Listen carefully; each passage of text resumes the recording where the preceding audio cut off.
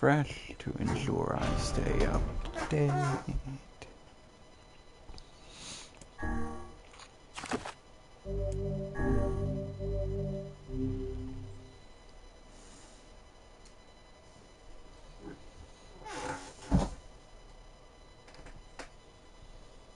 Love your loading times. I'm glad you're always here. Whenever I interacted with Kaine, yeah, Replicant. Okay, you came here quickly. I'm glad because I forgot that the cutscene just goes.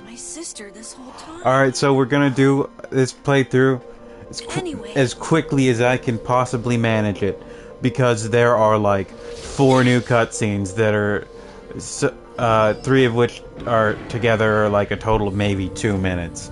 That's a massive overestimate. It's maybe 1 minute, and then a longer cutscene at the end, and then the endings. So I will be hitting yes just in case this cancels. Saying no cancels out future stuff. However, I will not even be mashing through. I will be holding the button through.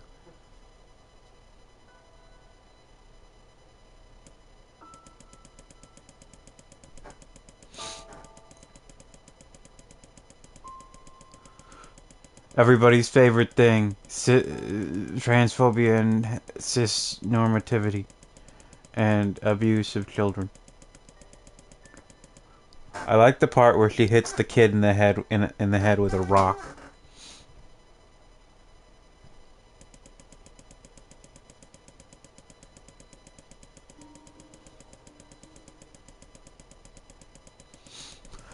There's a very horrible pain that artists can instill by just being like, yo, what if we forced you to watch someone go through dementia / Alzheimer's? And you're like, well, yeah, you can do that. It'll be extremely cruel, but yeah, you can.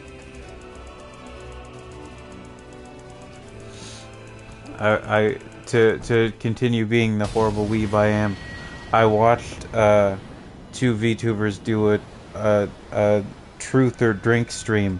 Also, I didn't think that one of them could drink because I assumed they were Muslim, but they might be and might just drink anyway. But because they're from Indonesia and drinking is and Indonesia has a majority Muslim population, and it's the largest country in the world with a majority Muslim population. It's like like over 100 million people who are Muslims in it. Well, no, it's like 280 million people. So that's closer to over 200 million Muslims. I can't remember. But I was like, damn, I didn't know that she would ever do a drinking stream. And then they were like, then one of them was like, yeah, have I ever mentioned that my mother had schizophrenia? And I was like, damn, what? Or like some form of disorder that causes frequent delusions.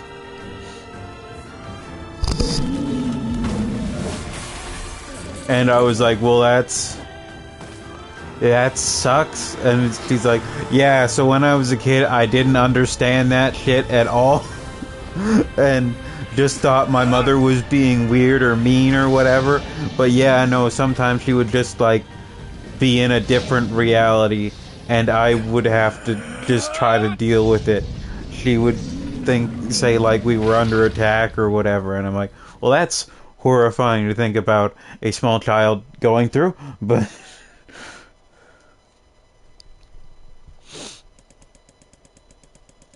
also I forgot to keep going and keep up the farm because, well, no, I was going to at first, but then I realized I would have to skip this, and there is a scene here. Yeah, like my friend's sister is schizophrenic, but that's not as bad because, you know, she's not the caretaker. But dear God, oh, okay. Oh, some of the waking from her long petrified sleep. Now, my stepdad was not Niels, I'm schizophrenic, flagging but he findings. was a paranoid narcissist. Our reunion was a happy So one. he Let it would wash over us like rain. make wild accusations Until Devila and Popola of had to people. go and ruin it all. Like accusing my mother of killing his dog and shit. Are you People, this? we No, you it. people as right, But well, They save the village, but they have to sleep outside because they're different. I can't believe the entire village is homophobic. what a kind wish.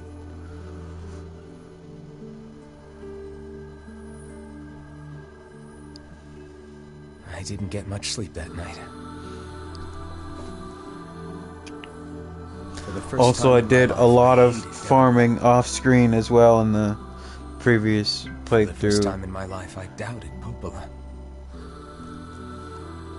But those feelings And were he's a pointless. really nice skeleton, too. Granted, he's a weapon of mass destruction They and said can what kill they did for the sake of the thousands of people in an instant. But he's village, to protect nice. them from the horror of the shades. He's really nice.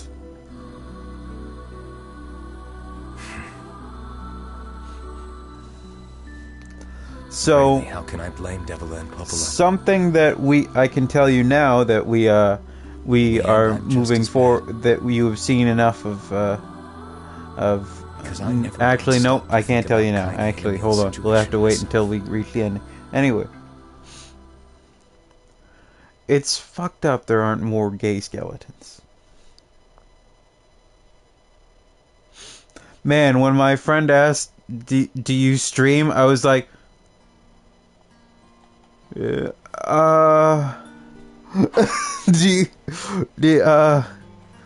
depends on you being how cool you can be with a bunch of stuff.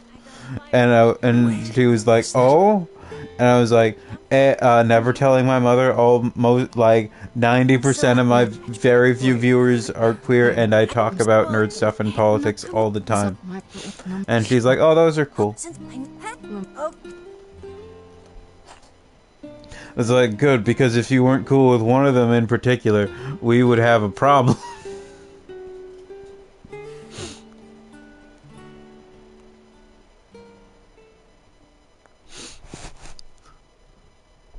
Granted, she was like the only classmate I had, one of like two classmates I had throughout high school that wasn't like entirely white.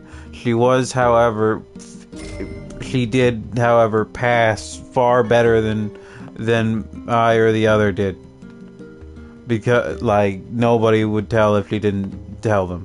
And also she has what we can call an extremely common white girl name.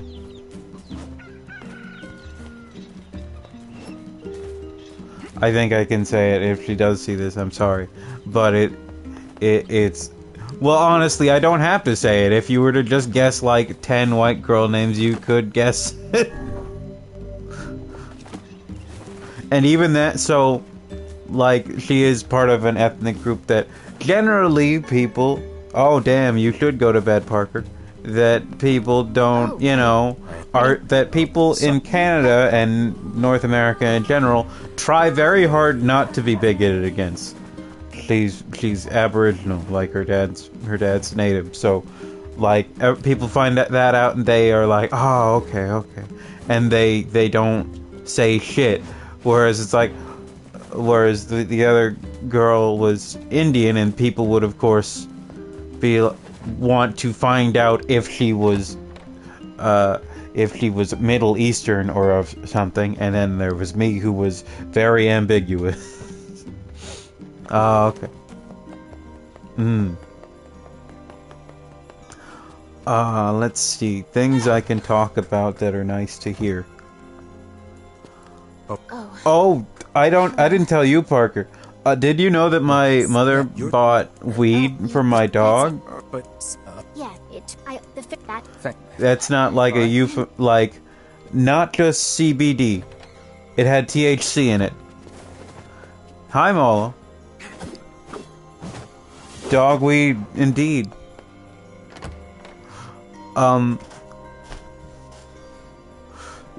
like THC and CBD and like my mother's like, yeah, I'm gonna stop giving it to her. And I was like, oh, why? And she's like, she keeps stumbling. and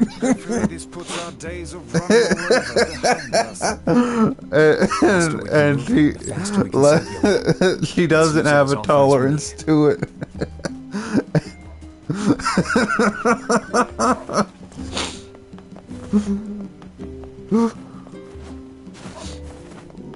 And it's like, I don't know if it's like, is it helping with the pain? I don't know, but it's helping her feel better. Okay, so this is our final route, or this is the final route of the standard game. So we have been through this, for context. This is my 4th time through on this character. This is like my 7th time through overall. No, 8th. So I will not be stopping for any dialogue or cutscenes. I will be skipping them all because I have seen this so many times and it would drive me a little bit insane. Oh man, I keep thinking about Drakengard 3 and Drakengard in general. I want those games to be remade so badly. I need the brutality and the violence and the protagonist that the author is entirely comfortable and or intending for you to be like, oh no, this person is evil. Oh really? Wow. I didn't know there was that much fan. So there are 3 main protagonists of Drakengard, not counting any of the NieR games. So there is Kaim, spelled C-A-I-M. He's like in the middle for popularity. He's the first protagonist, but yeah, whatever. Then there's Noah from Drakengard 2. Drakengard 2 is not directed by Yoko Taro, but it does follow the same spirit, and they're like, yeah, Kaim's really evil and bad, so they do at least get that. But Noah is the least popular protagonist because no Yoko Taro, no care. And he is Kaim's nephew. And then he encounters Kaim, and Kaim is super fucking evil, and he's a boss. And that's cool. And then there's Zero, who is far and away the most popular protagonist. Everybody loves Zero. Kaim's whole deal is, what if someone seemed pretty decent at first, and then it's actually turned out they were a totally terrible person with a really good excuse? Like, it just so happened that they had a situation, like, an awful person had a situation where they could easily be seen as the victim. Johnny Depp. I don't know why my mouth made that noise. Who knows? I want to kill so bad I can barely stand. But he just happened to have a very good excuse to do so many terrible things. Yeah, really weird. And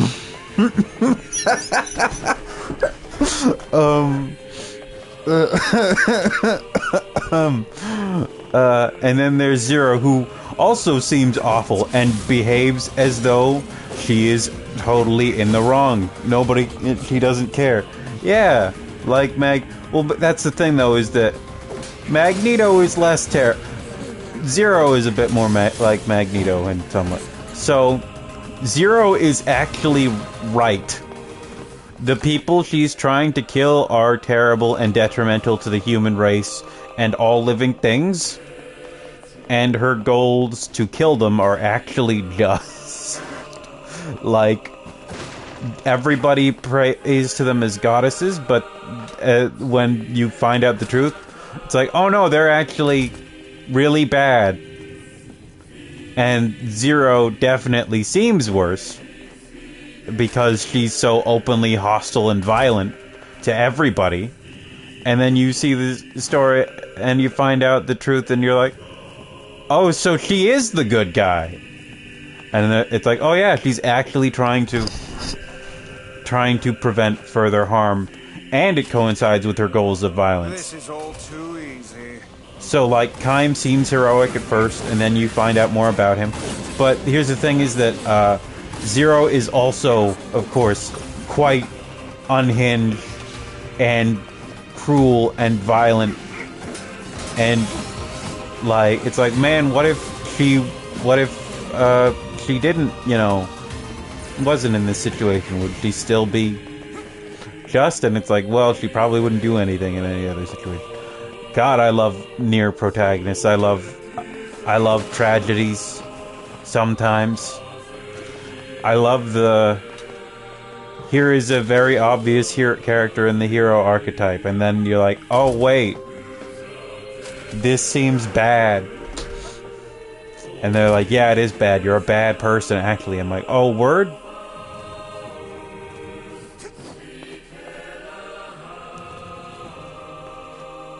Like, Kaim is literally a prince of a small kingdom that is being oppressed, and you're like, oh, okay, hero. And then it's like, also, he just really, really loves killing people.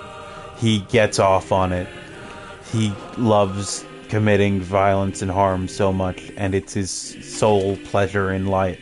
The two things he values in life are his sister and killing people. And it's like, okay. Good to know.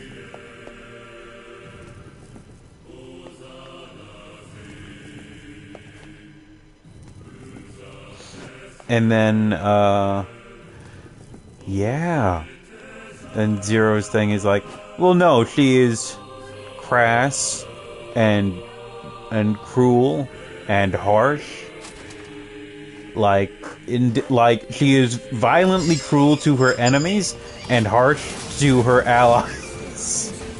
She's selfish and loud, and she has no real respect for anything else in the world except for certain allies that prove worthy.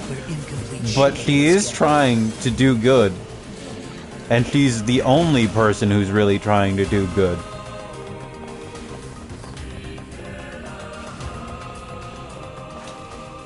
Alright, good luck with the sleep, and may peace be upon you. I suppose that doesn't sound good, but I can't stop you.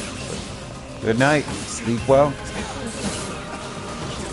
I don't know why I turned Catholic for a second when I said peace be upon you. But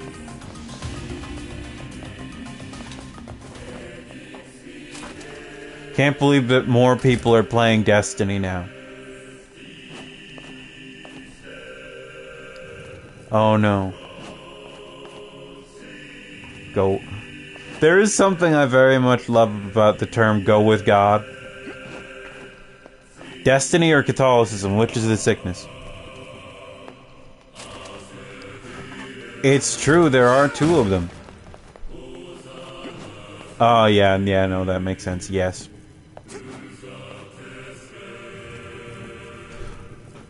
This is getting out of hand. Now there are two of them.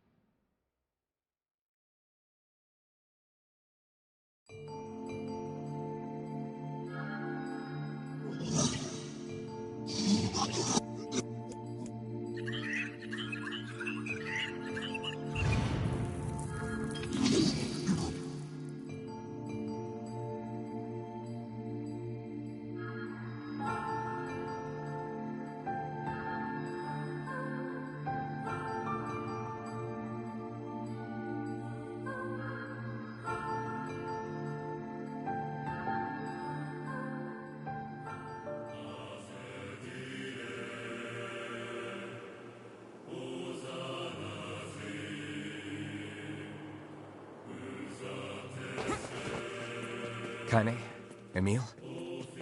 Look, from now on, I'm going to sleep outside with you. Why? I can't accept that you aren't allowed in the village. It's stupid.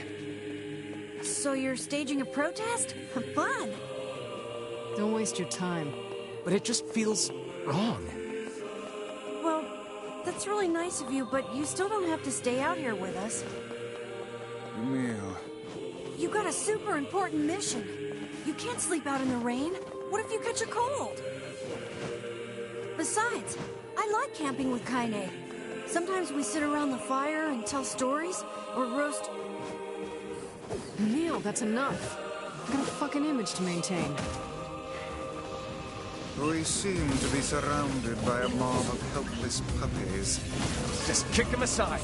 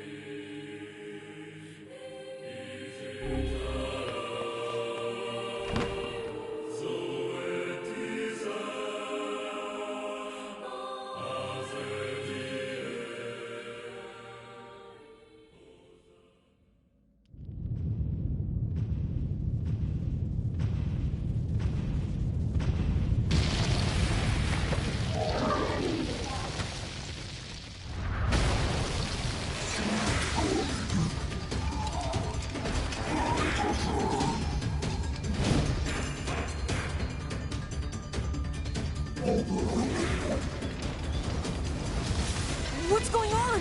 There's dozens of them!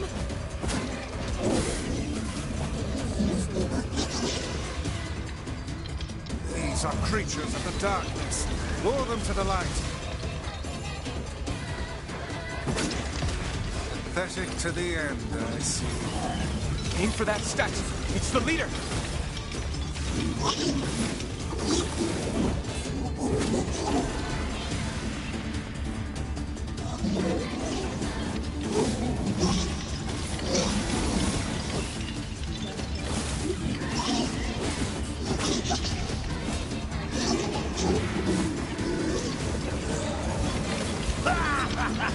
Oh, you're fun. I'm gonna start crying.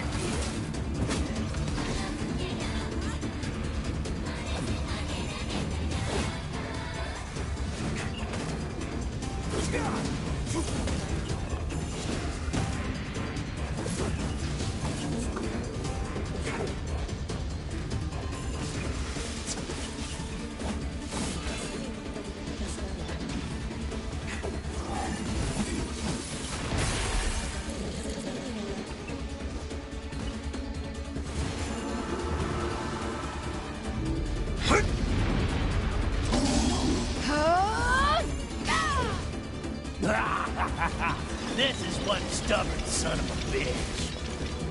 Damn it, damn it, damn it! Hey there, sunshine. You ain't feeling bad for this freak, are ya? Ain't no turning back now. You gotta lust for blood. Embrace the slaughter. All we know is the thrill of battle. Ain't that right, Kaine?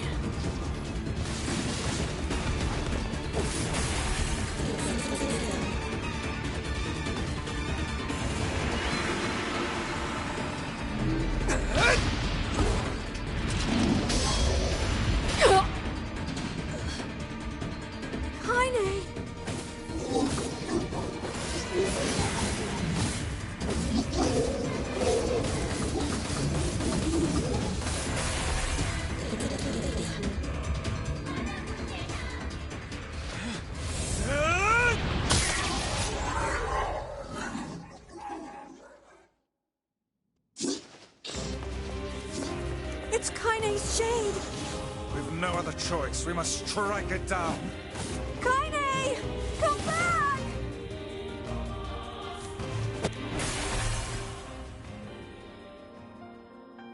Oh dear.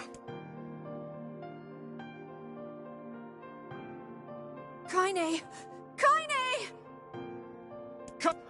I can't. If you I don't care. You're my friend. All right, all right. Stop crying.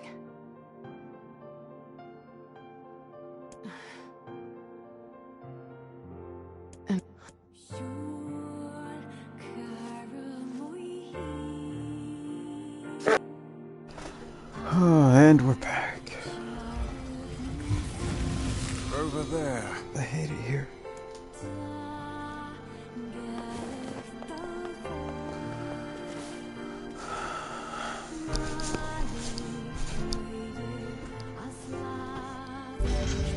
And it's all right.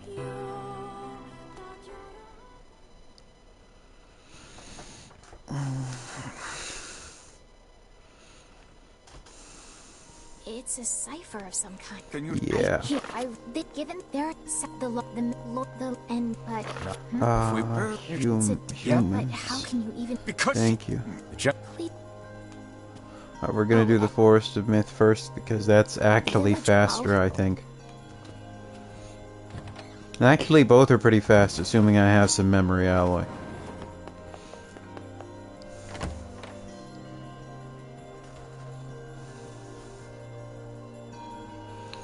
If I don't, then I have to do a whole run, and that's annoying.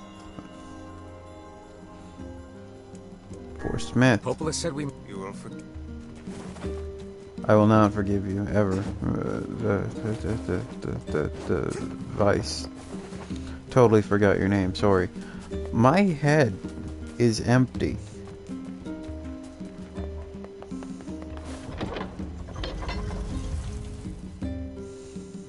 It's good to be back from Limbo. Okay, here's one of the new cutscenes. Looks like he left the village. Yeah. You think he'll be able to find all the fragments? If he doesn't, these past 5 years will have all been for nothing. Now that we know the location of the original Gestalt, the Shadow Lord, we have to stop his rampage. I can't believe the Shadow Lord ran off and holed up like that. I worry the shades who guard the key fragments will pose too much of a threat. Maybe so, but we're pretty much out of options at this point. You having second thoughts, sis? No. The plan is all that matters. We must see the plan to completion. He is simply a tool to that end.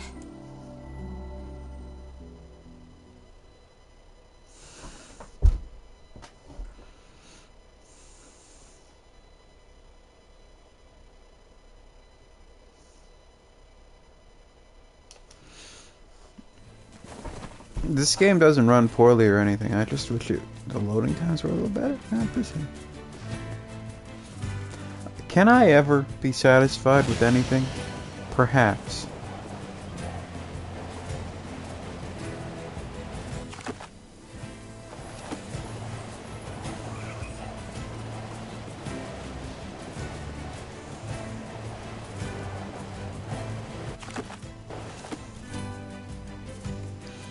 That's true.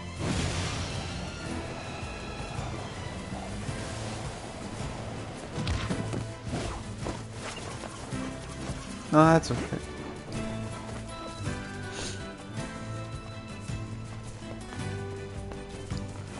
I can't get no satisfaction. You can get no good reaction.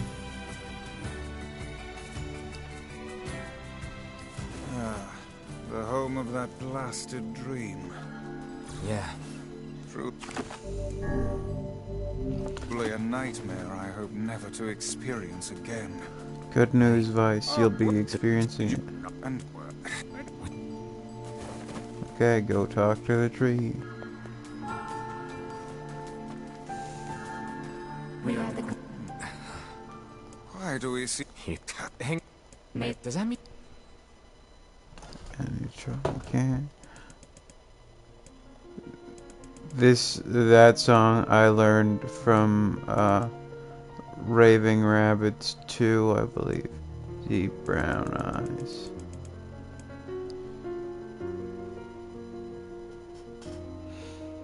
Yeah. Oh yeah, some band-aids like that. Yeah. Brown 33.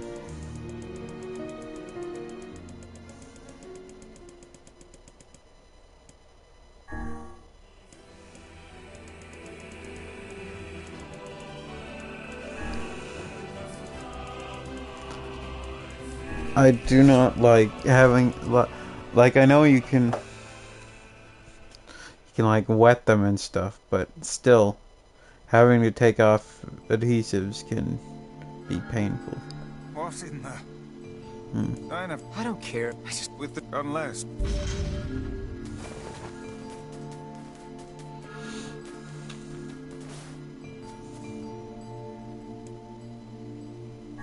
hopeless. perhaps we... Wait, I forgot one new scene. There is a new scene in at the shipwreck. Assuming I'm able to get it. If I don't get it, I'll restart and then I'll go again and get it. Or I'll go again and go again and go again and go again until I get it. When it goes that hard, when the adhesive is that much, is that strong, it kind of looks like and feels like a leech, you know? Not that I've ever had leeches on my skin, but that sort of feeling. I'm terrified of leeches. Honestly, I don't know why there aren't more horror monsters that are just giant leeches. Oh, yeah. Is it like the kind of fabric-ish instead of like plastic? And you can feel it? Oh, I don't like... oh boy, I don't like blood tests or getting up with it. Yeah, okay. I'm going to the wrong place.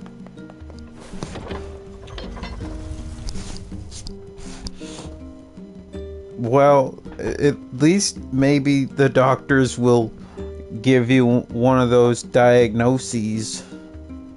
Also, have you guys looked at Cult of the Lamb? I can't remember exactly how it plays, but it seemed cool. Just the concept and the art alone had me interested. Cults. Guess what is really popular? And it seems.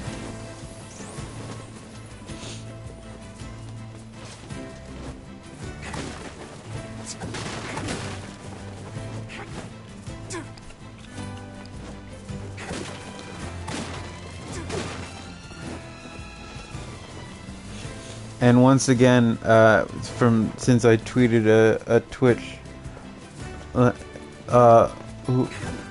which streamer? I know that Ina played it today. Yeah. Hell yeah! Diagnosis. Stuff being ruled out is good though.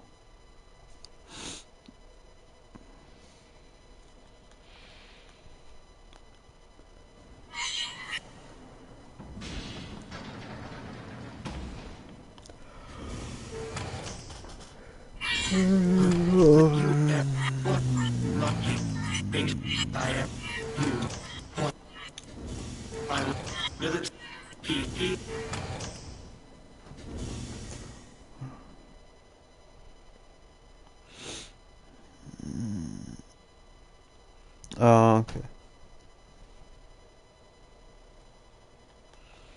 Man.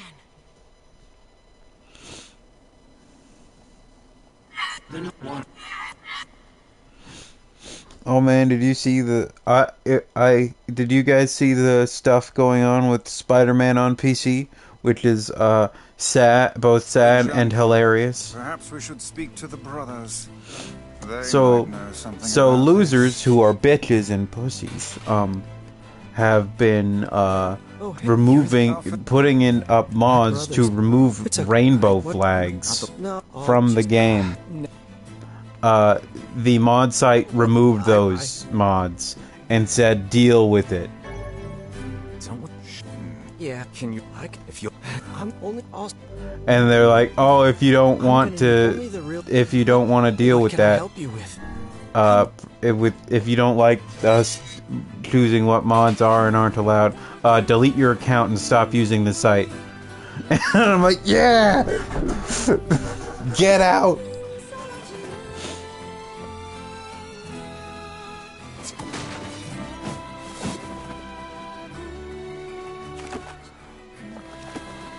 Jim Stephanie Sterling will have material coming this Monday.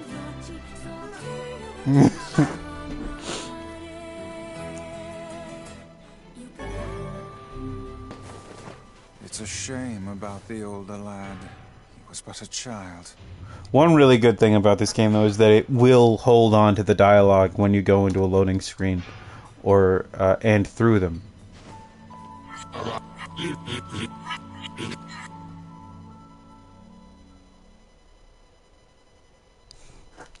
But, like, man, there are a lot of people out there who cannot tolerate those different from them even being in things. This may be a weird, gross thing, but there is an entire controversy in adult circles where some dudes have so much issue with seeing black men in adult materials that they will go in and recolor them so they can have them be white men instead. That's pretty impressive. I'll start up, and since you did me... Well, that would...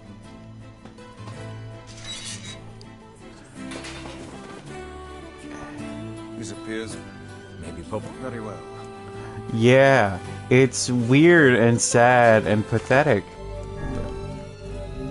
But they do it.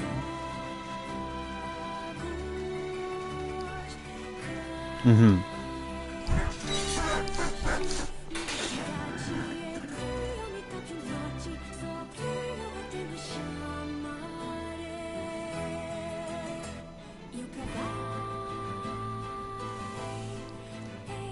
it's like, oh man, I'm sorry.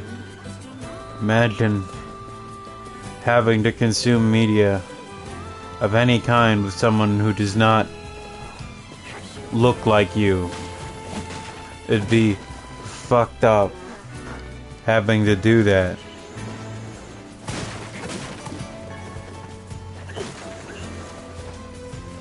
For your entire life. Let alone for, what, 30 seconds on the internet?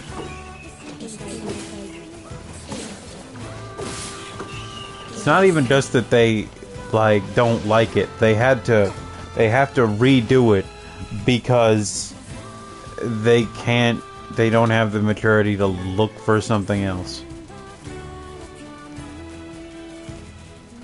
Granted, there's a lot of maturity lacking there, but like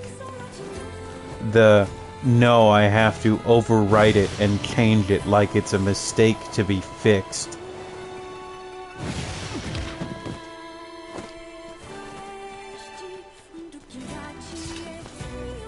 Like, I know that there's the term whitewashing, but that's more like whiteout.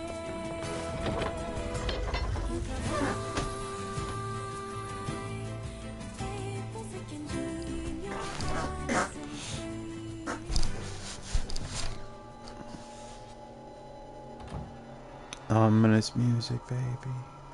Hey, sis. How goes the code breaking? Harder than I expected. It's going to take some more time. More importantly, how is the child who drifted ashore getting along? Right on schedule so far. I mean, we knew she was powerful enough to destroy an entire ship. Now, there is one She's thing. grown even stronger, sorry. She's started to obsess over becoming human. If that's a problem, we need to nip it in the bud. If the Shadow Lord resists the plan, we'll need her power to defeat him. I know, Popola, I know. Jeez, relax, will ya? It's a fool's dream. And we both know it. She doesn't have a receptacle, so she can't become human, no matter how badly she wants to. Oh, buddy, please don't jump on me that aggressive. Okay. Okay. Hi, buddy. You can stay. I thought you were gonna jump right on me and claw me. He put his claw right into my chest the other day. And it hurt so badly. Hi. Oh, there. That's a soft jump. That's okay. See, that's nice. You're such a good boy. Man, you ever look a cat in the eyes and you're just like, some cats you're like, oh, I can see all the thought and intelligence behind you, and I look at Levi, I'm like, man, there's nothing going on up there.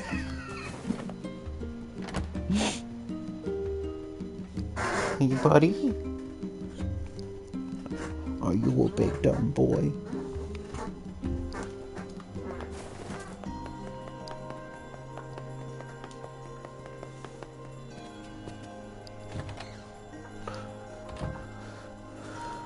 You know, I just...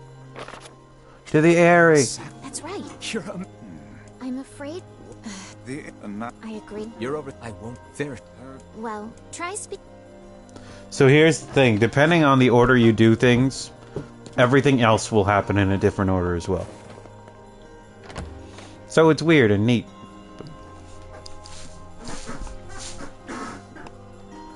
We're making pretty good time, though. The damage I do is so high that it's difficult not to do things quickly at this point, but that's good. Oh, hi, buddy. He is on the desk right now. He's not on top of me anymore.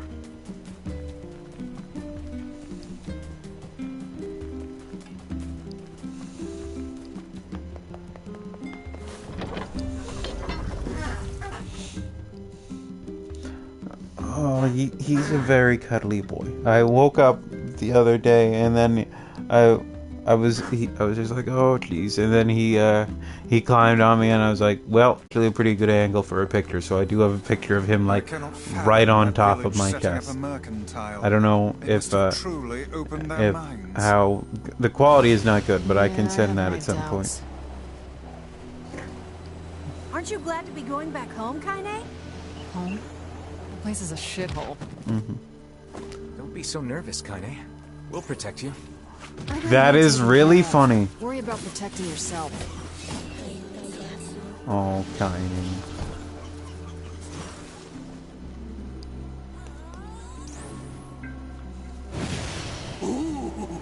The village. It's home to so many terrible little memories. So, Guy.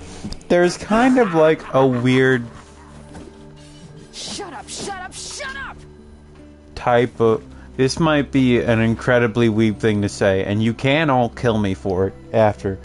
But there is a weird sort of moe that Kaine has going on for being so strong and independent, but very frail in some ways. Where she's like, I got me taken care of, and you're like, oh, I'm so sorry. We do not desire. We do not desire. And then it's kind of like what you can see with, like, say, Guts sometimes, where it's just like, you are so very, I can see how so very tired and vulnerable you are. And you're like, I hope you get taken care of someday.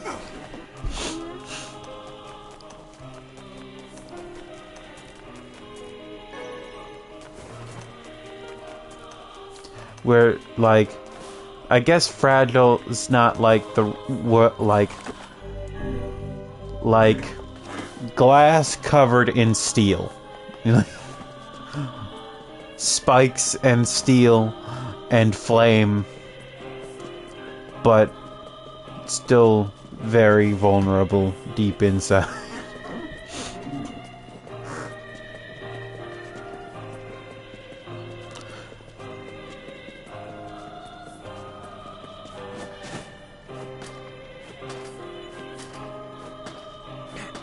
So apparently the composer was told by the composer Keiichi Okabe, who has won 2 awards at the Game Awards for the each NieR soundtrack. That's a rate since the Game Awards have begun of a 100% win rate for him. Every time he has been entered twice, he has won twice. And guess what? They're correct both times. Yeah, this music rules. And also fun fact, every time he wins, Yoko Taro will throw a little joke fit on Twitter where he'll be like, congrats Keiichi Okabe for your win that I was not for my game that I wasn't nominated for. It's really funny. And then he'll introduce like Okabe as being like the award-winning composer at like conferences and stuff, and I am the awardless Yoko Taro who wrote and directed the game, shit like that. But he told Okabe during development, he's like, every song needs to have some degree of sadness underneath it, or in it, whether it's underneath or at the surface. Everything needs some sadness and melancholy in it. The whole soundtrack. And Okabe was like, got it. Say that. No awards. And then there was that one time where there was that one thing for Automata where Yoko Taro did go to a conference, but he wasn't actually the one at the desk, like at the conference table, like the press thing. And he was in the crowd, and Kamiya was instead wearing the mask at the table, and then took it off at the conference, but Yoko Taro was still speaking through the sound system with a mic somewhere else in the building. And then somebody was like, someone tweeted at Kamiya later, like, can't believe you dressed up as Yoko Taro at the thing, that was awesome. And he says, I can't believe you still think that Yoko Taro exists. And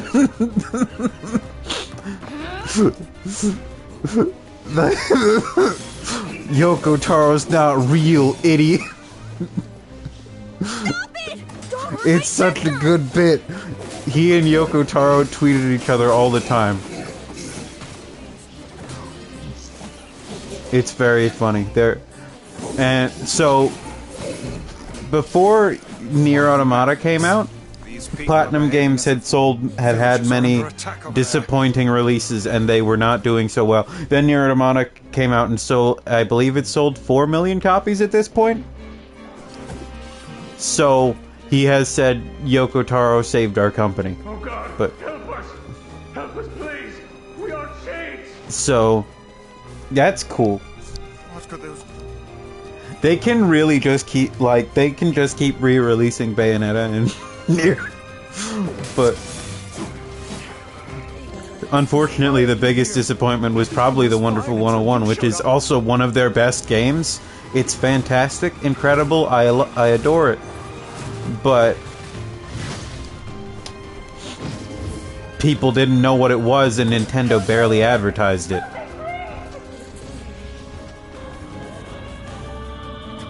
It definitely has an audience. I feel something from within the creature.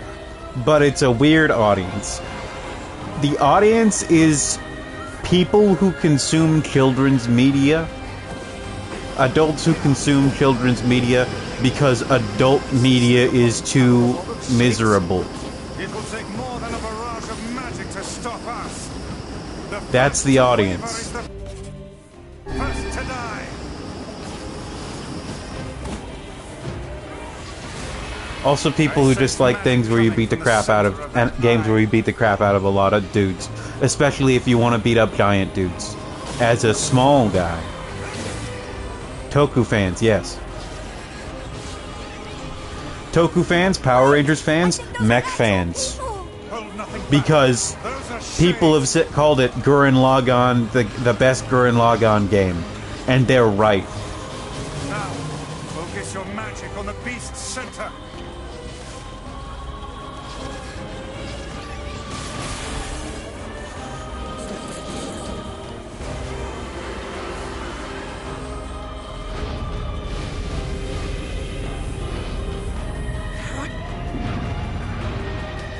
This, like, there is no sound. Also, there is no soundtrack in this game that I don't hear and think, wow, this is phenomenal.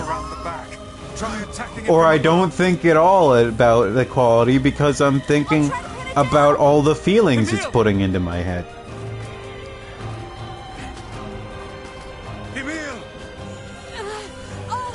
I'll keep it busy. You should be able to attack. And then some people also were like, wow, this game looks like crap, which is kind of like saying, wow, these blades of grass in Dynasty Warriors don't look very good. And it's like, well, no, that's not what you're supposed to be looking at. Or how you're supposed to be looking at it. Or complaining that a painting has, like, droplets or whatever. It's just part of it. Grow up, you big baby. I'm coming. So, I love video games so much. I love anime so much. I love comic books. I love all this nerd shit. I hate nerds. I hate so many nerds. Damn it! I hate them so much. How can it still move? Its combined powers are beyond even I shared it to the server where the server that is now owned by Malo, where I met Graham and Malo and others, and it was just the time I got into an argument with some Mega Man fans who believed that Mighty Number 9 was bad because of feminism. And I was like, you're stupid. That's stupid. And I did a thing that I do sometimes when I get angry and defensive, where I got really sarcastic, and they acted as though that meant they were right, or that I had invalidated my point by being sarcastic. And I'm like, okay, the thing is that I'm too angry to construct a coherent argument right now, but like, Mighty Number 9 is not bad because of feminism. It had little to no impact on the game whatsoever, I can assure you. And they're like, how do you know? And I'm like, because it's a stupid reason for anything to have gone for, like, the complaints were that there was a single woman on staff who was a community manager who thought that feminism would improve the game's story or feminist perspectives, and they're like, wow, she ruined the game. I'm like, you think one lady who was a community manager ruined the game? Like, she made the controls bad? Well, the controls are fine, but she made the graphics bad. She made the writing terrible. She made the acting terrible. She made the pacing terrible. She made the levels annoying. She caused that with her feminism, and not this game made so many terrible decisions in its development and overshot so much that there's no way it could have turned out properly without either massive funding or like a massive team increase. Alright, we're gonna do this again. Enter Emil's memory. It's like seeing the Titanic fall apart and being like, wow, women, can't believe them. And I'm like, what did they do? So I shared that exchange, and then somebody was just like, I hate gamers so much. And I was like, thank you. Thank you for explaining it.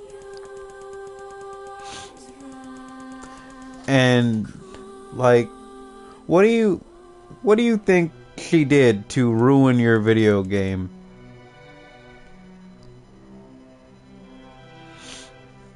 Like, you can look at that game and see one clear thing is that was managed incredibly poorly, and they met nobody's expectations by promising so fucking much. Like, they promised 8 versions. I'm sorry, maybe 9. I can't remember. Let's see. Xbox 360, Xbox One, PS4, PS5, 360, PS4, PS3, 360, 1, PS3, PS4, 3DS, Wii U, PC, PS Vita. 8 versions. There might be another one I'm forgetting. Yeah. I'm like, I don't know. And then they linked, they're like, no, this article says it's true, and the article has the name, is from the website with Angry Gamer in the name, and I'm like, I don't think that's a particularly reputable source. Like, at no point did I ever look at that game and think, wow, this is because of women. Yeah.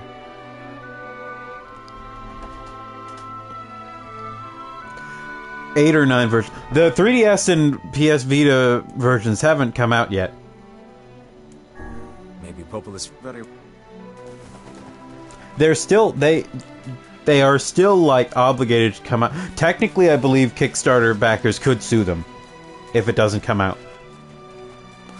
And when I say if it doesn't come out, it was supposed to come out 5 or 6 years ago. Can't remember if it was 5 or 6 years ago. They could very easily be sued at this point. It's been 5 years, minimum. And they promised it in, like, 2014. Yeah, for the 3DS, the thing that has been discontinued, whose digital store is going down. You can play the Wii U version. It's not good. Basically, like, it's like, yeah, it's because of women that it's buggy, and it runs poorly at points, and it, like, it runs poorly on Wii U, and people are like, well, I don't know, it's like, no, dude, It's a 2D platformer. It should not run poorly on anything.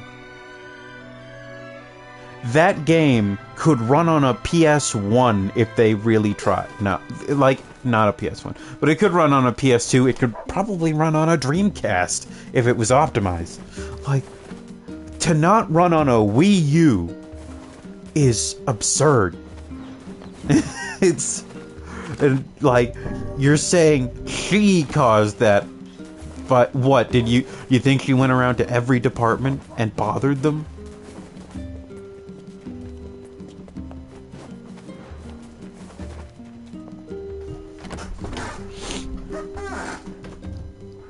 Alright.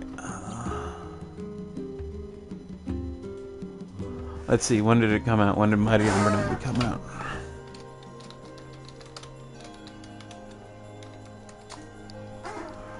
...2016. 6 years. We are 6 years in waiting.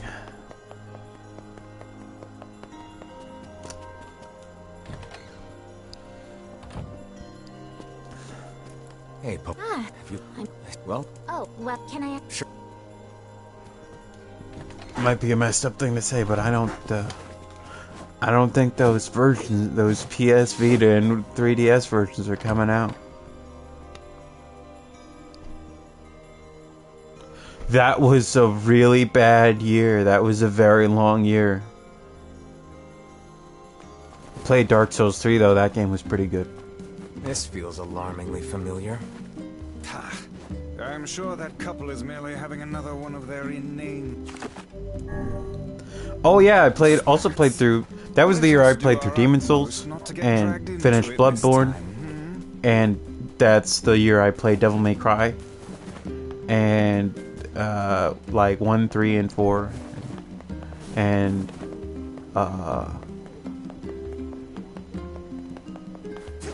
NieR Automata demo came out. That was a very good year for video games, except for Mighty Number 9. And,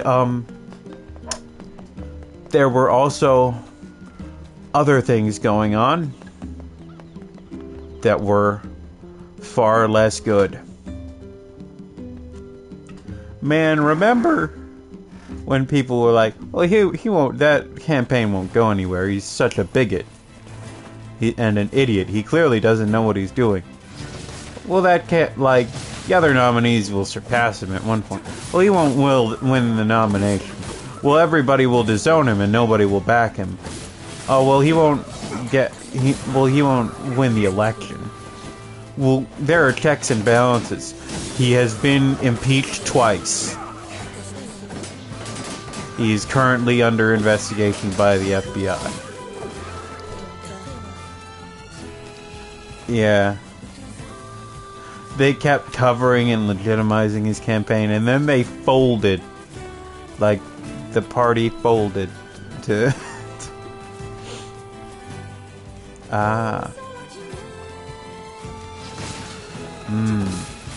I was also taking what you could call a sabbatical. Problem is, I'm still taking a sabbatical. I don't know when it stops. I thought it would stop in 2020. And then they were like, oops. Virus. I did go back to school. I did get my diploma. I don't physically have it. It's at the school itself still. I'm not going in there. But I got the highest grade in my class. I don't know. You know what was really infuriating is that my dad bothered me about it constantly, and then I told him that I got the highest grade in my class, and he's like, "Good, I'm very proud of you," and that's it. And then I mentioned it to him again because I wasn't sure if I told him already. He's like, "Yeah, you told me that," and I was like, "Really? You hound me for literal years, and all I get is like." Nice, I'm proud of you. Like,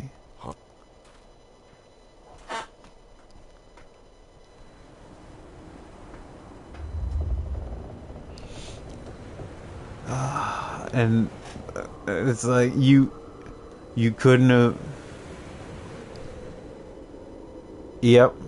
And then like the same case with my aunt where as soon as I was like, yeah, I did it, she's like, oh, when are you, okay, good, when are you going to college? Are you going to college or what? I'm like, she said this to me in like September of 2020 or October of 2020 or something like that. I think September, yeah, because the pandemic was actively going on, and I'm like, really?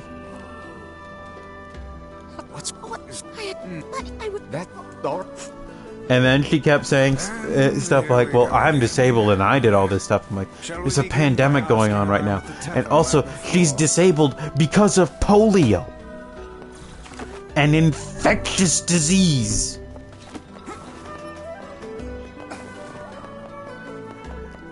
And she's telling me, oh, you should get ready for college. And I'm like, you can't move your leg without help because of polio. You've been using a cane for 40 years. And you're telling me to work harder in the pandemic? Yeah. Thanks. Say. Yeah. Girl, get a hobby. Go somewhere else.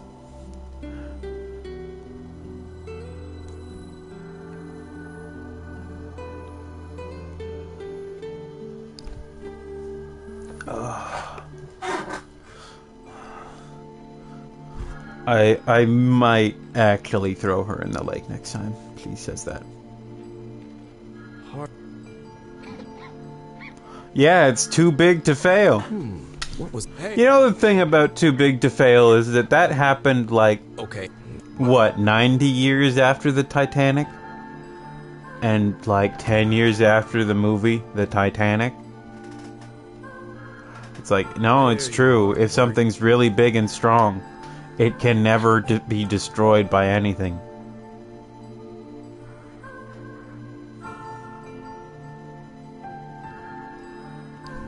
I finally finished Sean's video about the bell curve, and I also rewatched the NFT video, or part of it, because I wanted to remember what FUD meant, because someone was making jokes about NFTs, and I couldn't remember what FUD meant, but I knew it was an NFT term, and it stands for fear, uncertainty, doubt.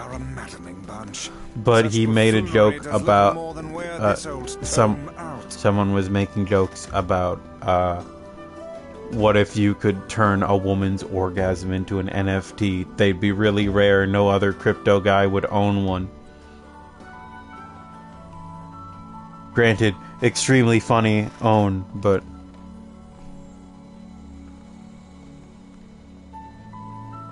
Well, check it. It's sad that they keep trying to push it so hard, and I'm like, stop trying to make them happen.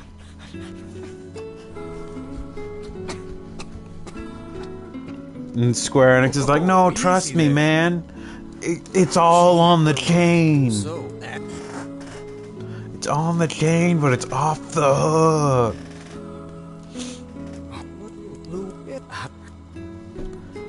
They have died out a lot, but they're still fighting because, like, when they're fighting that hard, it's only for one reason, and it's to recoup investments. Like that, it's that there are still some people in there with money and they need suckers. It's a scam. Like, there are still people out there selling snake oil. Planes back when the wife ran off too, right?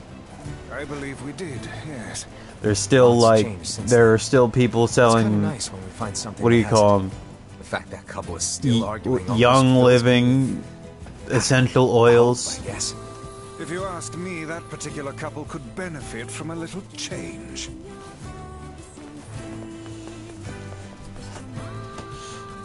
And I'm just like, man, the thing about the essential oils is that they have even, like, is what? Sorry, I got distracted reading something about fabric softener because I have no attention span. But like, oh yeah, they have like this one. My mother was like, "Oh, it could be my own business." I'm like, "This is a scam," and he's like, "I don't know." I was told it was really good. I'm like, "Yeah, that's how scams work." And then I look it up, and then it's like, "Yeah, they've been sued for claiming that their skin cream can cure cancer." You mean a letter? No, I'm not big on. And I showed her that, and she's like, "Okay, yeah, maybe it's a scam." What's to figure out? One simply takes quill in hand and unleashes their soul upon the canvas of there are so many cream scams, sorry. It's just like,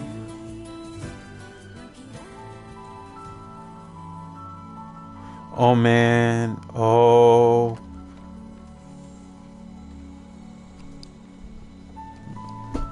Like, I'm just so... And then she decided to stop telling me about business ideas she had, and then she told my dad one, and he's like, that's also a pyramid scheme, don't do that. And the thing is that apparently my uncle nearly got caught up in it, like, over a decade before, and I'm like, good to see things aren't changing. Oh, it's a mirror. If you... I guess... Well, You know, if they put Miles Morales in there, there will be a mod to replace Miles Morales with Peter Parker in the Miles Morales Spider-Man game on PC. If they do that, there will be a mod to replace him with Peter Parker, and then it'll be a real big thing of whether it's like, nah, people like Peter Parker more, or it's like, people are racist. And it's gonna be a little bit of both, because I love Peter Parker so much. I probably like him more than Miles Morales. I like Miles Morales, though. He's cool. I'm not gonna try to replace him, because he's a different protagonist, and the stories are different with him. Anyway. But then there are definitely gonna... And it's like, oh yeah, that mod also paints over the Black Lives Matter graffiti, and it's like, okay, yeah, it's racist. That's what it's gonna be.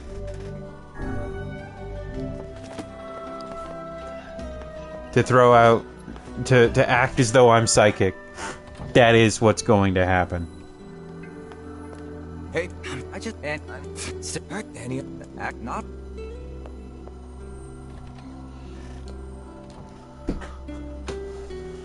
Oh, like, some people got upset about that, and it's like, what? It's like, it's Miles Morales. Hey, Louise. He's... What's wrong? Aren't you hungry? Wow. Huh. Well... Like, Miles Morales lives in, where is it? Oh, what's the place in New York? Harlem. He lives in Harlem, and you're gonna be like, oh, you can't have that.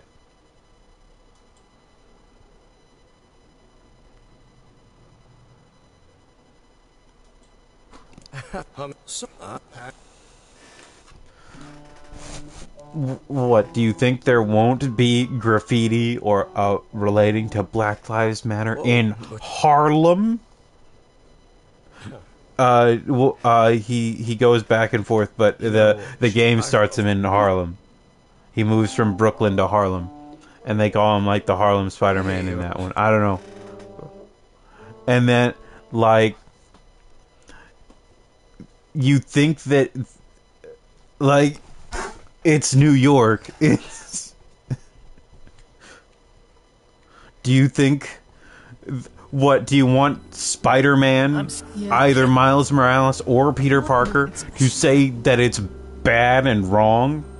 What kind of heroes would they be? Have you perhaps considered you are wrong?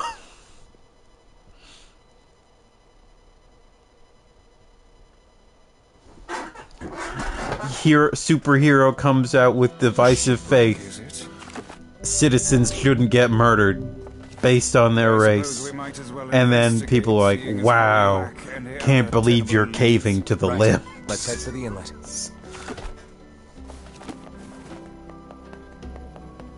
Bro, it's not it shouldn't be controversial. Murder is bad. Yeah, that's what cities are like. Maybe.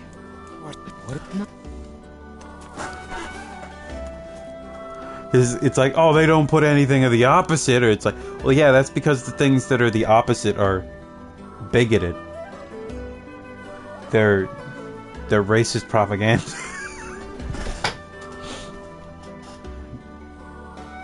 We're gonna need to figure out. They can't put them in there. That could get the game banned in parts of Europe and Australia and shit.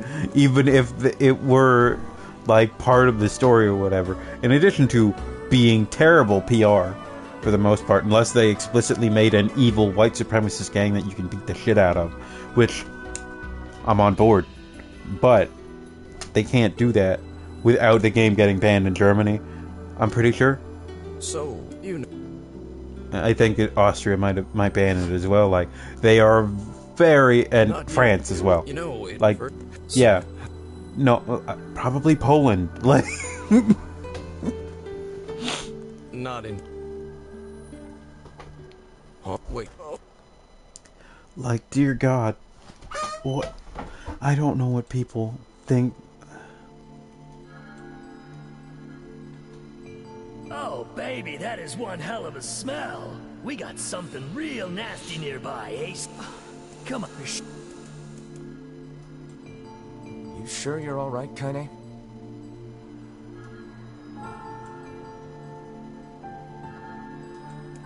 Hey, Sure. Sounds good. the meal is on.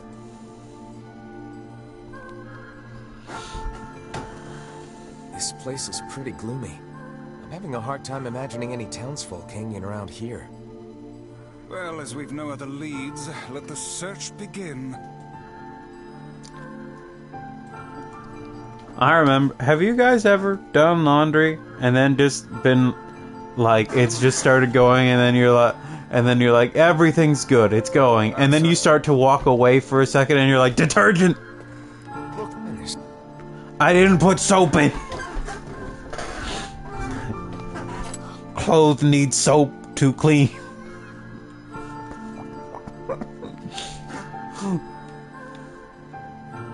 Wait, I did perhaps.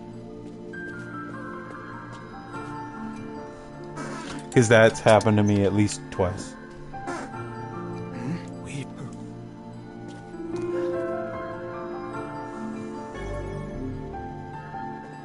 what is with this ship anyway? There may be clues somewhere that tell of how it ran aground. Also, it's not like... Okay, first of all, they should respond to that by doing like a Spider-Verse game where the gay Spider-Man gets to be in it. And then they should make him be playable for 40% of the game or something. Or like a third of it. And they can put him in there with... They can do the Shattered Dimensions thing. Or they could do the Shattered Dimensions or the Secret Wars or whatever, you know? That concept has happened so many times. Sure. Wait. Just look at all the Spider-Men. Look, here's the Iron Spider. Here's Ben Reilly. Here, like, you know. Man, It was. We've no time. We've no. And then they just, you know, they're like, and then now it's like, here it is with the newer ones. Here's Spider-Ham. Here's Noir Spider-Man. Noir Spider-Man keeps coming in because he's a really good design. But How could I do? NieR and Vice with the hot takes that slavery is bad. A hidden room. How delightful.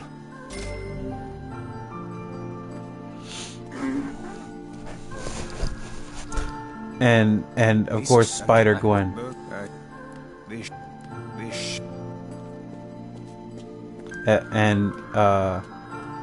And then people were like, can't believe they didn't do Miguel O'Hara, and then at the end they're like, we're doing Miguel O'Hara next time.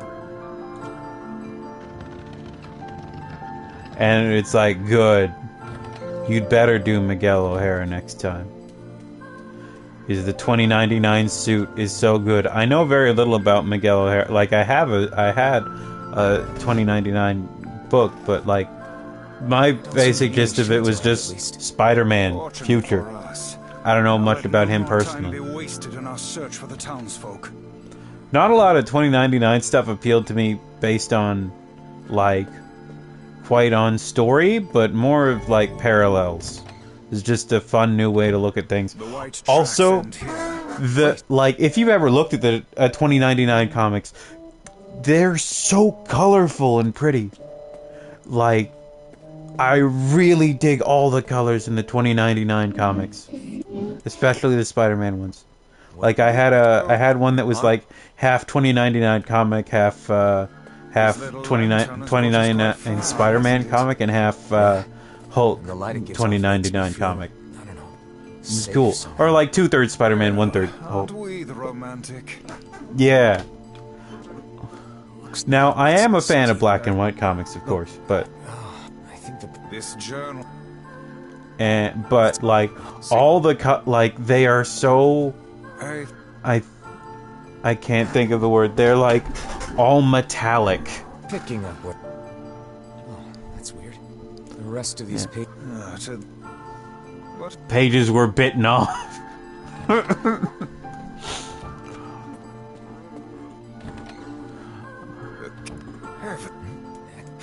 Tell me, once we try. I'm trying. I can't remember like the word for like metallic and vibrant. You know. Oh damn. Perhaps. God, I love comic books when they're good. Another just like. Also, yeah, this 2099 suit is so cool. Speak to me. 2099, and then Batman Beyond. Also, all the future swears and slang, really funny. Saying "what the shock," as though people would stop using regular curse words in the future to replace them with things based on, it's like, oh, we have more electricity now. Electronics are everything. So we say, what the shock.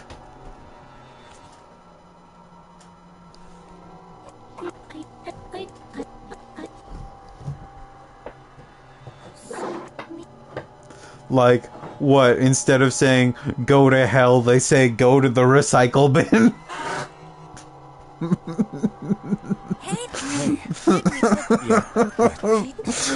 It's on. Okay, floor above us. Like, just never. Yeah. Yes, shit is like so. The thing about a lot of like profanity in English is just German or very close to German. Like the German word for shit is so close to English. Alright, this is the point where things might not go my way, but like it is so close. And like the word one of the German words for breasts is like, you can look at it and just see the English word in it, except it's just a ruder one now. Like an impolite German word for breasts is Titten. Titten. Like tit. Wait. And it's just in there and you're like, oh, we still say this. Like, titten is plural, so the singular would be tit. So, like, we just still use that word. Stay the hell away from her. It's just that plurals are different. Our plurals are more like French plurals now.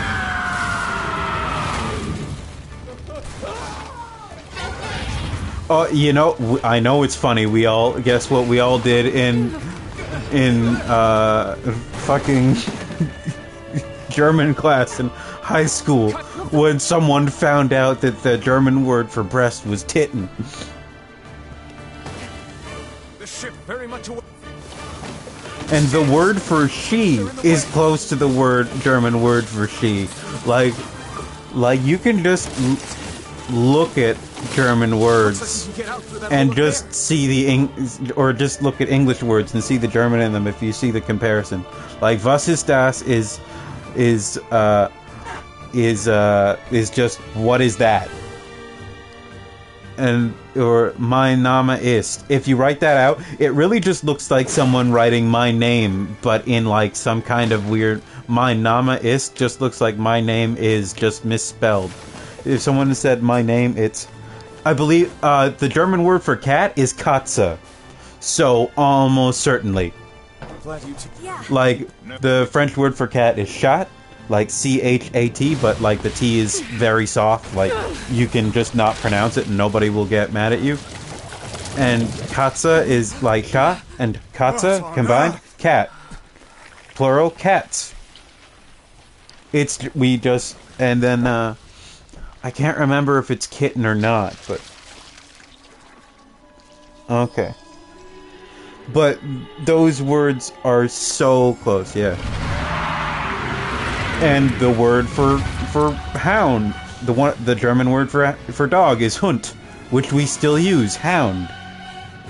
We just have a very slight variant on it. Like you see the word ein Hund, and you know what ein is. You just like a dog. Its regenerative abilities far outpace the wood for bloodhound would be Bluthund. Like we just. God, language is so cool.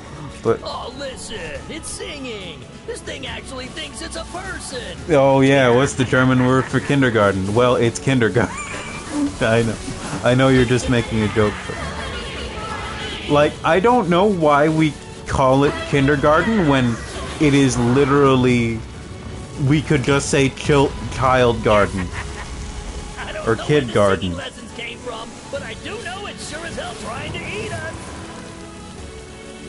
Also, this song is newly added to this version. This is only in this version. Guess what? It's incredible. It's a fantastic song. Yeah, it does. But the fact that we just, when we found out, it's like, oh yeah, the German word for children is kinder, and then the teacher's like, yeah, that's why we call it kindergarten. And I was like, wait, what? And it's like, yeah, it's like, what does garden mean? Garden. It's just garden. I'm like, so we're just, how much German do we speak? And it's like, a lot of your English is German. That's where it comes from. I'm like, damn, history do be real, don't it?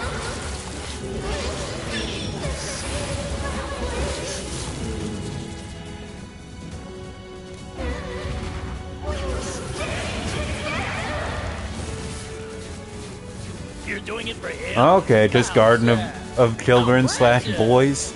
Garden for the boys.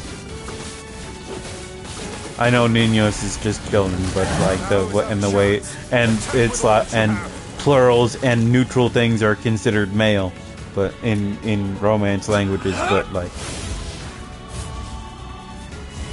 also the French word for garden is spelled the exact same way without the accent on the I. Or like there can be an S on it at the end for plural, you know. Take German, slap on some Romance languages, and a little Greek. Did we get it?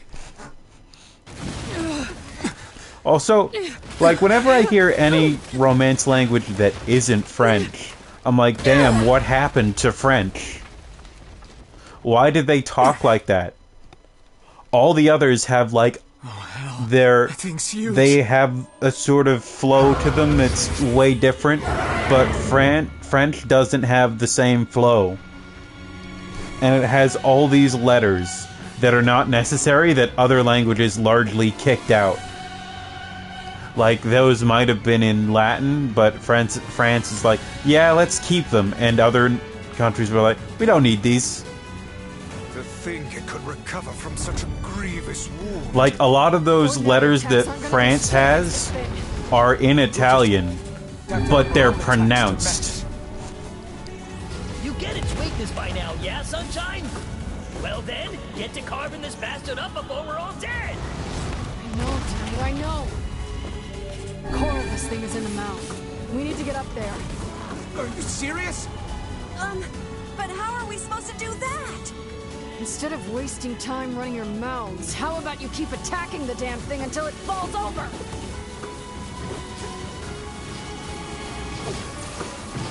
God, I love it when they're like, what's the strategy? Hit it until it stops moving. It's like, what are we supposed to do? Like, the guy from abore's collapsed on the beach. That shade's got some kind of hard-on for it. We should take him hostage. Shut your yap. I'm not in the business of using my blades on people.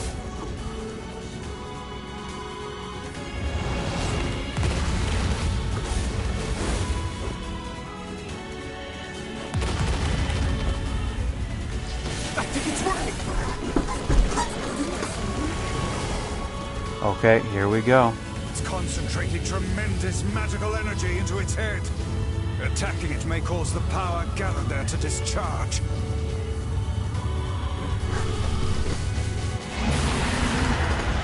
Okay, so one of the issues, the mistakes I made earlier in previous attempts was to aim for it and attack while Grimoire Weiss was still talking. And if anybody is talking, then the damage you deal is reduced by like 90%. And I couldn't recover MP in time. Attack. Okay, so we didn't see this part before. But this is what happens if you manage to break her down before she can fire the attack. I'm going.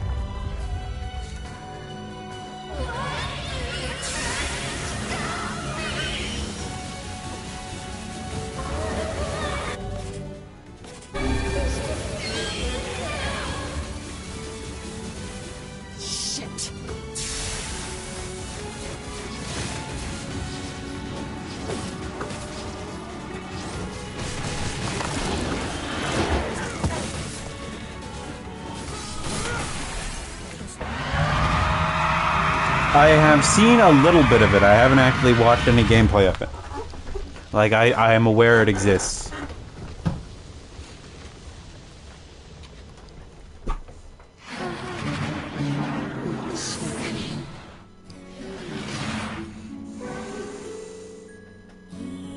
Also, you can... Oh, okay. I think I can guess who you mean. But...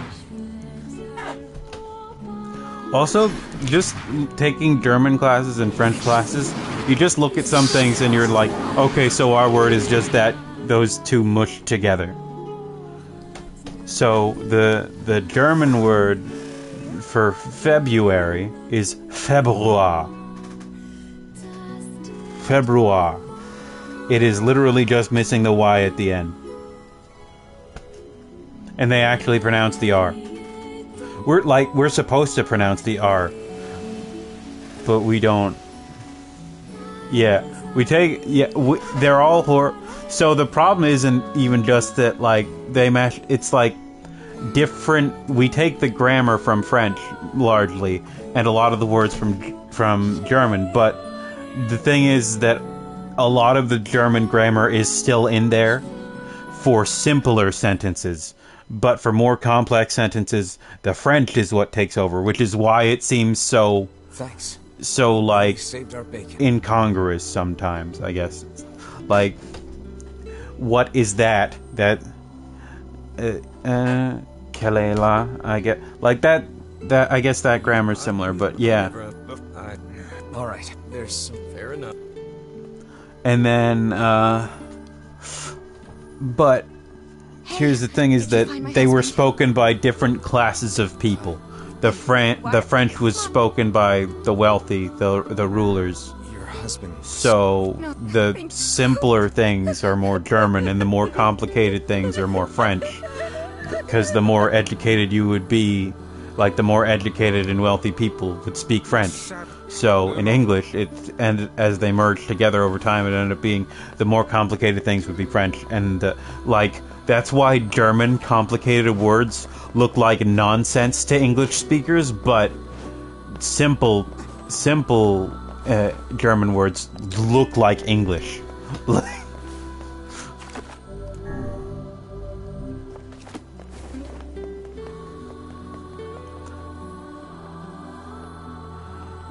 Oh, what the hell is the French word for morning? Hold on, I'm gonna look that up because I can just make a very simple comparison. Morning in French. Matin. Like the way you say good morning in French is bon matin, which doesn't sound anything like English, right? The German way to say good morning is guten Morgen.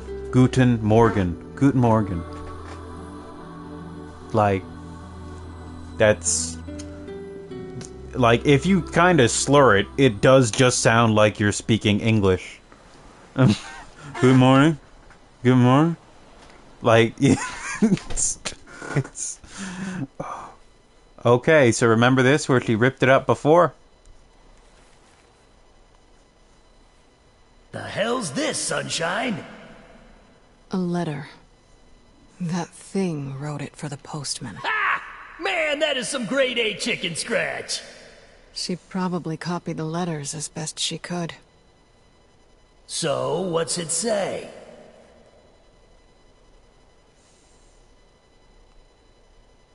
So if you don't manage to beat her in time, then Kaine has no choice but to threaten the postman.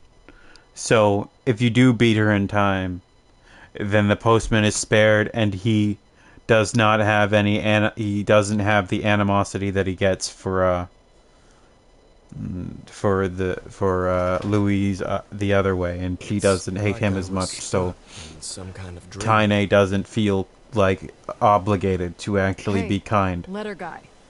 And she's all bitter and unhappy about it. But in this case, if you succeed, she chooses to be kind. That. I mean, how can I help you? Got a letter for you. Wait, you have a letter for me? Yeah, it's from that thing on the ship. Louise? Let me see. And he still refers to her as Louise. It says, thank you. Wow, look at this. After all that time I spent trying to teach her to write, she actually managed to string together a few ugly little letters. Damn it. Why can't I stop seeing her smile? Or hearing that song she used to sing? I know she ate people. This is probably the funniest line in the game. And I want it to be, like... I kind of want this to just become a thing out of context. This is a very good meme. Just to be like, I know she ate people. I know she was a monster.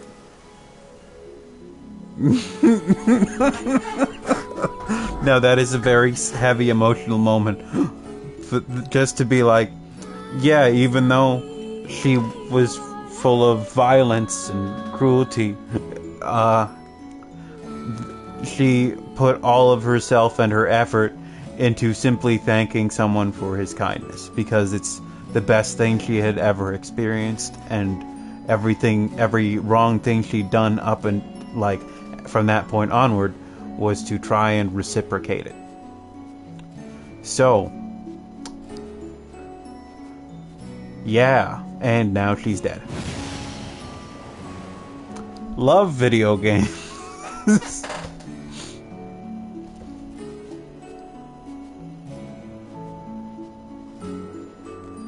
Okay, there's something else I thought about the other day. So, if we go from the philosophical and emotional story of NieR back to where another place we reside a lot, the politics of the United States.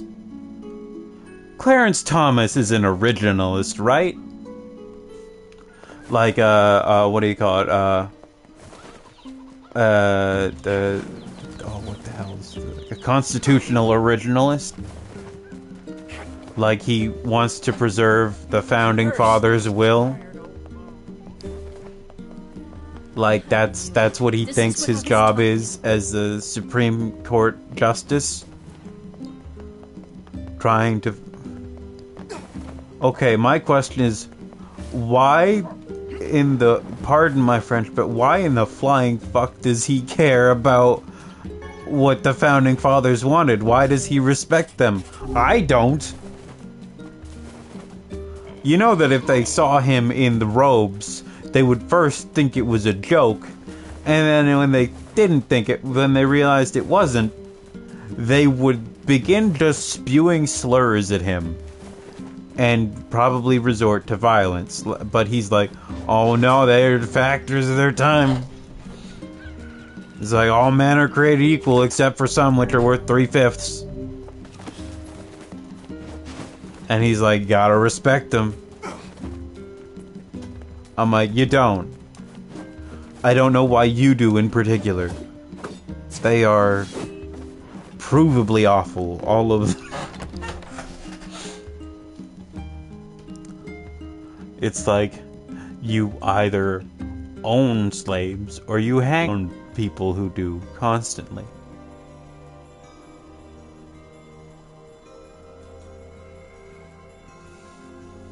Mm-hmm.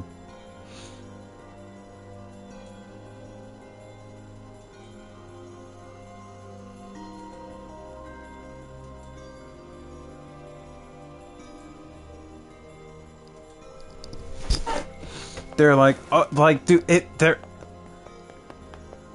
Yes, I know. But, like, it's an excuse to be like, oh, but it's according to the rules. It's like, dude, and they're like, the rules were written by slave owners who were also horrible people. Like, and pretty much all of them had killed people, hadn't they? But they're like, oh, they don't speak against them. Why not? They're not magical. They're not even listening. Shades on the coast. That heals. Have you? I'm still loyal, sir. It must be pretty comfortable. I will. By the way. Thanks. Oh, since the ferryman, I'll make sure. Gotcha. Even without those we have lost, the world relentlessly continues to turn. Like, I don't know why they allege. It's like, oh, you know, we're gonna, now that Roe v. Wade is down, we wanna, what is it? Obergefell or whatever? Yeah. Yeah, Obergefell. And they're like, oh, that's next. It's like, okay, how do those two connect? Just, like, tell me. Because you claim that one is based on the value of life. What's the other one for? Tell me. How are they connected?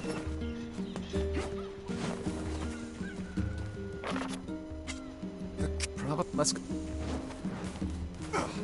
Like, I want an answer. How do the two correlate, please?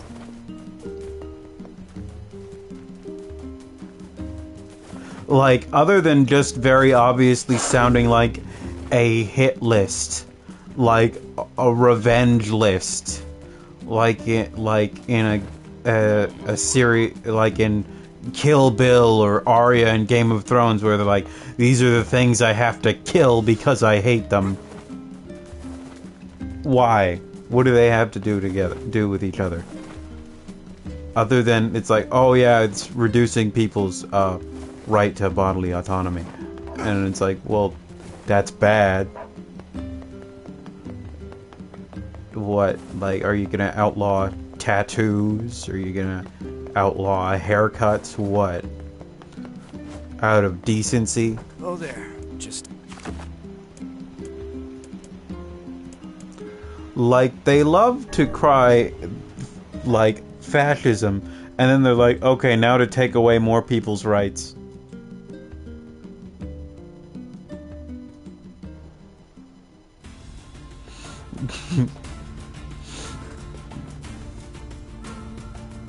Oh yeah, I saw that.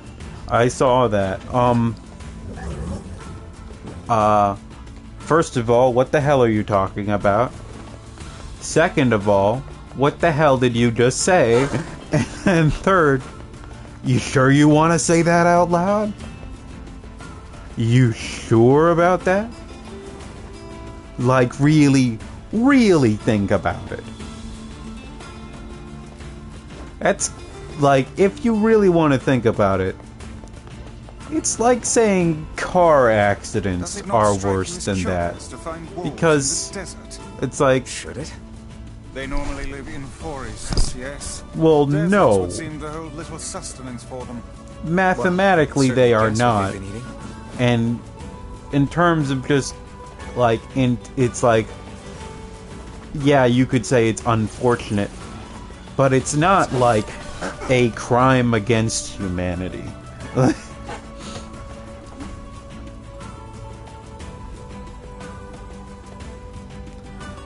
That would be incredibly expensive and a waste of time, and also, like, wouldn't work on intersex people. And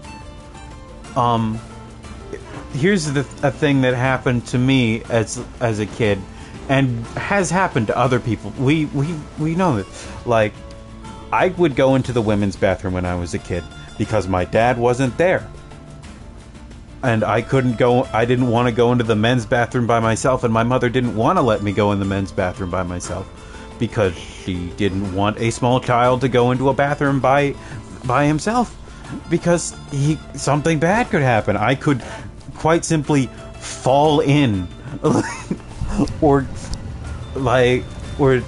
slip and hit my head because it's a bathroom, the floor is wet. So every parent of children generally wants to have, like, an adult around, a trusted adult around to monitor their children when they go to the bathroom in a public space.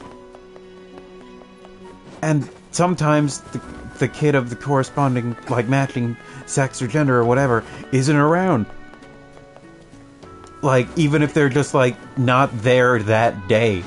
Like, they're not there at the mall with them. They'll just, yeah.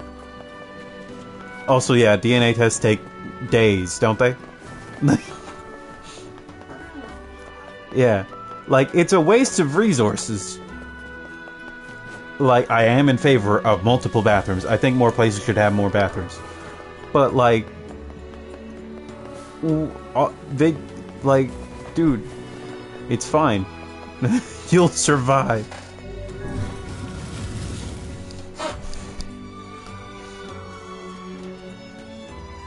Oh yeah, just to show my homework. Weapon collection, 100%. I did it. Yeah. Also, like, bathrooms, like, it's a toilet. And it's like, oh, but multiple people go in there at once, and it's like, okay, but most of them don't interact with each other. Nobody's goal in the bathroom is, like, crime. It's a bathroom. And if that really is, and it's like, oh, we gotta install security, and it's like,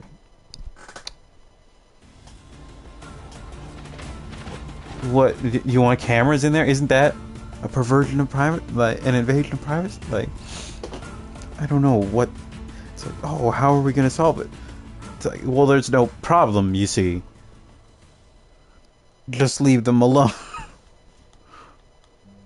Also, some, like, I don't know if they know about this, but in some smaller towns and stuff, or like roadside stations and shit, there will be, like, 2 or 3 bathrooms, and they will have 3 toilets in those 3 bathrooms total.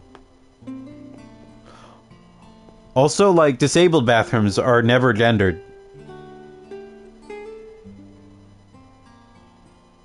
Yeah.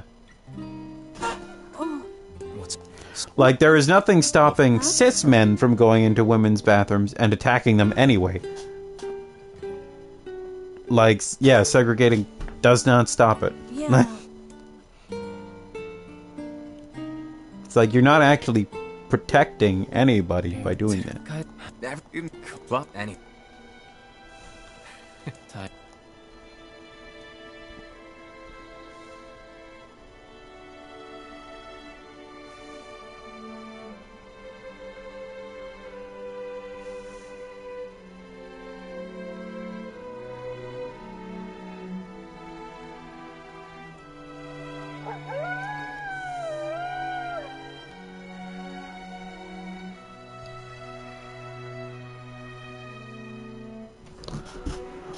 It'd be pretty cool if the world was good and just, but you know. Aw, weddings are the best. Remember that one time that one Australian comedian was talking to Jordan Peterson? He's like, how is it different from segregating black people? And he like couldn't come up with an answer.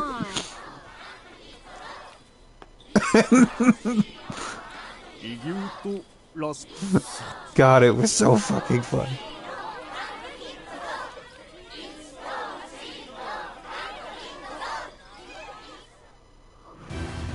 That wolf is a shade.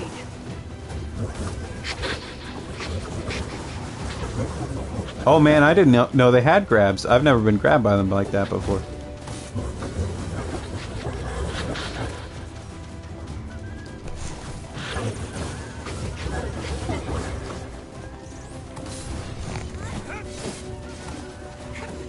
Seems to have the power to reflect. Also, damn, you look at I having finished the Sean's video about the bell curve. Boy, I can see why people were really upset about that when it came out. First of all the research was terrible.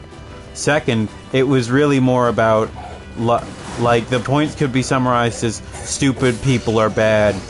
I think black people are stupid, and we should segregate. We should segregate them. And anybody else who we deem defective. And I'm like, yeah, it's eugenics. And eugenics is wrong. Like this. It is a harmful. It's harmful to others. And it's poorly researched. Eugenics. Just guess what? Eugenics isn't, you know, something good. And then they also say in the book, basically, Hitler ruined eugenics.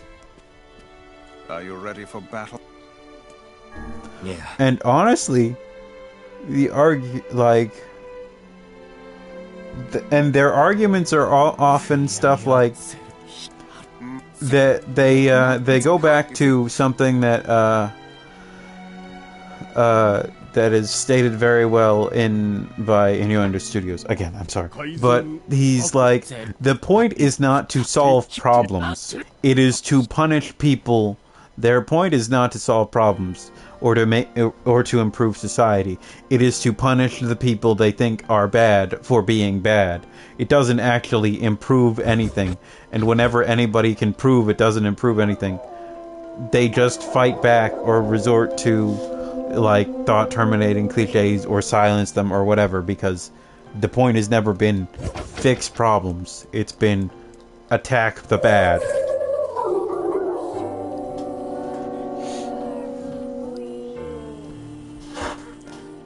Even if it doesn't make any sense.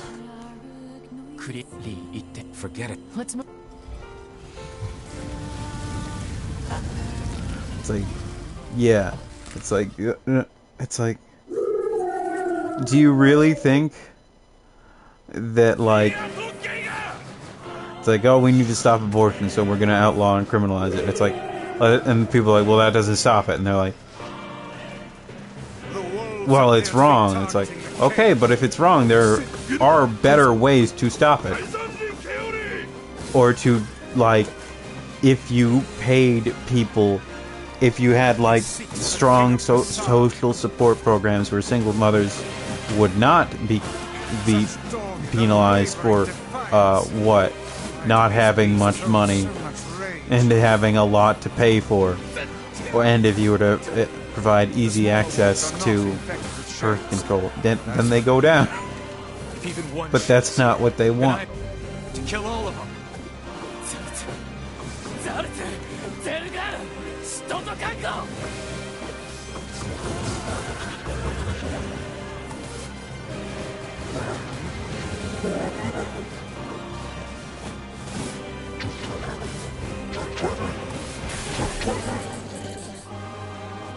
Above you! Stay on your guard!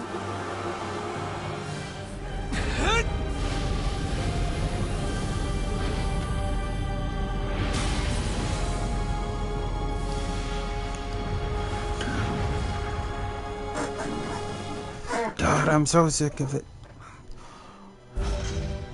Like, they complain always about, like, people on welfare, and it's like, well, you're not giving them very much, and you're not actually helping.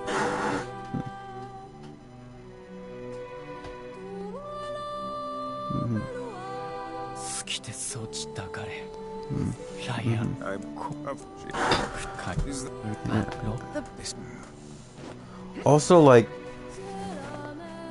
people will also justify shit like veal and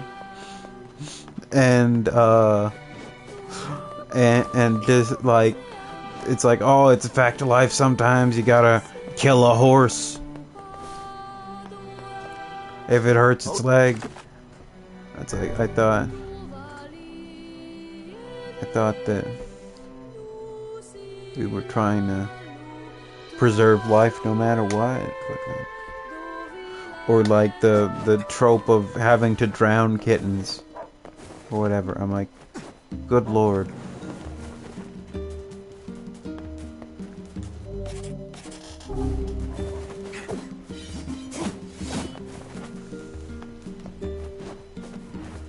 It's like, what matters is, it's like, yeah, I'm gonna raise and kill the animal. As someone who is not a vegan, it's always really weird when they're like, oh, you got, it's like I'm glad you're trying to love and respect the animal, but it is a little bit upsetting when you're just, you know,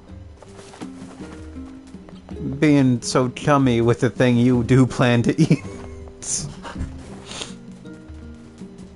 like, oh, love makes it happier. It's like, yeah. He's done a lot for us. We should see what off to. Oh man.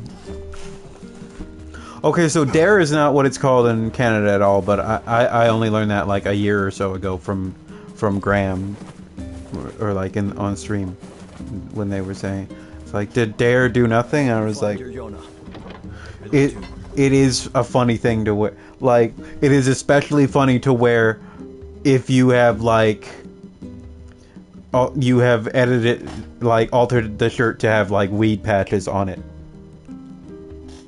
That's very funny, and I hope people do that.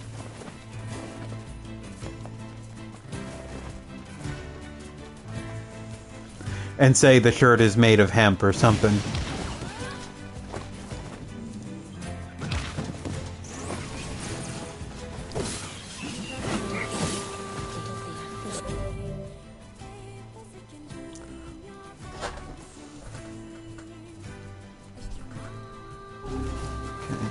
Level 46. I've now caught up to my main file and level.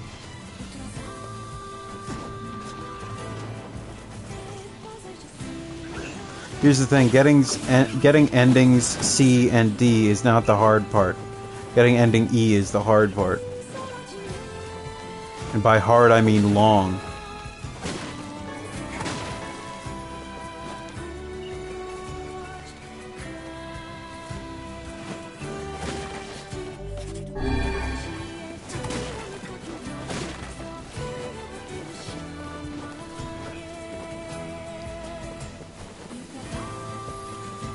Yes, there are 5 endings to this game. Ending A you get for your first playthrough, ending B you get for your second, then if you get all the weapons, you get, the D doesn't stand for, it's just an alphabetical, like, it's not, there's, yeah. Though in NieR Automata, all the endings do stand for something. All the letters. However, there are 27 endings in NieR Automata. So. You know, I want you. I don't. There's a word. Duplicitous. So y'all want to hear my theory of what the D stands for? In One Piece?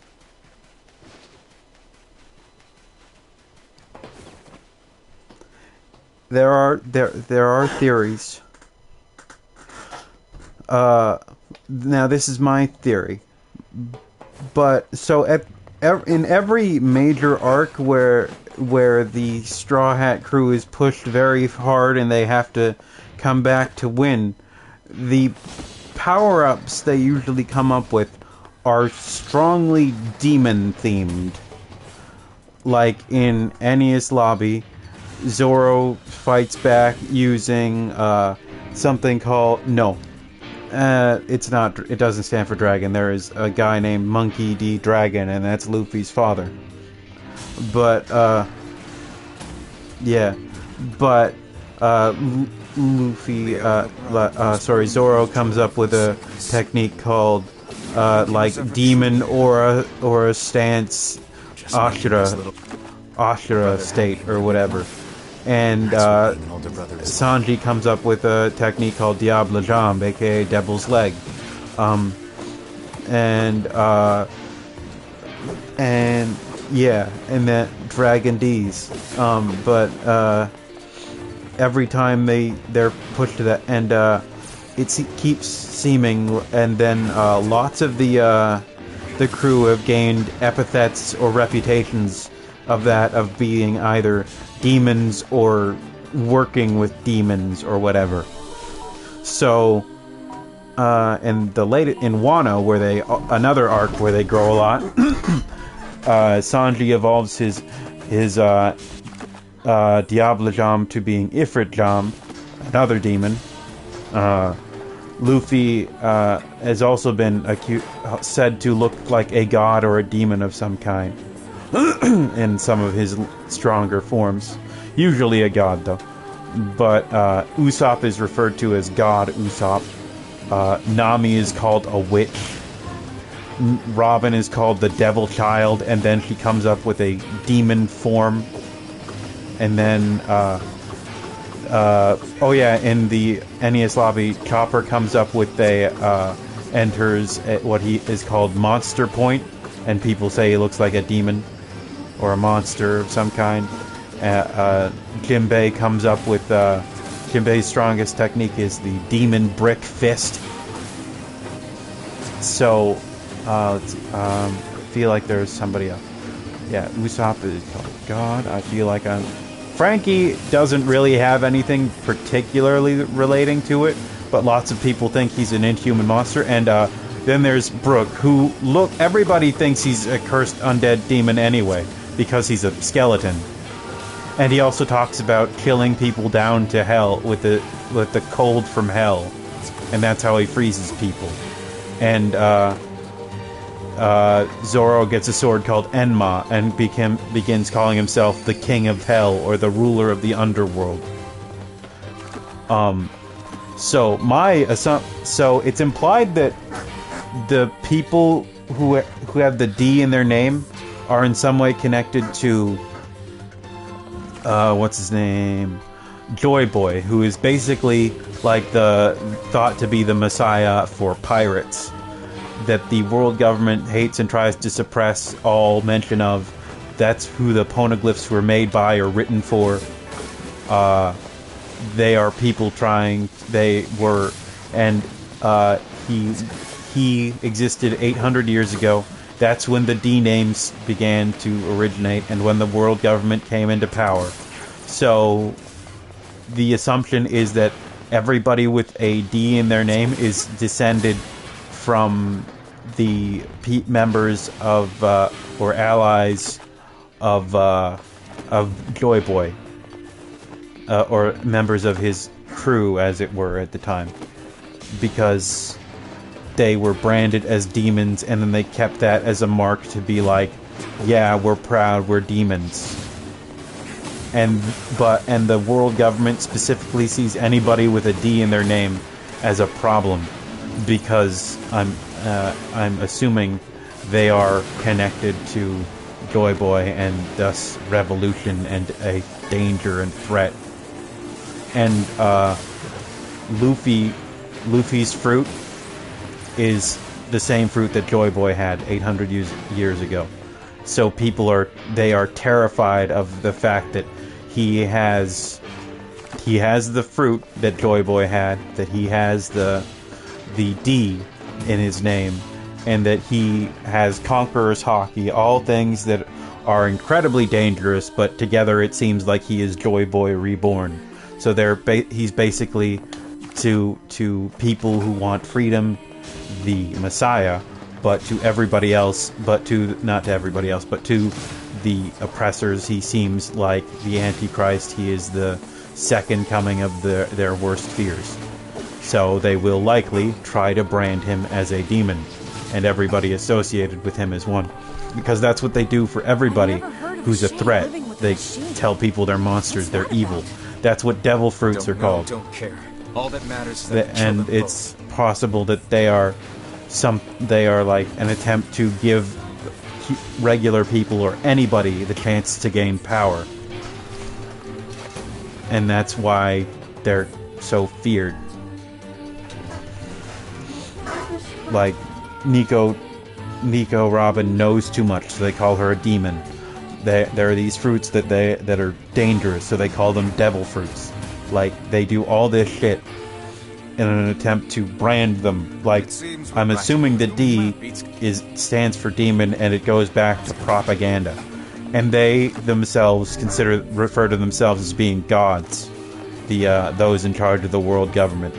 And they refer back to they tell their children stories about those with the name D that will come for them, that they will eat them, that they are coming for them. Basically, it's just a way to identify and designate the other and the threat. So yeah, I think that the D stands for demon or devil.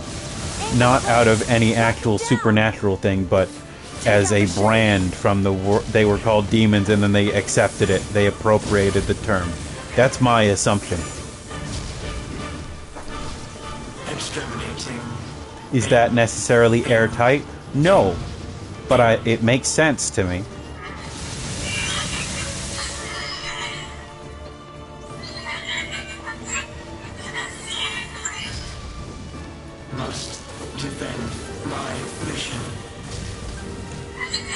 I'm realizing that his name, P33, I was like, wow, that looks like P.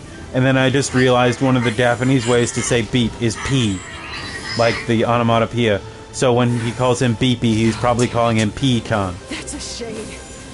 In Japanese. Kill him. Also, thank God there are no politics in One Piece. So Graham is getting close to so very close to the point where Luffy gets into a fist fight over slavery. This thing can transform?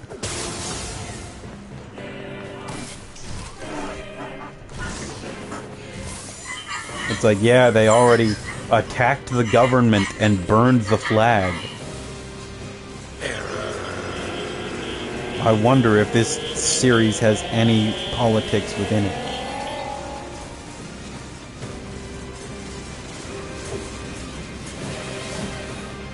The answer is no.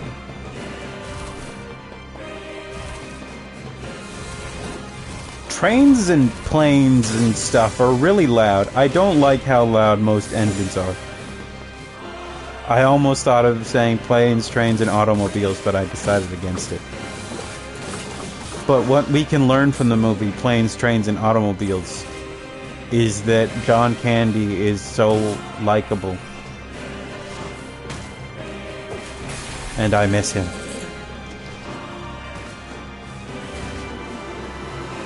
The man has more than just a presence. He has a warmth God damn it.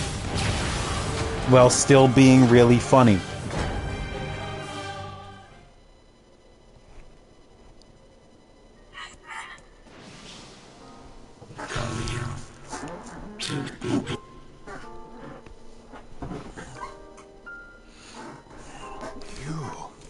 You what?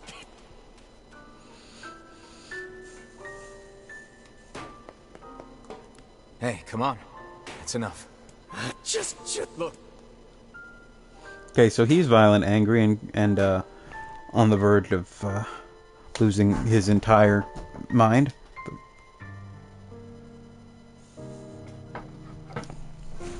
Hatred and maybe revenge. Yeah. Yeah, revenge, fool's errand, a bad thing that you shouldn't do. Boom. 2 hours. There's a trophy for clearing this game in, what is it, 6 hours, 12 hours, something like that. And I saw 15 hours, that's it. And I was like, that's cruel. Don't make people do that. Hold on. 2 hours, 13 minutes. Now we just have to beat the game. And then view ending C. We can see ending C. And then I will go back to title screen. And then we will view ending D.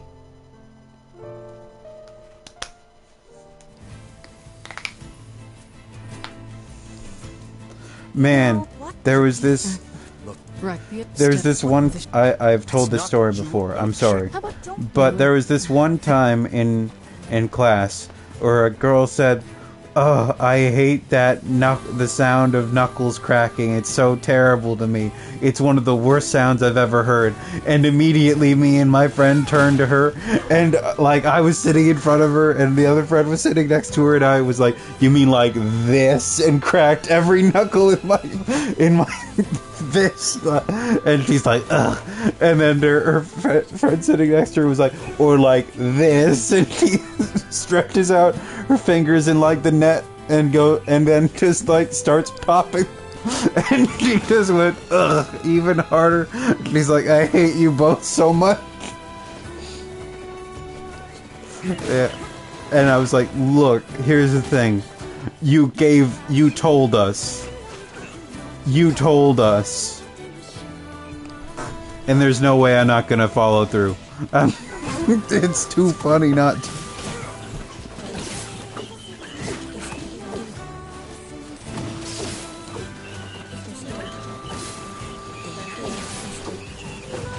Yeah.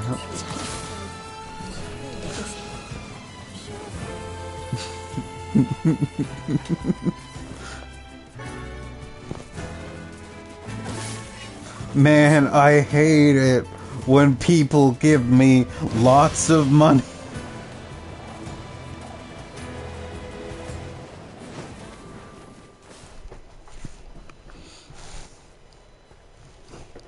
What is it? So, what is it, lad? You've quite... it's this... Hey. I do like seeing cats around other animals because cats know how big they are, but they refuse to accept it or let it affect them, even though they are in fact tiny. Thanks. We're good. I love how small cats are, because they never behave as though they are small. Like, you look at the way a cat moves, then you look at the way a lion moves or a tiger moves. They move the exact same way. They carry themselves with all the dignity of a lion in spite of the fact they're like 12 pounds. It is almost as if someone deliberately set us on this path. You're overthinking again, Vice. Like certain baby dogs are the same size. Luna's waiting for me and I'm going. I see.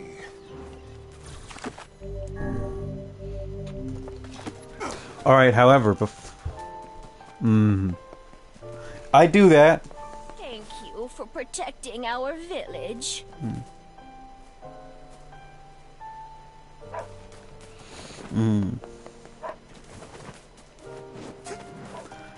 Ehlers Donlos? I'm sorry, I don't know if it's Ehlers or...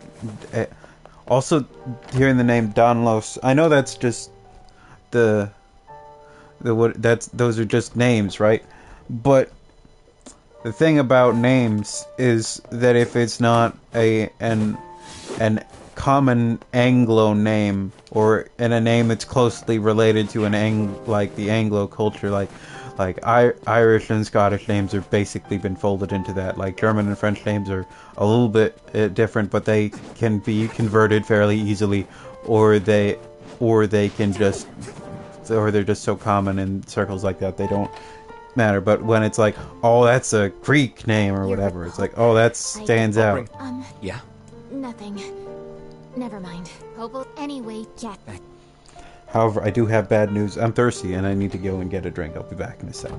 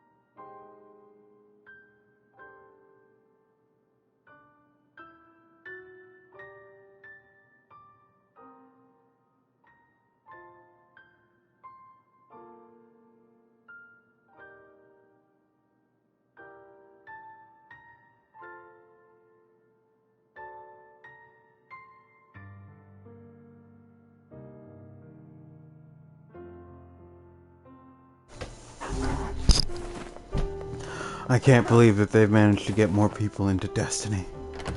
It's... Oh man, I thought... See, here's the thing, I thought... that eventually maybe Graham would get bored of it, or the content would slow down, because it's a live service game. But...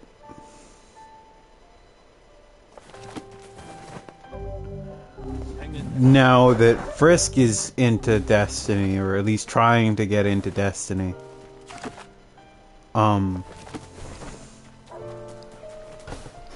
everything that Graham has done can now be done again. And Parker's not gonna say no to either of them. He's just... yeah, no, you know, tomorrow's Friday. You could ask to come over, and then you could compel them to play Yakuza or Devil May Cry. But their density.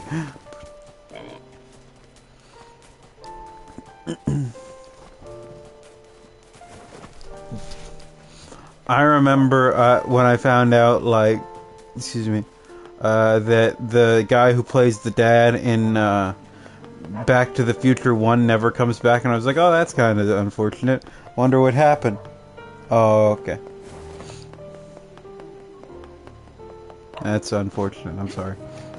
But my dad's like, I brought that up to my dad or something, and he's like, yeah, he never came back because he's a fucking terrible actor. Oh, there. And I was like, oh, okay.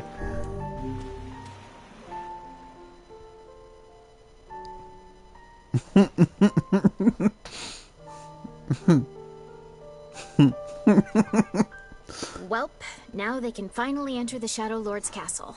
Yes. If my dad hates an actor or something like that, he does not hold back. He hates some actors.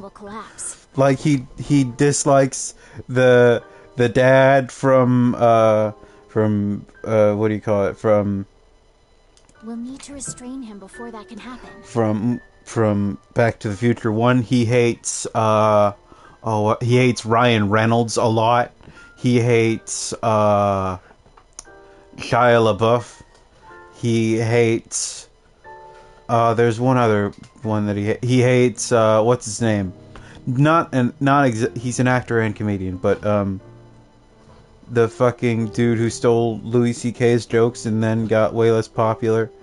Come on, maybe. You think he'll listen to us? Maybe, but it's just he then lost a lot of popularity, and lately, Louis C.K. got a lot of support. Time we used to spend with him. But then Louis C.K. also turned out to suck. What the hell is his name?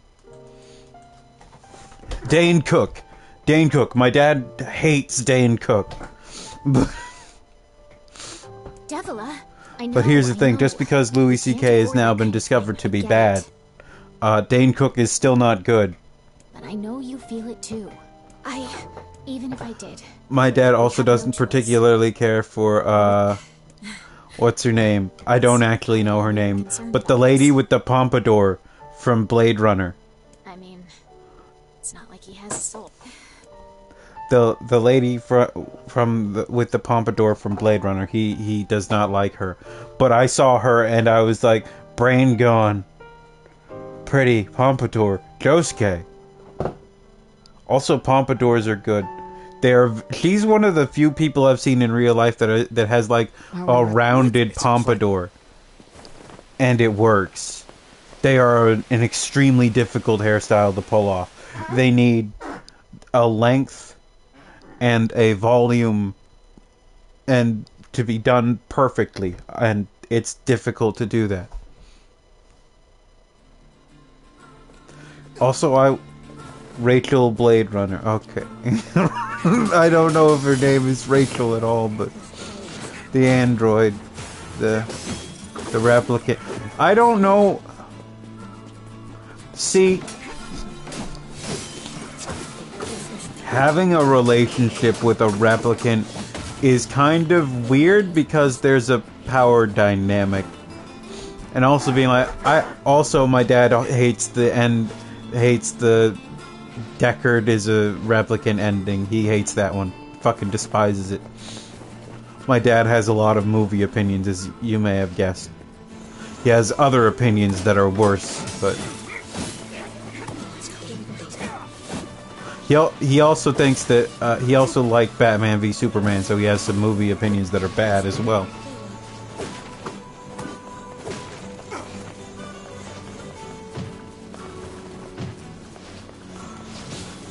Batman v Superman sucked. That movie's fucking boring. The apple can occasionally roll around near the tree.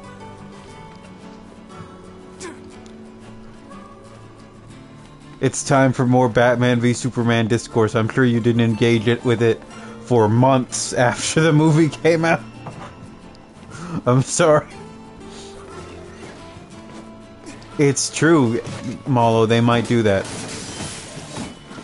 But please, if you haven't, look up the girl with the pompadour from Blade Runner. It's immaculate.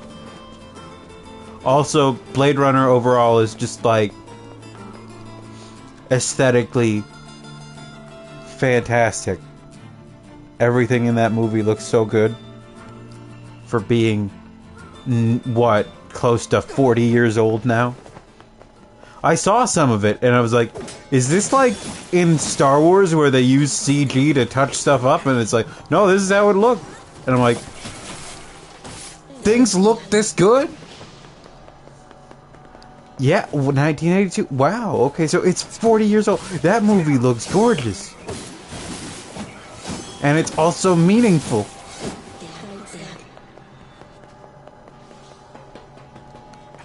Did you know that Rutger Hauer is in Kingdom Hearts? I'm not making that up, that's true. After Leonard Nimoy died, they had to Leonard Nimoy played like the overall series villain. And he played him first in the prequel, and then he died. And then he, after he died, he was, it's like, well, we'll have to recast him. And they cast Rutger Hauer. And then Rutger Hauer died, so they cast Christopher Lloyd. And I'm like, I know that the point is that they're going to keep casting sci-fi legends. But it's just so impressive that they keep managing to do it. Like, if you told someone with no knowledge of Kingdom Hearts. It's like, did you know that Leonard Nimoy, Rutger Hauer, and Christopher Lloyd all play a character?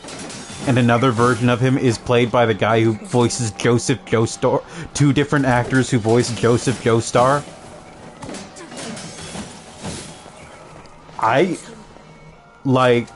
And also one of them is voiced by, what's his name? The guy from Titanic. The evil foppish guy from Titanic. He's him in the first, like... Dude, there are so many. Like... You're like, damn, why are they getting these big names? And I know what it is. It's the Disney pull. If you say, this is a Disney video game, people will play it. No matter how stupid it is, because they're like, my grandkids might like it, or my kids might like it. People of high repute will just do stuff if it's for the kids. Because they're like, yeah, it's stupid, but the kids will like it. Anyway, here's the thing, is that I just realized today, or like yesterday, that Idris Elba played both Macavity the cat from Cats and Knuckles the Echidna, and like people got super loved him as Knuckles apparently, and said that he was and he's like, I'm not gonna try to make Knuckles sexy, and then people were like, he failed, he made Knuckles sexy, and I'm like, first of all, stop it. Spray you with the bottle. Second of all, it's so funny. It's very funny to me that he's just like, yeah, sure, I'll be in like some of the most critically lauded things of all time as extremely serious, grim characters. Yeah, and then now his voice is attractive, but like they can't hold shit back. But like I've heard Sonic 2 is way better, but just like the actual Sonic games. It's not controversial. That's not like a very hot take that Sonic 2 is better, but some people could get upset because anybody can get upset about anything, as we've learned. But he's just like, also, I will play this cartoon animal, this cartoon what the hell is it called? Marsupial? Or echidnas marsupials? I don't remember how echidnas are categorized. This cartoon mammal mascot, and also this horny weird cat thingy.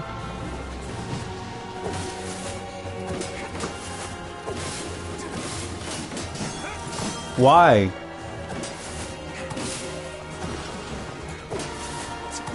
Not like, why did Idris Elba get cast in Cats? I know why he wanted to be in Cats. Because he thought he either likes the musical, or he thought it would be fun. Okay, I know it's right, it's from that thing that's like, it's from that category of mammals that only like 3 things fall into. Right?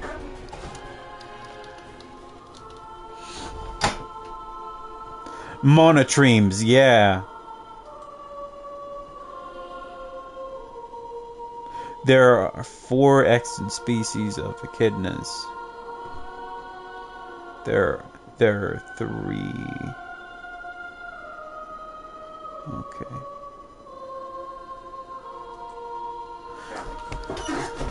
Yeah, there aren't many, like, I think it might just be them and platypi.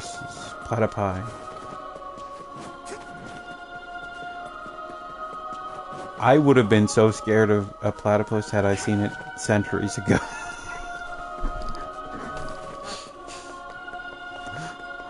Why do you have a bill? Why do you have a beaver tail? Why do you lay eggs?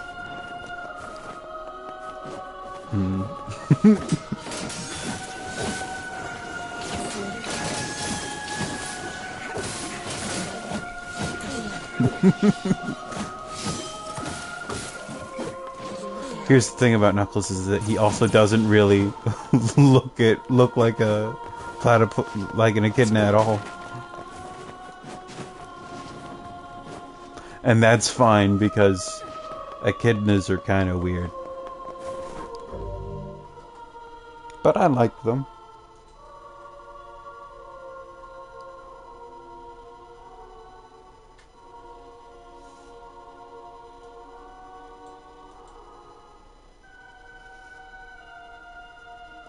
Yeah, he really doesn't look like an echidna at all. Let's see if they're like... Okay, let's go to echidna and see if they mention Knuckles.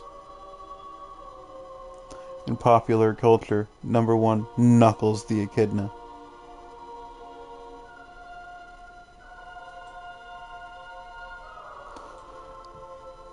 Yes. That one of the creators of Sonic said that he doesn't consider Sonic to actually be a hedgehog, but to be a fairy, like a cartoon character. It's like, well, yeah, he has hands.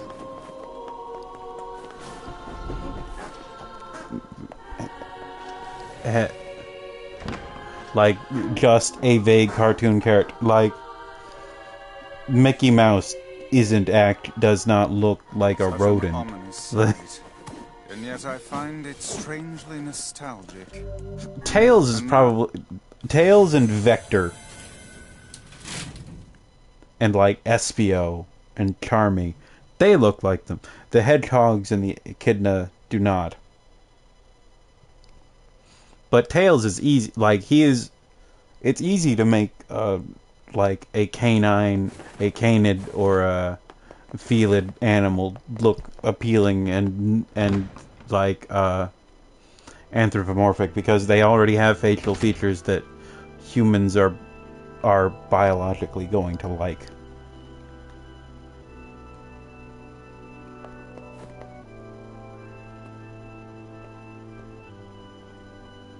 God, I love that they keep talking about the Shadow Lord's castle, because it's the only word they have for it.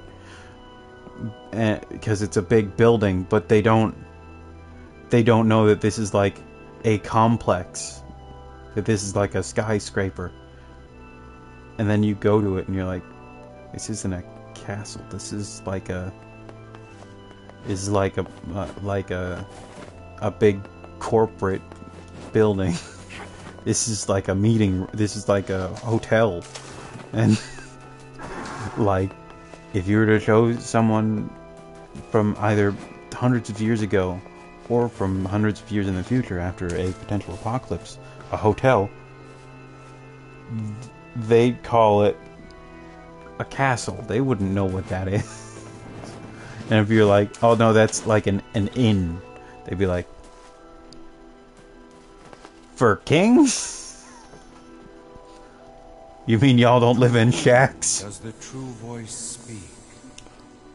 Hole one. Okay, well. To whom does the true form show itself? You must answer. What the heck? Yeah, I feel. To whom does okay, so here's the thing about this part. Is that while it is excellent and I love it, it has no need to be this weird. I answer. How? There's no reason for you to talk to birds. I answer. They are placed in their... You. Well then, it seems the way is open. I think scientists are really bad at naming things. This has become common opinion now, but we should talk about it more. That they are not good at naming a lot of things.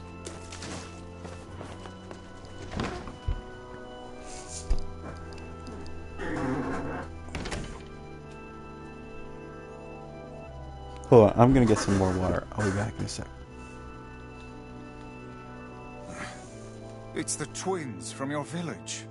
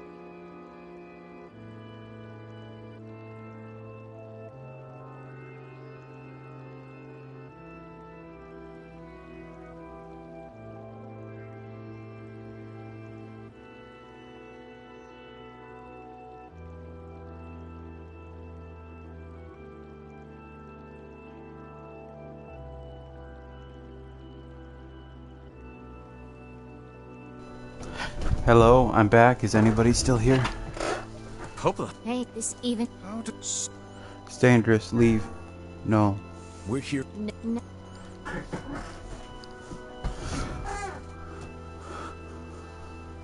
My weakness is about to surface. We There, didn't right? want to That's fight the you. weakness.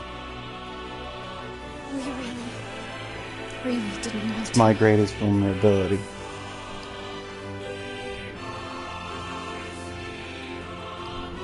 Devil, what's happening?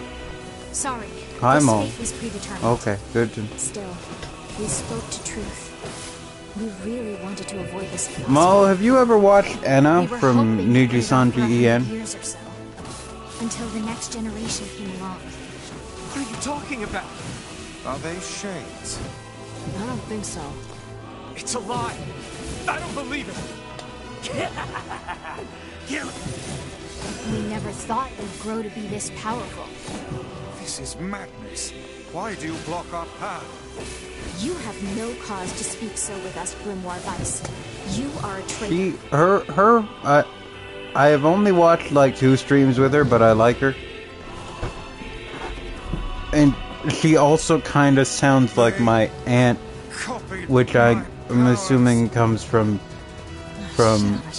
the whole not speaking English first as a kid thing, then speaking English Us in the first place. very We young. were simply loaned a small portion of it. Different first languages, but they have a very similar intonation and tone in a lot of ways they speak. Why are you Though I siding like with Anna this and I shade? don't like my aunt.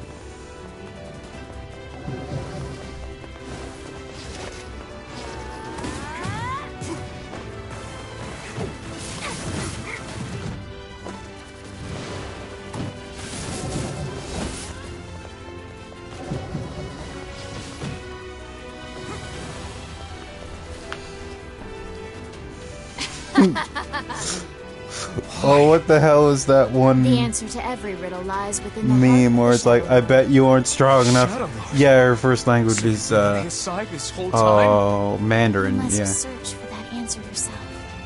You've got to face your... And I think Mandarin, and, Devila and Popola are fighting us. alright. Yes, they do seem to be putting us through a great I think deal it's of- that she speaks Mandarin and Selene speaks Cantonese. You okay, Vice? What the fuck? For long years, my I don't know if mind you've seen and that tongue stream. were my greatest I assets. highly recommend the stream where Selene and Anna try to speak to each other in Chinese because it's really funny. Vice? Do not look at me like that. I am Grimoire Vice. I am perfectly...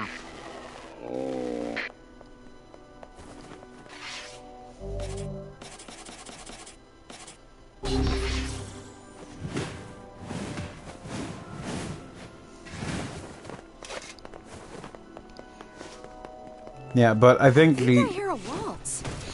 Yeah, she's told a story about how, like, her parents didn't teach her any English until... And then they just left her at kindergarten in, like, Toronto or something. Yeah, she has a lot of attitude. But they just left her at kindergarten and she didn't speak English. And one of the teachers like not a word. Then one of the teachers came up to her and was like, "Hi, what's your name?" Because, you know, like 4-year-old girl. And then she responded in Chinese with no trace of English, and they're like, "Okay, so we're gonna put her in the English as a second language class." It's not like I was planning to leave. Yeah, it's a bit late. for Like, the parents didn't even go in the building. They just left this 4-year-old girl who didn't speak any English. Just like, they'll figure it out. I know I've said that before, but it's still just like a... You couldn't have stuck around at all.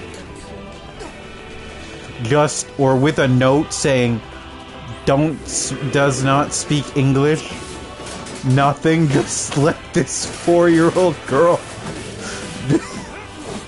just fucking have to navigate the world in a language she doesn't speak. Like, she's 4.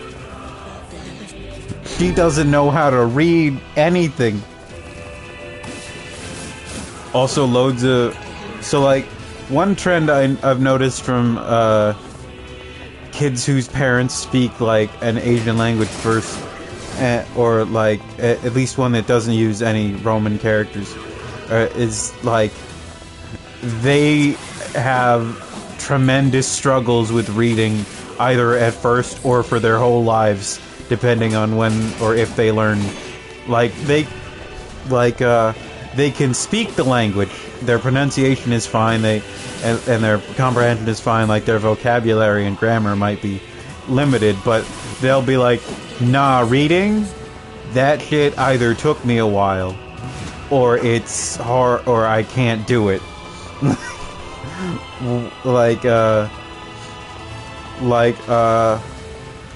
Selene and Enna from Niji Sanji have both said, yeah, no, we can't really read Chinese at all.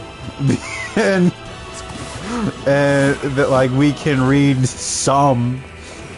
And then Iris from Hololive was just like, yeah, I couldn't read any kanji, like, at all as a kid. It took me a long time. Stop coming. And, like, understandable in both cases, because guess what Chinese characters are, or, like, if it's kanji and Chinese characters, I mean, but, like, Korean is much easier for anybody to learn. Protect the hussy, yes? But, like, Chinese characters, those things are just so, like, labyrinthine. And it's like, okay, so we need you to learn our language and their language, and yeah, and you're gonna have to basically end up just reading what you can. Also,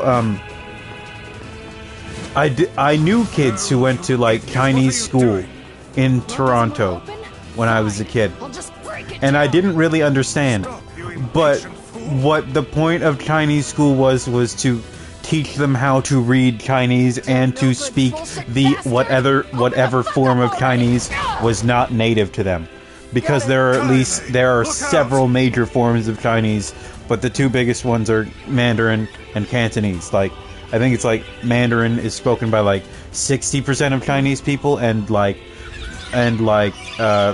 Cantonese is spoken by like 20% of Chinese people, which is still a lot of people. 20% of Chinese people is hundreds of millions of people. So, like, it doesn't sound like a lot to say 20%, but that's like the United States of America or something. Like that's like it's a lot of people, and also like it's also Cantonese is also what's spoken in Taiwan and Hong Kong for the most part, along with English in Hong Kong. But like, what's wrong? It's like, okay, yeah, but you'll have to learn how to talk. Like, even if you speak your own form of Chinese, you'll have to learn how to talk to other people, other Chinese people, in at least like to know what they're saying in Chinese. Because it's like, yeah, it's so Mandarin is what the government like the people in power, the people of majority largely use in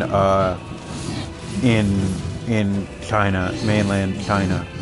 And if you don't, and if you're speaking to someone from like Hong Kong or Taiwan, they will not be as receptive to Mandarin because of the reasons. Your heart is different. It ain't hatred, and it ain't sadness. What's going on here, sunshine? How should I know? Kaine, are you all right? I'm fine. Let's just kill some shit and move on, alright? Interesting. Oh, how very interesting.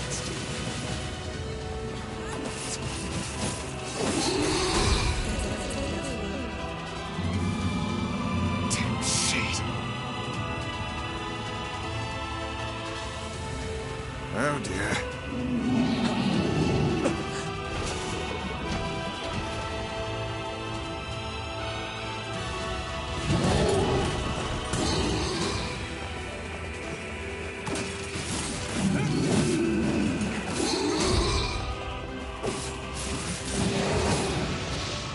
So my damage has improved. Can we even hurt this thing? That fog! Oh no! Reminder that this is the second best weapon in the game. Damn it! Stay focused, Kaine. Don't fall victim to such distractions. Come on! We have to keep going! Let's go!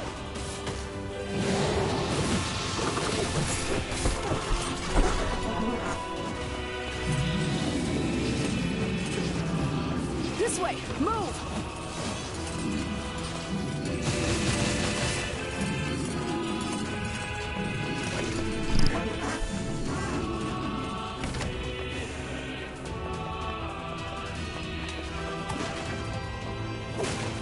Up here! Thanks, Emil.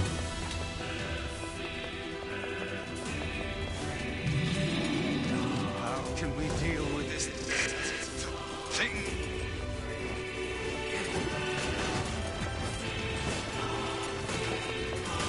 Please, hurry!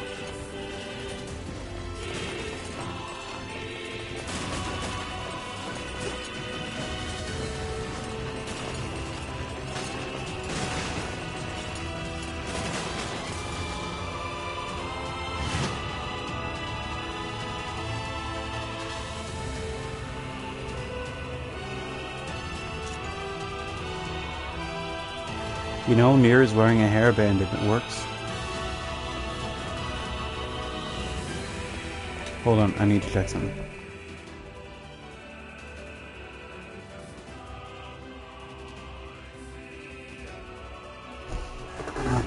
Damn it, I can't get it open. Okay, we approach the end. We're very close. To ending E. Sorry, not ending E, to ending C and D. Ending E might have to be another day. I know that, yeah, but I mean, I'm a little busy to go to Japan right now, and poor. Wait, does that open in multiple? Is it digital? Is there like online or? I'm not going to order any because I'm still poor, but she has like the burger collaboration, right? Maybe you shouldn't have killed her friends. Look at her, so full of scorn and hate. She's just like you, Sunshine. Like you're any different. Huh? Hate is just another crutch for you. Hey now. You're in pain, you're lonely, no one likes you. So you try to hide it under violence and hate. I'm not like that at all. It's okay. It is. Oh, that's incredible. But just realizing that isn't going to help. It's too late for us now. It's too late for everything. We're too far gone, you and me. That's why we...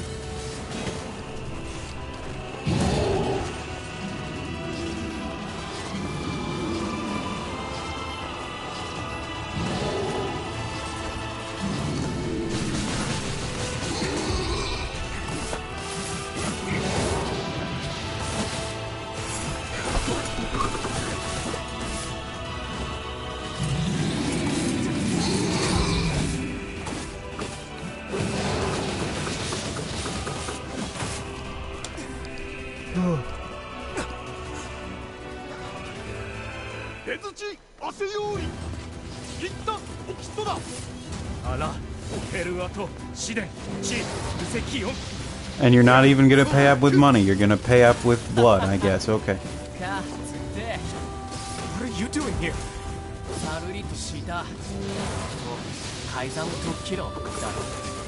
You are correct.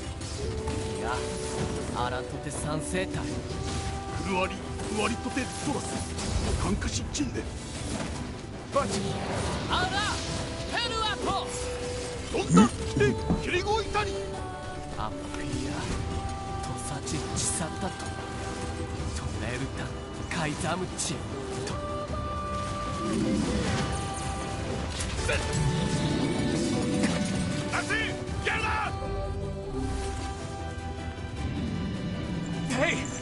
Stop!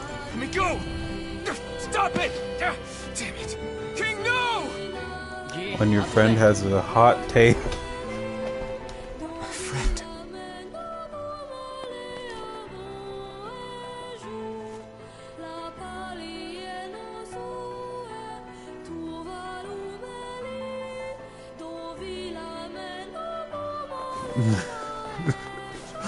Oh man.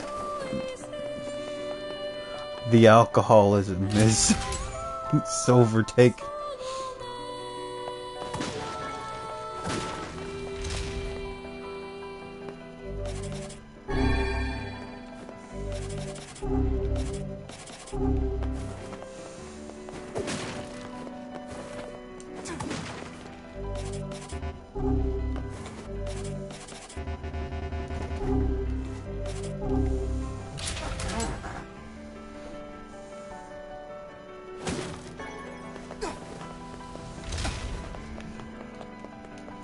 King, no.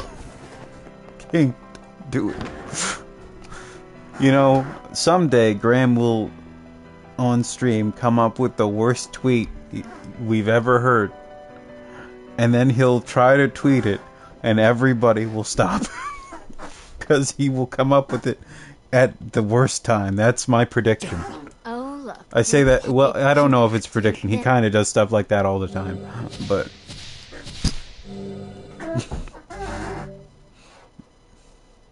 Oh,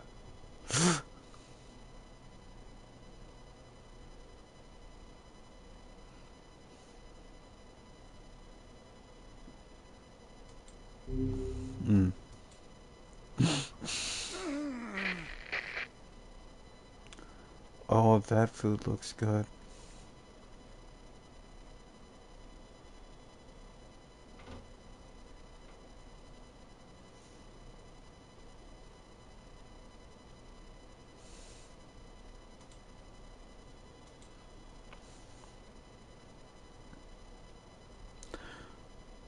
So, something that's very funny about reading what Indonesian VTubers say is that they'll just plop in random English words and you get very little context. So I will read this. I apologize for any mispronunciations. I won't try to do an accent or anything, but kebetulan lagi ngedam diet food.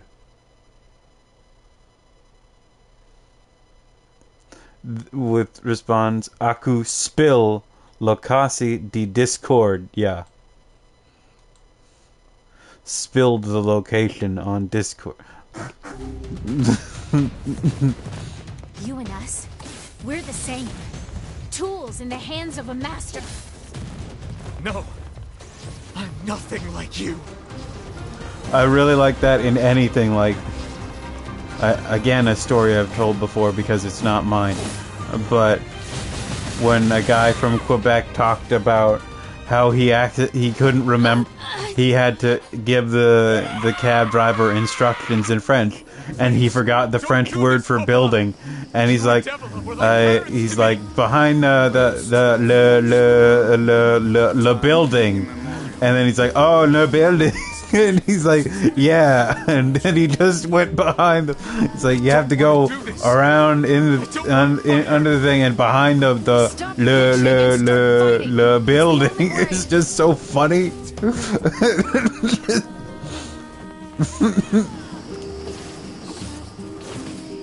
And they do that during like actual conversation too, and with the Indonesian VTubers, they'll just like say something, a really strong thing, and then they'll long string of words in Indonesian, and then someone will be like, then the other will be like, wow, I can't believe you're exposing me, and I'm like, don't worry, I didn't understand anything she said.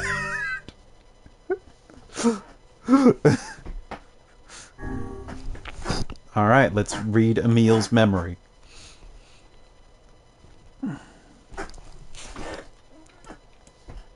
Darkness, black without end. It goes on and on and on and on. Eyes closed, eyes open, it matters not. The dark is joined by a mysterious sensation, one created by the mingling of blissful sleep with the unease of a terrible, never-ending cold. Is this a dream? Thinking to pinch his cheek, he reaches for his face, but his hand does not move. In fact, his hand has disappeared altogether. He looks at his arms and sees only bone. He looks at his feet and sees that they have disappeared, along with the rest of his legs up to the thigh. Sans! I'm sorry.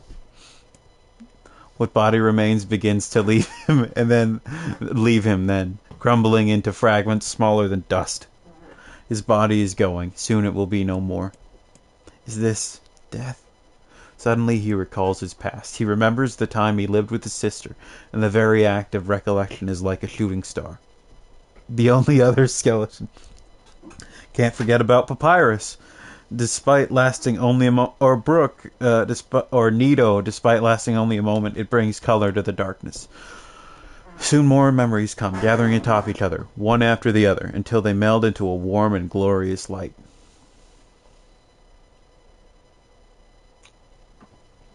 Emil's dream promise.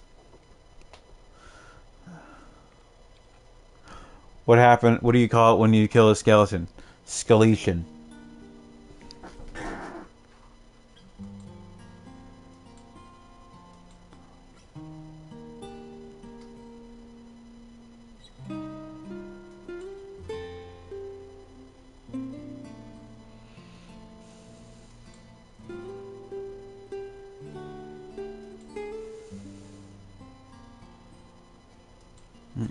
Get skeleted, idiot.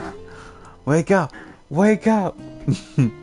A set of covers are torn from the boy, leaving his eyelids exposed to the merciless sun.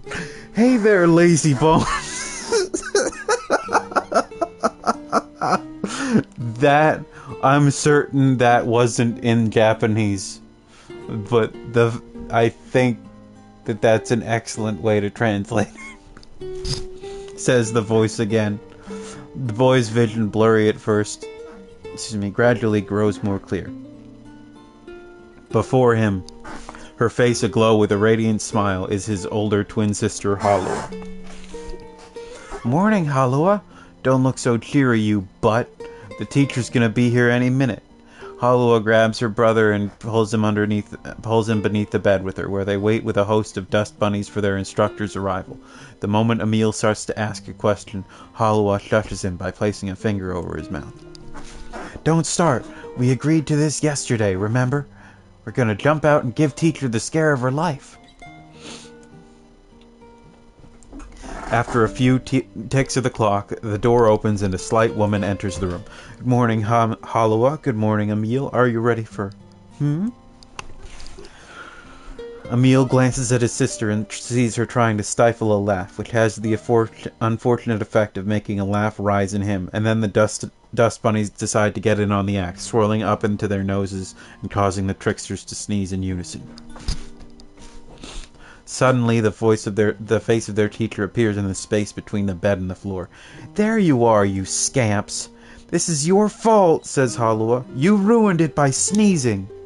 Me? Cries the clearly wounded Emil. You sneeze just as loud. That's enough, both of you, says the teacher as she attempts to hide her amusement.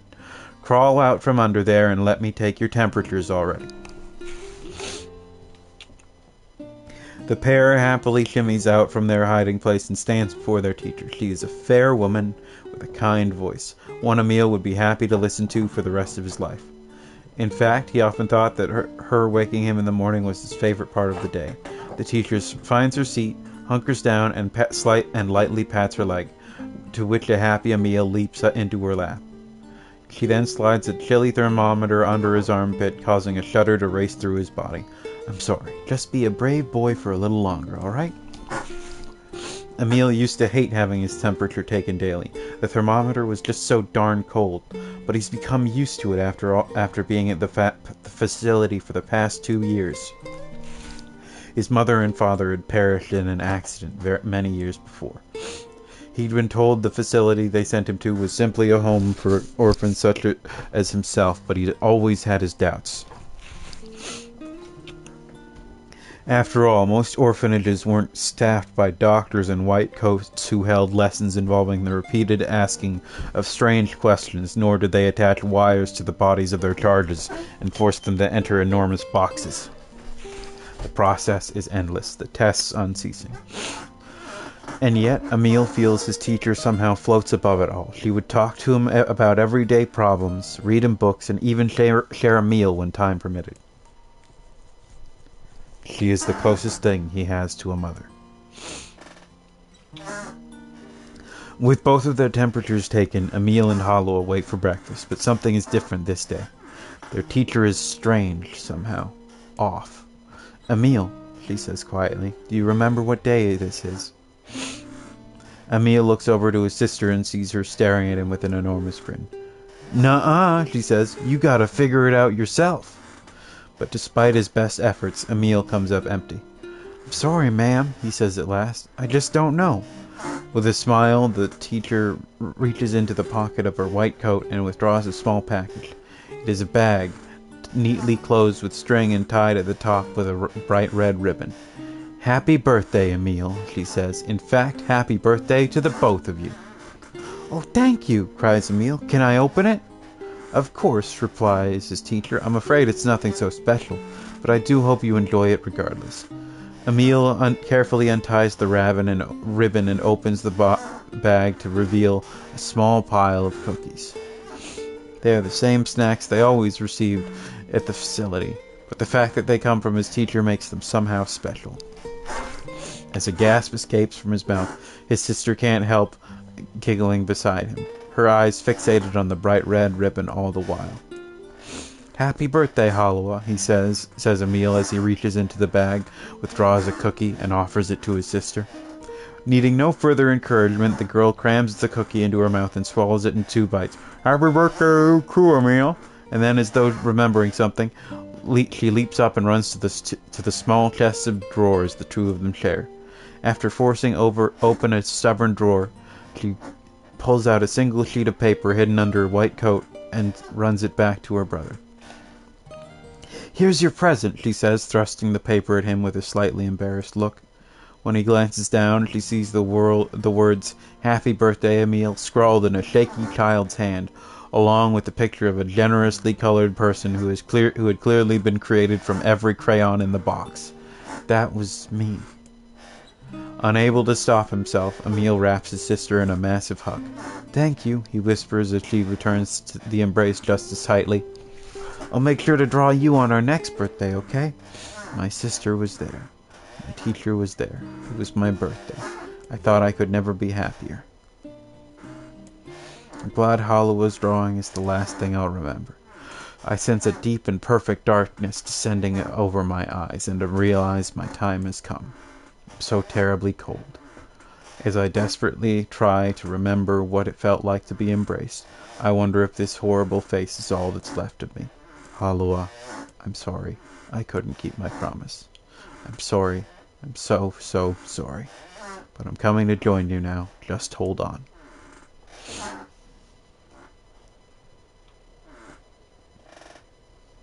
Wake up. Wake up. Please, wake up. Come on, Emil. Wake up already. Hollowa, is that you? You haven't changed a bit, have you, lazy bones? Hollowa, have you come for me? Am I dead? No, Emil. You're not dead. I'm just here to keep my promise. In that moment, the world of blackness surrounding me explodes with color. Red, yellow, blue, and so many others. Colors I have no names for. Colors I've never seen. Shrimp colors! He's seeing the shrimp colors! It's like someone is using every crayon in the box. I'd always be watching over you, didn't I? Hollowa, I don't... Don't worry about it, you butt. Looking after little brothers is just what big sisters do. Her voice, it's fading. Sorry, Emil. Looks like I'm out of magic. Hollow, wait, let me come with you. You are with me. I'll always watch over you. So we'll always be together. Hollow, no, don't go. Don't cry, Emil. I want you to be happy. Hollow. Promise me that you'll live for both of us.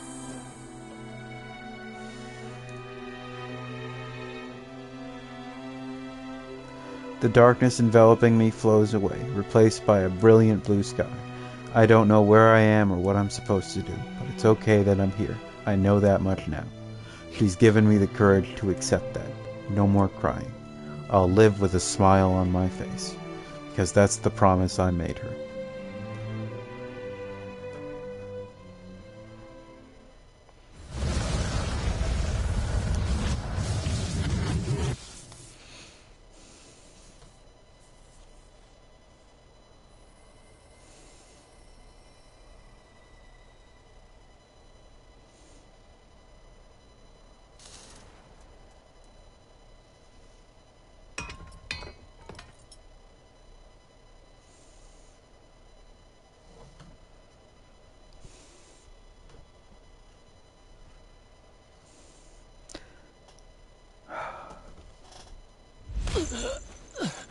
And here's what happens with the king.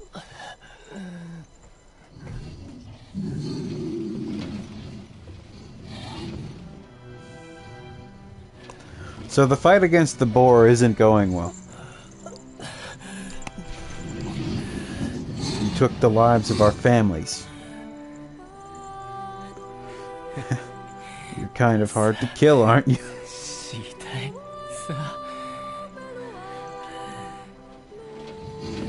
Demon, you stole our children's future. Stop talking and get over here.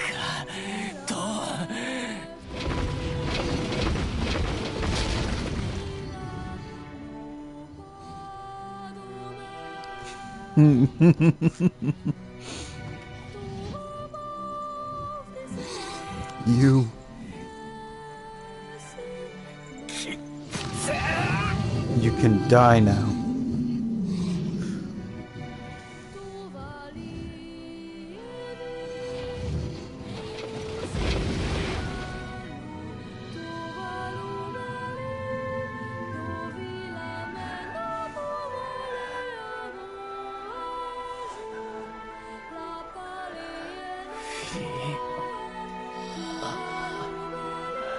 I'm coming for you.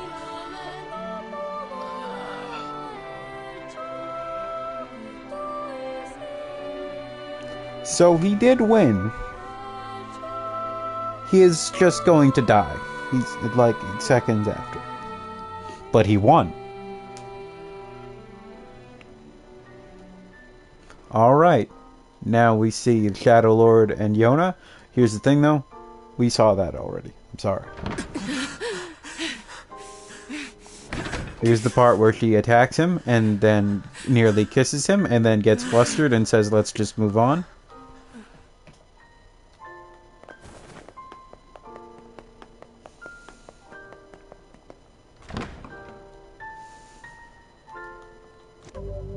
Level 48 now. Goddamn.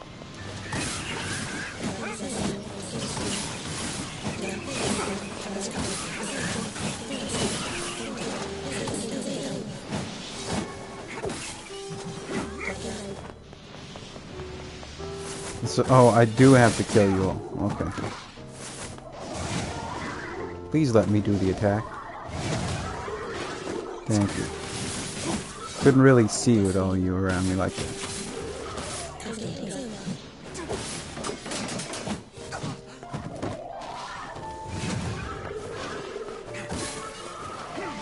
Oh, and with that, that's probably the... There might be more reading segments, actually. This game is just like, fuck you, book. The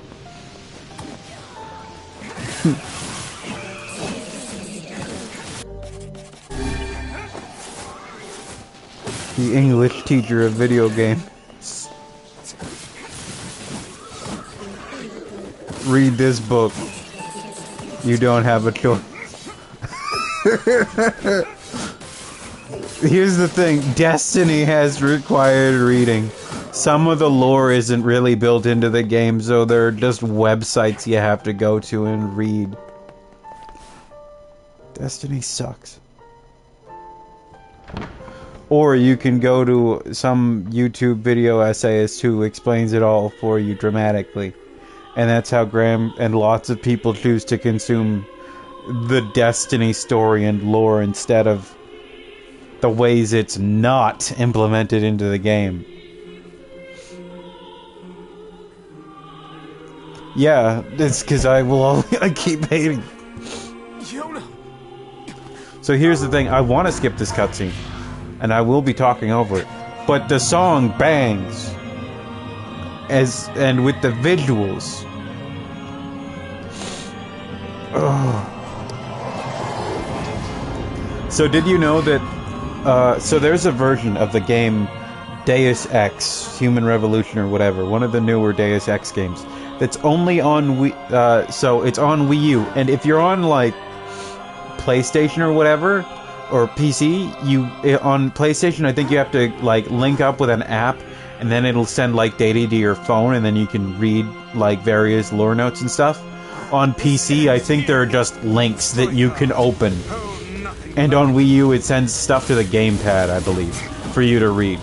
So, like, even though it runs the worst on gamepad, it's the most smoothly implemented on gamepad, on Wii U.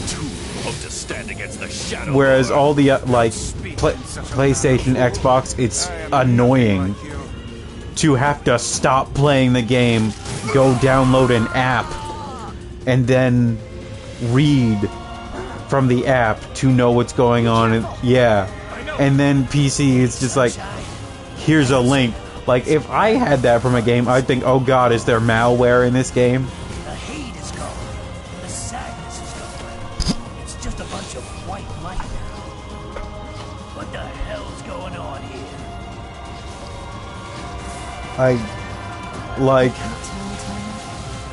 I think a lot of game developers are terrified of making people read, but they aren't terrified of having people just walk through hallways and talk. Like, one of the things I hate the most about Uncharted and The Last of Us is they have these long segments where they limit your ability to move, and then characters just talk a lot. Like, you can only walk very slowly, or move debris, or swim, or whatever, or move a pallet, and then characters just talk and exposit stuff, like... And it's just, like, fucking clumsy and boring. But there are people like, oh, the story's so mature! And I'm like, no, it's not. It's uninterestingly told and full of itself. And thinks that it's smarter than all of its all of its players. So you think that you're smart for understanding it. It's not actually well told. It's fucking dull. Anyway.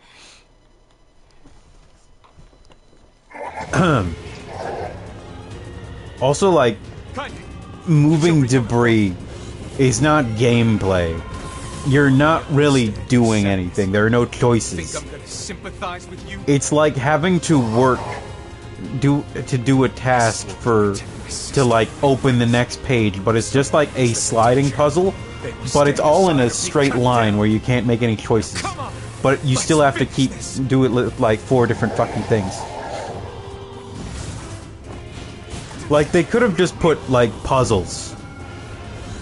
Like, block puzzles are dull, of course, but they do require you to at least think a little bit. Like, Resident Evil is like the same genre as The Last of Us. But guess what? I'm not irritated by the wandering around and stuff, because I have goals, and I need to look for stuff. And I need to deal with enemies and not just, like, go into combat arenas in, like, a slow, dull game where combat arenas are not exciting. But it's like, oh, it's a combat arena. You have limited resources. Oh, I'm sorry. It's turned into a The Last of Us hate hour again.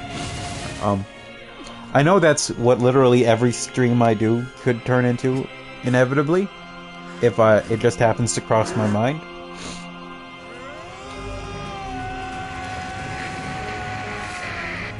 You know, I phrased that as though I might have apologized at the end. I'm not going to. But I'm sorry that you have to hear me complain again. I'm not sorry for complaining about The Last of Us. Because I hate those games very much.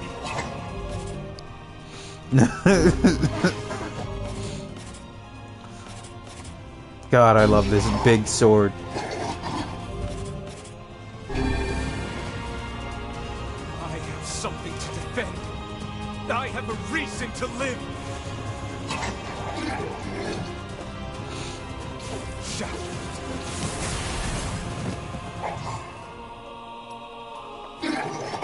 Also, notice here how characters are talking, but I'm still doing stuff.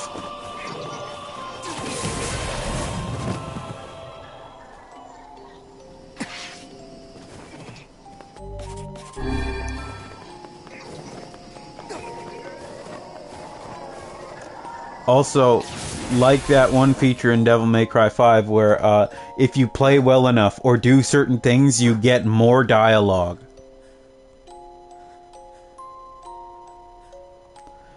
But if you get hit and fuck up, then you get less dialogue. But here's the thing, is that Devil May Cry 5 is a game where it has distinct levels and you can replay parts and get better at a specific part you struggle with. And The Last of Us is just kind of a very long story that you can't pick any part to go to, I'm pretty sure.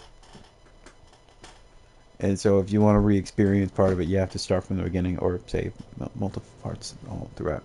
Well, ain't that precious? I'm happy for him. So pretty. Sorry. You know, Sunshine, that black scrawl has almost completely taken you over. Yeah, I know. But goddamn, we had fun, huh? Killing and killing and more killing. What a rush. Uncharted fans trying to describe their interest. They always act like they're high-minded games. No! It wasn't fun at all! I turned you into a killing machine. I spread evil and chaos around the world. But it all feels so empty now. Why? I don't understand.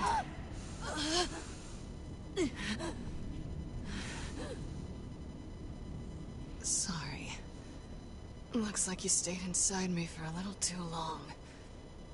Sunshine. Stop! Don't be nice to me! Don't make me feel like this! Me.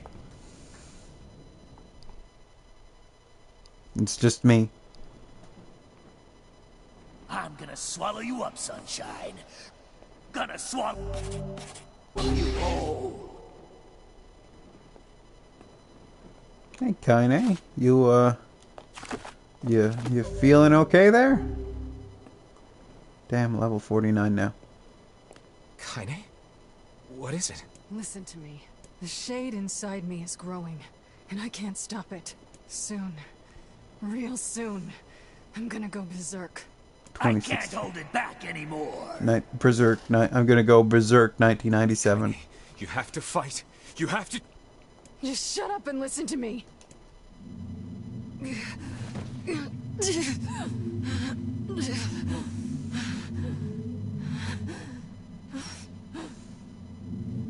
Emil is gone, all right? So there's no way anyone can stop me. Please. Before it comes to that, I want you to kill me. Consider it an off request. Put in all those hours of effort to get the secret endings that are actually extremely important so that you can fight Kaine to the death.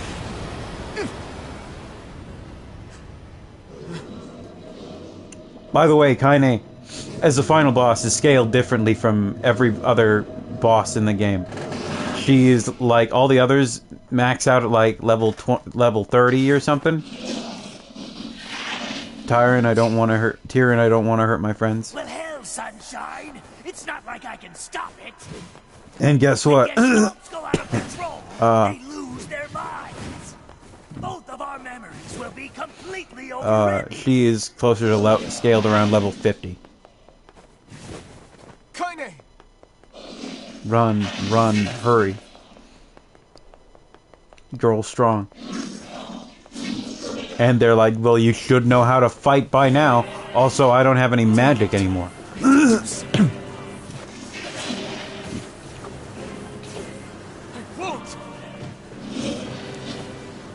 Yeah, I won't be able to read this. I'm sorry, y'all who are having difficulty reading at the moment. I have to concentrate on other things at this exact point. We made it this far because you were with us, Kaine. I'm who I am today because of you. I'm not going to give up on you. I'm not going to abandon someone I love. I'm going to save you. I swear it! Never gonna give her up? Will you do anything else? Well, there might be one way to save her. Who said that? It don't matter, so don't ask. Just shut up and listen. Wait, are you? I said, listen! There's a way to save Kaine's life, all right? But you're gonna have to make a difficult decision. Do whatever it takes. When the time comes, I'm going to pin Kaine down. And as soon as I do, you need to stab her in the heart. No, I can't. Fine. Don't believe me. Stand around with your thumb up your ass and watch her die a terrible death. Damn it. I like that a lot of this game phrases things like, yeah, you can either do something horrible or stand around, which like in this game feels like a horrible choice, but it's also kind of the way everything is phrased to extremists, since this is a game supposed to be basically to a degree allegorical or based on war crimes, like, and acts of terror. Like, you can let terrible things happen to you and just allow them, or you can do something terrible, is how this game frames a lot of it. So that's the way they justify it. You can be passive, or you can be horrible. Those are your choices. I think it's effective because you really don't see much other choice anyway. in the situations it puts you in. It's like, well, what else? You gonna talk? Very nice. Now, if you want to save your precious Kaine, there are two ways to do it. One is to plunge your sword into her chest.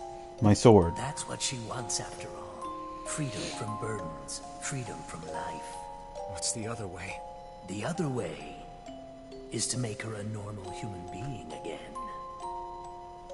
But to make that happen, you gotta trade your own existence for hers. Well, there you go. Good luck with that. You're that shade. The one who lives inside Kaine. Why are you trying to help her? Probably for the same reason you are. Enough talk. Make your choice. So when they say trade your own existence, they mean that as in your save file. So you have to do ending C first, which is what we'll be doing. Otherwise, you will have to beat the entire game 2 more times.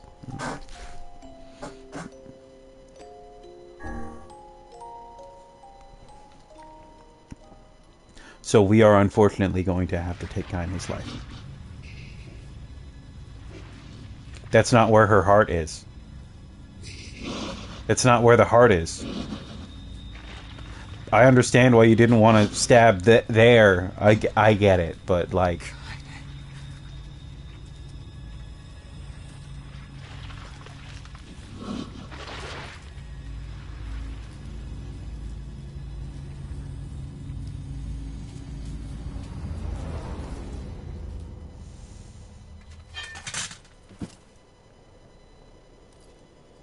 Kaine.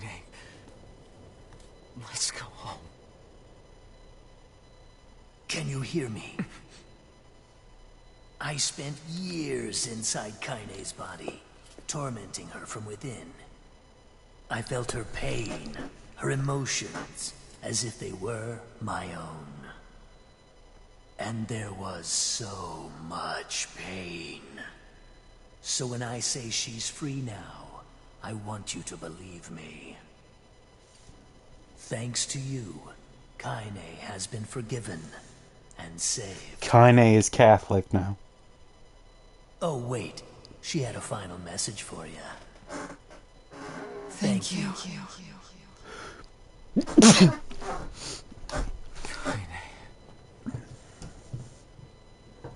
So there we have a big fat parallel between her and the Shade, Louise.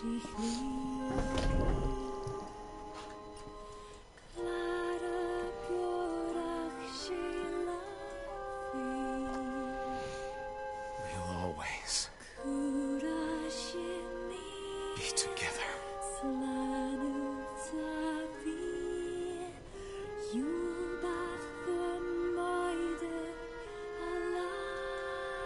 Thank you. There's a demon within me. I feel bad for anyone whose last name is Bent, because they'll be surrounded by unfortunate situations where someone will need them, and someone will have to say, go get Bent, and they'll be like, excuse me? And they're like, oh no, I meant Aaron.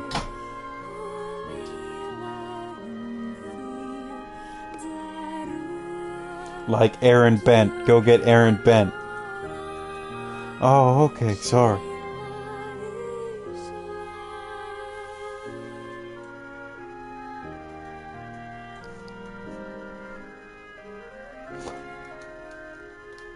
Cutscene, the credits are still unskippable though, so.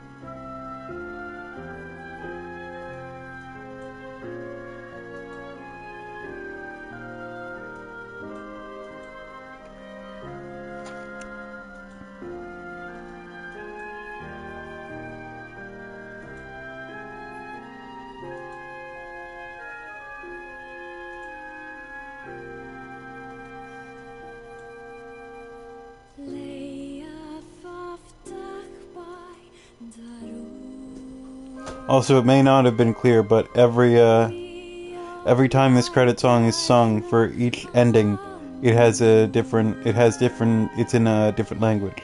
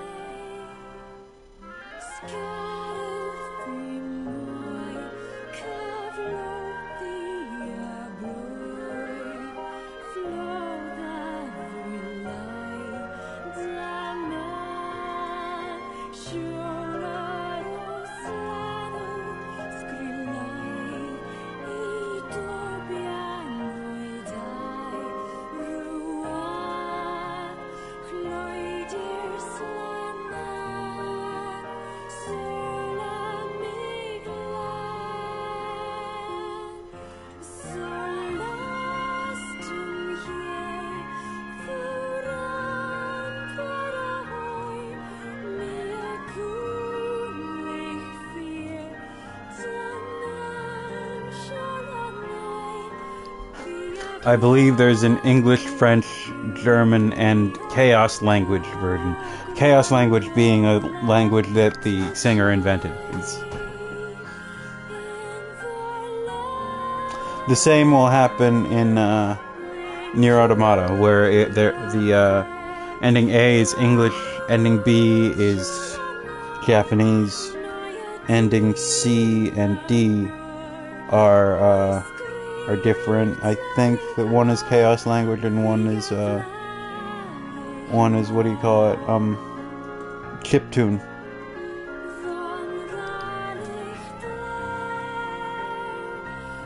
We're at P now, so we're close. We're nearly done.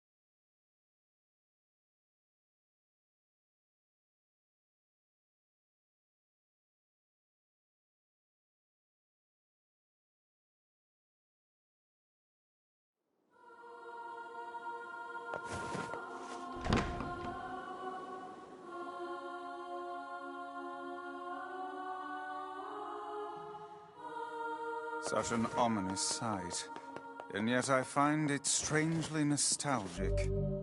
And now...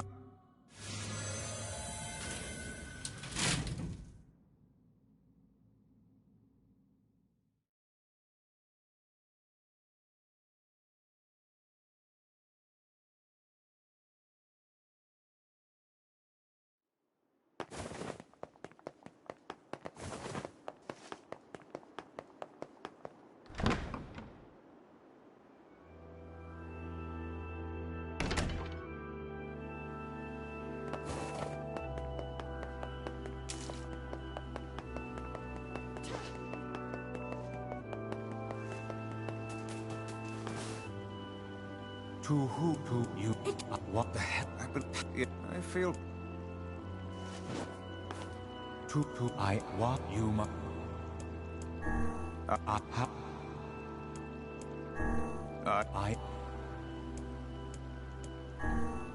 That you. Well then, it seems the way is open.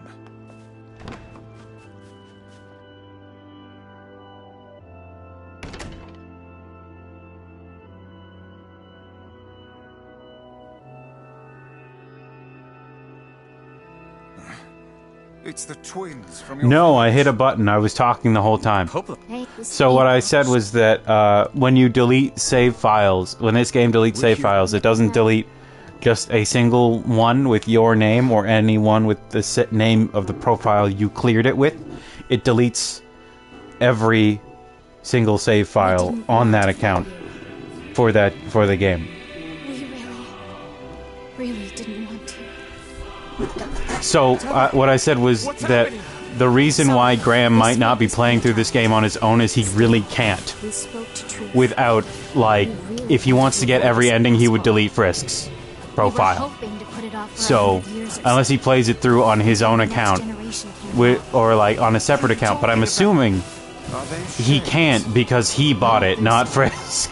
So he would either have to make a new account using his saved his purchase, but on a different account, so he wouldn't fear wiping the wrong save file, or he would have to get it on a different platform, like buy it on PC. It is like, and yeah, it's all just gone. Shit on a shingle. They can use the sealed verses. Of course we can. The power came from us in the first place. Are you saying that you have the power? Vice, are you all right? Tevela, Popola, why are you guys doing this? Why are you siding with the Shades?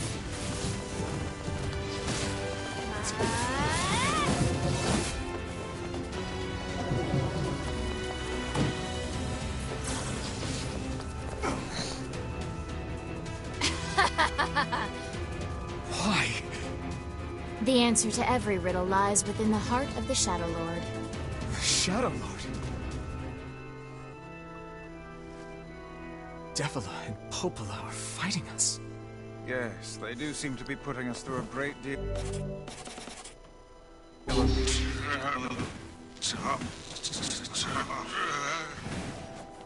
You okay, Vice? How odd. For long years, my mind and tongue have been my greatest assets. But now the latter seems to be... Hell. Vice? Do not look at me like that. I am Grimoire Vice. I am Popola.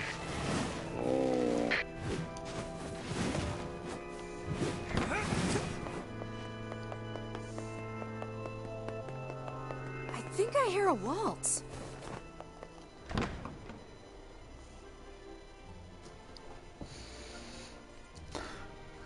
This might be a little TMI, but do you ever feel like you have to pee, but you know how recently you peed, and it's kind of frustrating?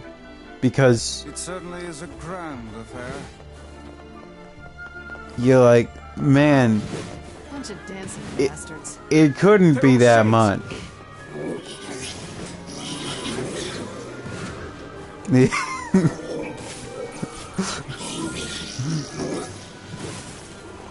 I think we're locked in.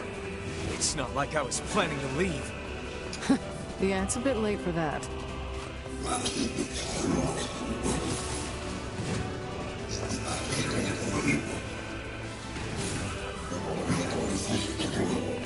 Oh man, speaking of Square Enix games that are under... Yeah, no, it's just that he's wearing thigh-high fur-collared, or like fur-tipped boots that go all the way up.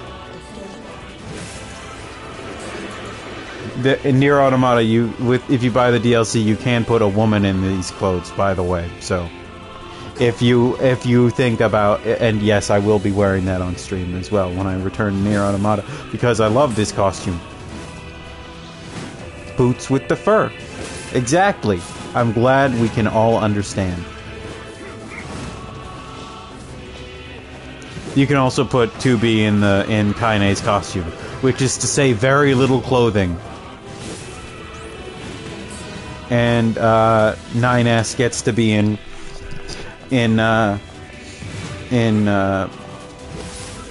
whole club looking at her, they them.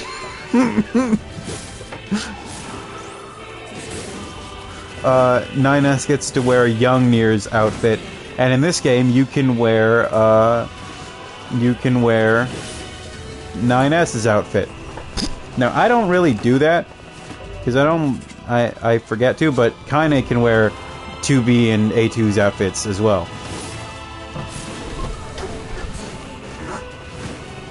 Emil doesn't get different outfits because he doesn't wear many clothes because he doesn't have skin.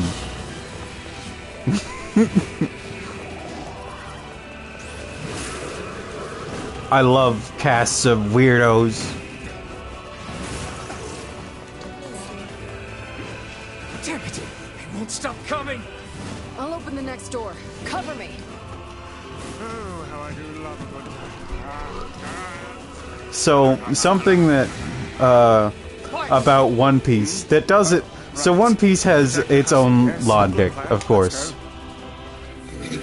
But you can regrow teeth by drinking milk in One Piece. Protect Kaine for us. And, in addition, you can... Kaine, hurry! Sorry, you can, sorry, not you, Brooke can, heal by drinking milk. People like, that doesn't make any... People like, how do you recover if you don't have any sort of circulatory system or muscles or any way to consume food or consume and process food? You're just bones. How do you recover at all? You're going to just decay. And he's like, I can drink milk. And they're like, what? He's like, I can drink milk and get better. And then he drinks milk and, like, bones come back. His skull heals.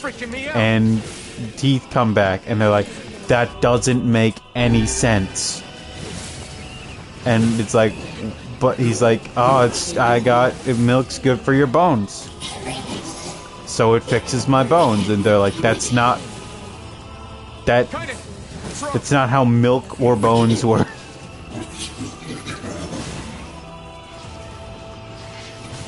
And then, people also ask, why do you still have hair when you're a skeleton? And he says he has good roots. We need to help Kaine.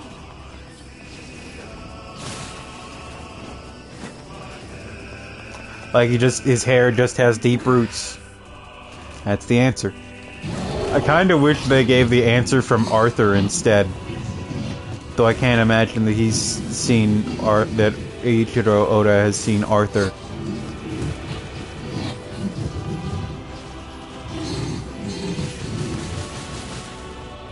We don't need forgiveness, asshole. Kaine? The one where they're like, did you know that there's no brain inside your head? It's just hair. That's where it comes from. Your head is full of hair. Your heart is. Your skull has hair in it. It ain't hatred. And it Your ain't brain sadness. isn't real. What's going on here, Sunshine? How should I know? Kaine. Now, granted, this is a story made up by a 4-year-old. Just kill some shit and move on, alright? Interesting. But it would be funny if that was just what Brooke claimed.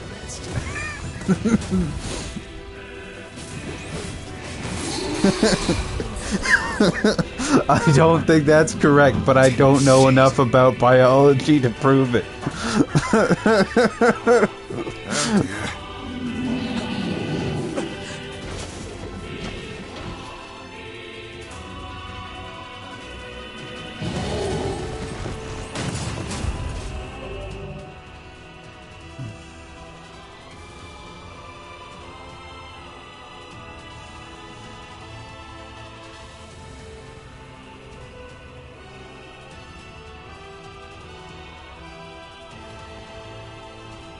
Oh dear.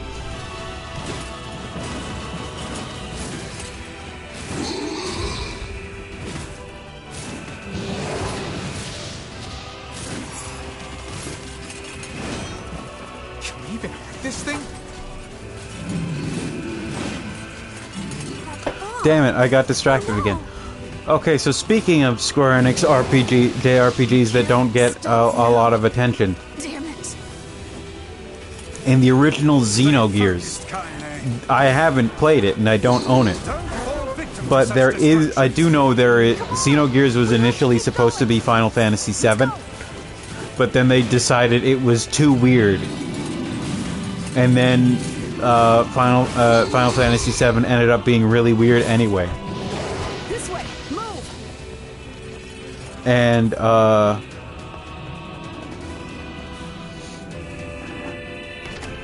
then in but at the end of Xenogears, there's this one track with a name that I think is one of the best track names ever.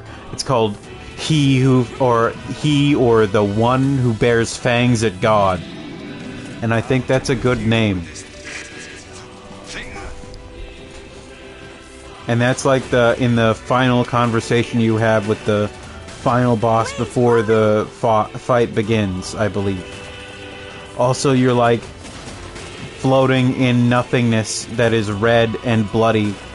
That looks like that's supposed to be like, I think, the womb of God or the universe or whatever. Well, you're naked.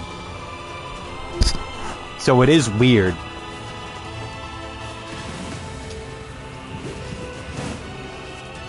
It's definitely still weird, but...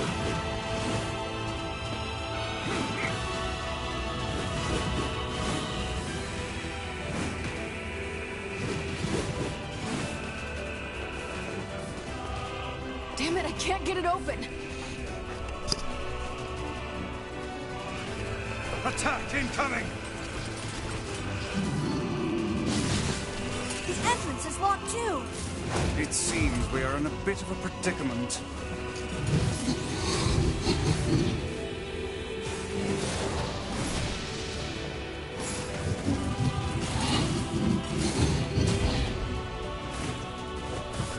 The amniotic sac of the firmament. Nature is... Oh, you pissed her off now. Maybe you shouldn't have killed her friends. Look at her, so full of scorn and hate. She's just like you, Sunshine. Like you're any different. Hate is just another crutch for you. Hey now. You're in pain, you're lonely, no one likes you. So the level cap in this game is still 99, I believe, but as you can see, I'm level 47 and I'm crushing this. Love high level caps. I'm the same way. Get Yakuza 0 up in there where you can get to level 10,000. It's too late for us now. And you really don't need to. We're too far gone, you and me. That's why we...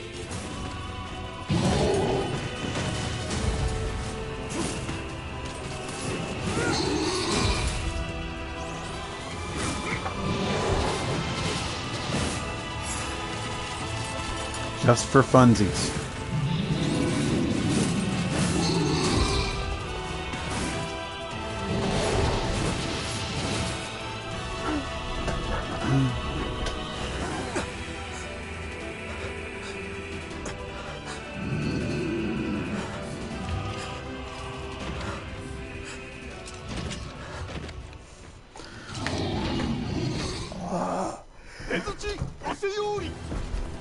Dear Lord, the music is so good. What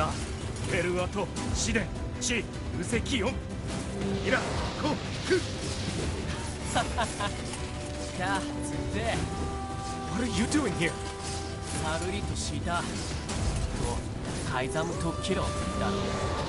You are correct.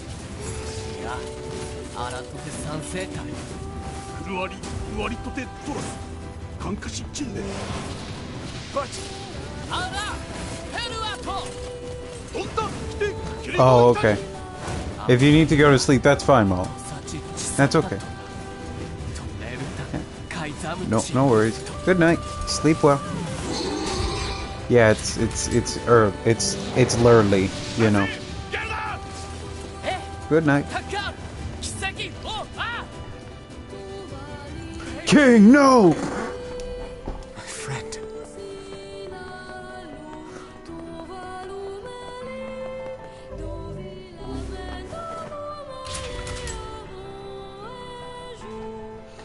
Oh yeah, Ace. They to infect my to bring up my hobbies further.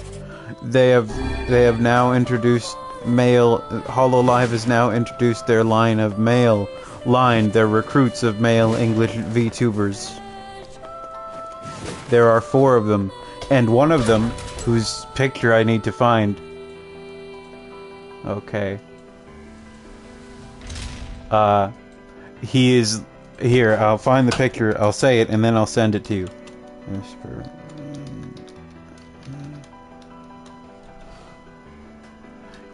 Okay, here we go.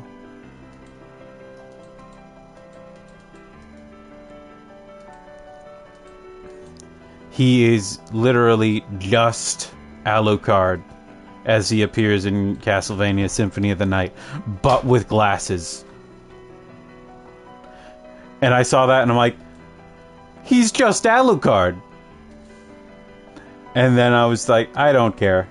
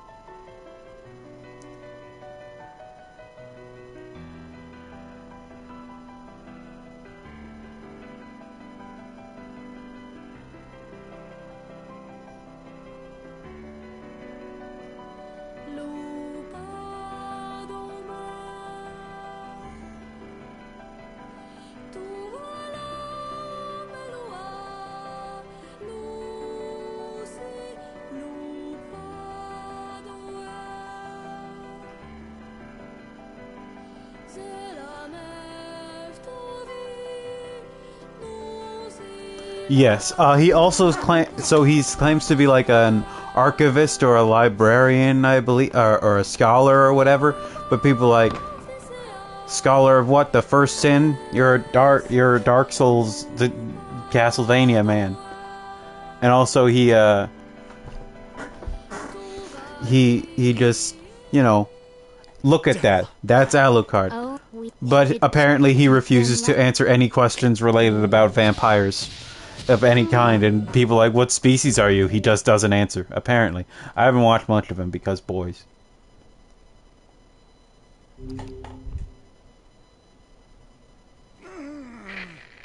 He does not know how to use Twitter either, so people call him old.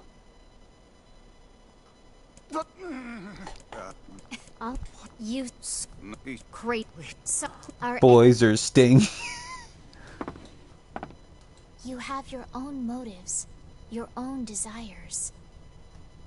And we have ours. I fear it really is just that simple. Don't speak such foolishness. Sorry. Also, he says, I like idols and their tiny hats.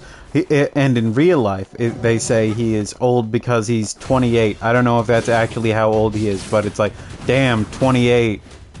You and us. Positively ancient. How old I'll be in a year and a half. No, I'm nothing like you.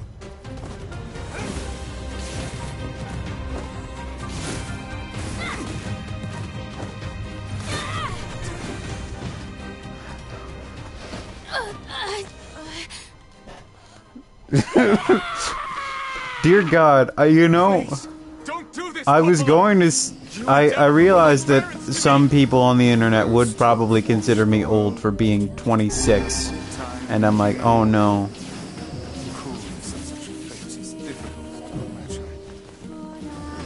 I don't want to do this. I don't want to fight her. Stop bitching and start fighting. It's the only way.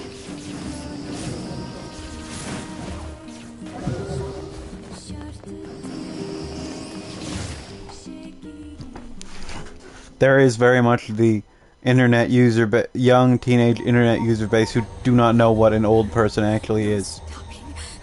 No stopping ever.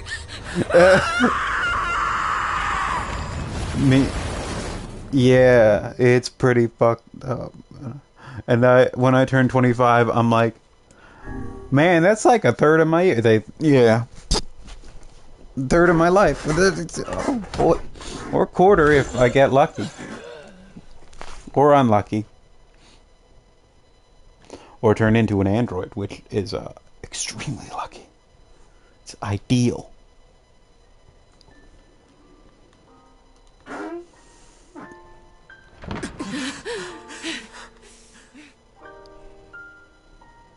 Yes, I used to dream about being 9, and then I dreamed about being 15, and then I was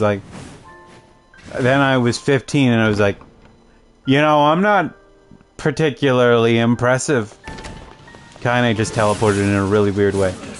And then I was like, well, when I'm an adult, and then I became an adult, and I'm like, I'm a loser.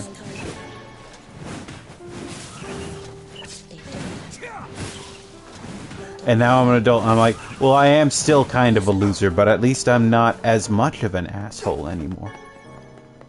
Yeah.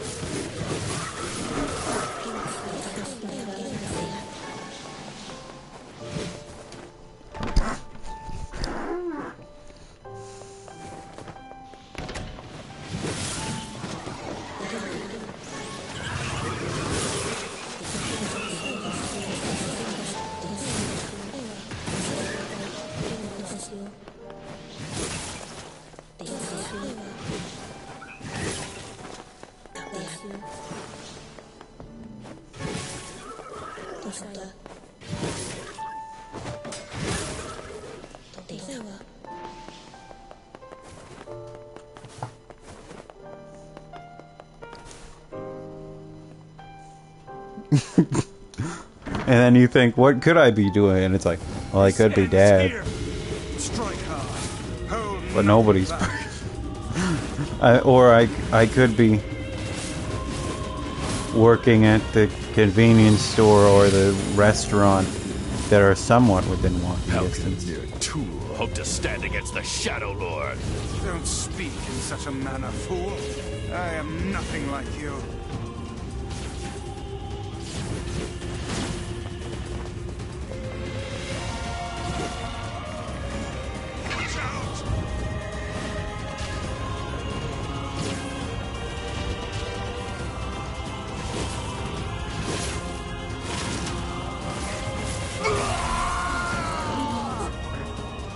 Calls us tools, but like he's a book. Be careful.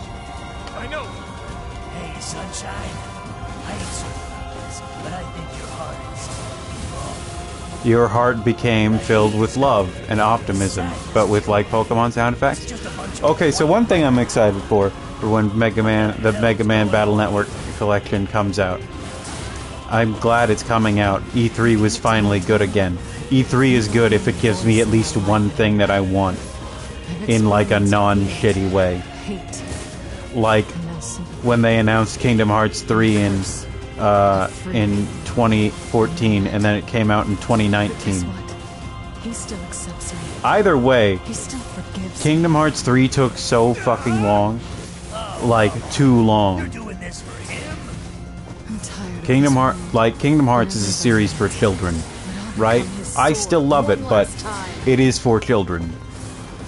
I'll continue to love it, but I do mean it. It's for kids. 1 came out when I was 6. 2 came out when I was 11. 3 was announced when I turned 18, and it came out when I was 23.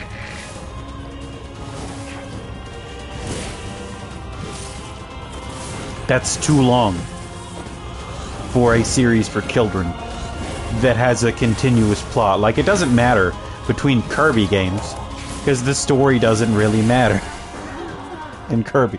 Like, there's lore and stuff, but you can ignore all of it. You don't even have to speak the language. And all of this, the actual story of the game is told visually. Yeah, but like, thank you. I appreciate it. With you? I swore to protect my sister. Friends, if someone puts them in danger, they must stand aside or be cut down. Now come on! Let's finish this! Love characters with genuine animosity towards each other.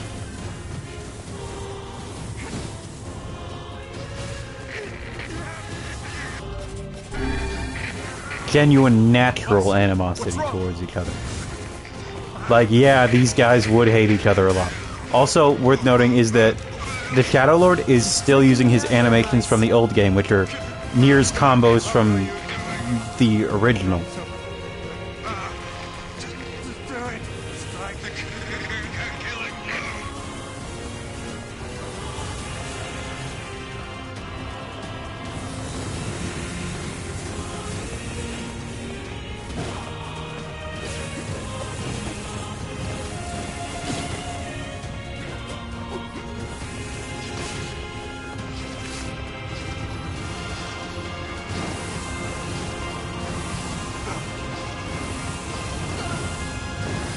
You gotta be kidding me.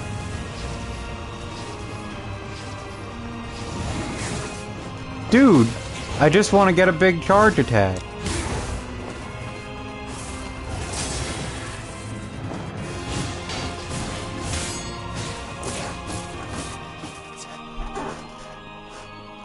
Da, da, da, da, da. Da, na, na, na, na, na, na, na,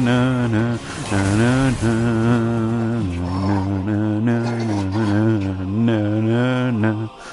I have something to defend. I'm sorry, it's just one of the greatest songs ever composed. I'm not adding any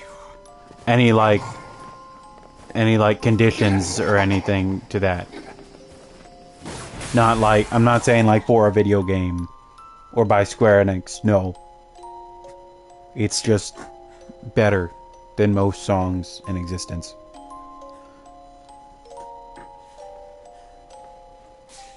No, any qualifiers, that's what it is.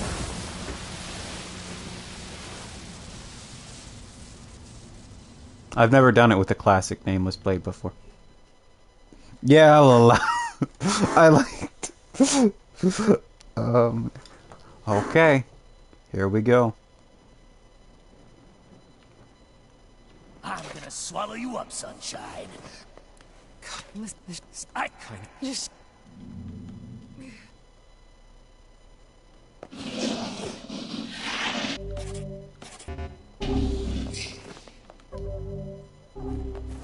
Well, hell, sunshine. It's not like I can stop it. When Gestalts go out of control, they lose their minds. Both of our memories will be completely overridden. Kaine!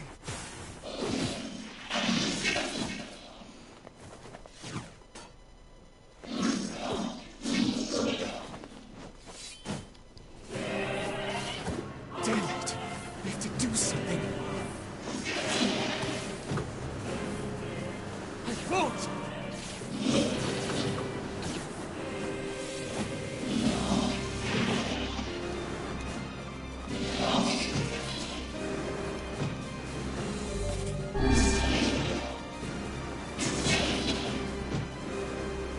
We made it this far because you were with us, Kaine. I'm who I am today because of you.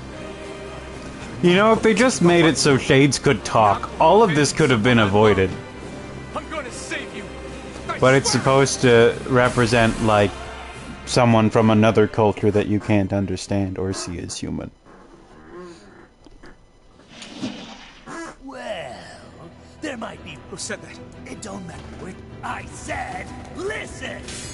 There's a way to save Kaine's life, all right? But you're gonna have to make a difficult decision. I'll do whatever it takes. When the time comes, I'm going to pin Kaine down. And as soon as I do, you need to stab him in the heart.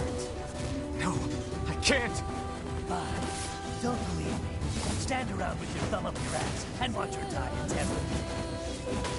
Damn it.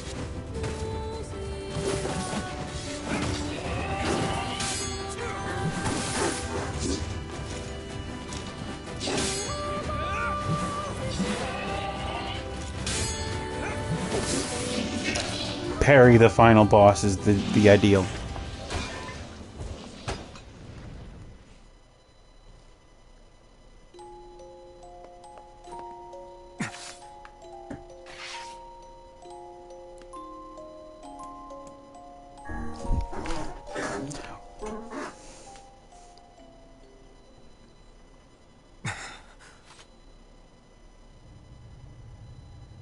You'll disappear from this world.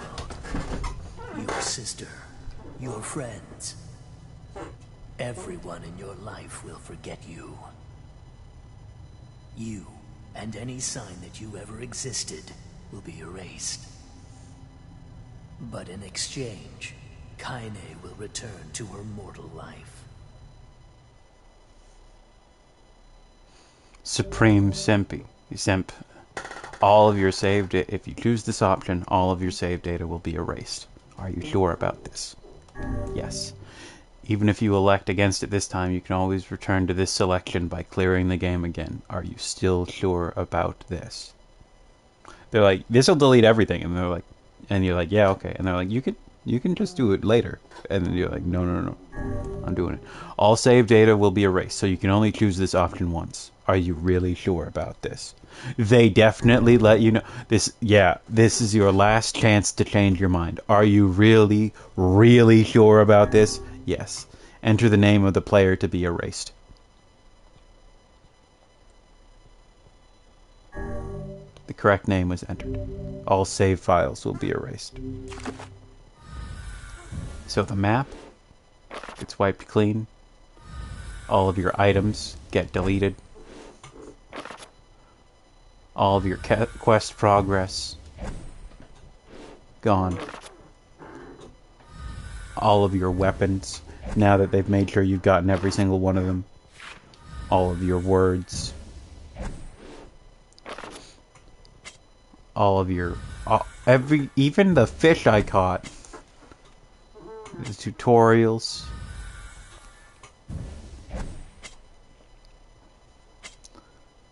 The documents. The words. They took my fish. My stats. After I reached level 49. All the notes are gone. Now the fragments. There goes that save file. There goes that save file. There goes that save file. Even the difficulty level I played on. Get out. You died. You are not simply gone.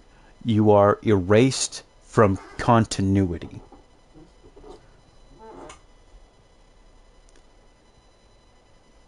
Oh yeah, in the post-credit... I don't know if it'll play this time, but in the post-credit scene of Ending B... Yeah, we saw that, I think. You get to see Emil. And in the post-credit scene of... Right? And you also see both of them in paradise. Yona? All like Shadow Lord and NieR in paradise. The one who helped me, I mean. Each with Yona. Wasn't it? Of some kind. Kaine's the hero now. And she kinda was a hero anyway, in the twisted, evil way that they are. Like, she did rescue Yona and defeat the enemies. They just killed a lot of innocent people along the way. Thank you so much. And now, Kaine will look after Yona. I'm glad you're okay. Because Devla, Popola, and NieR are gone. What's wrong? Huh? I mean, you defeated the Shadow Lord and everything, but you don't look happy. So they don't... Yona and Kaine never officially met. But they both know who the other is.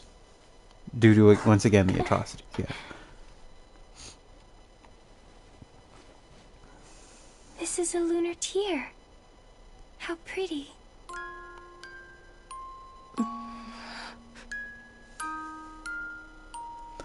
I think what I wonder if what excuse me. Yoko Taro's point was, yo, Madonna whore complex? What if Madonna and the whore were both awesome? I think that's his point.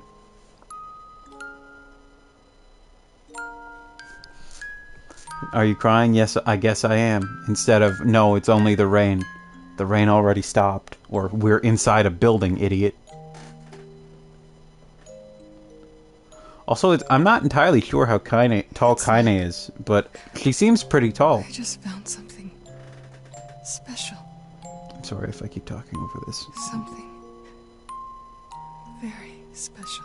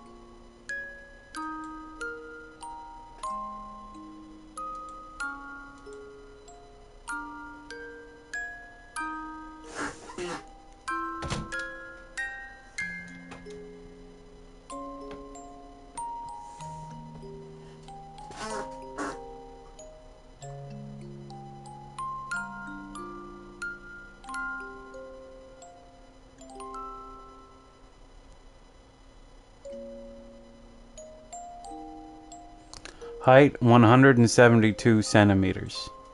So about like 5'7", 5'8"-ish. Also, I hit a thing on my computer and now the, you know the sidebar thing that can pop up? That like always that can show like weather and stuff on Windows 10? That's not going away. So it's covering the right side of the screen.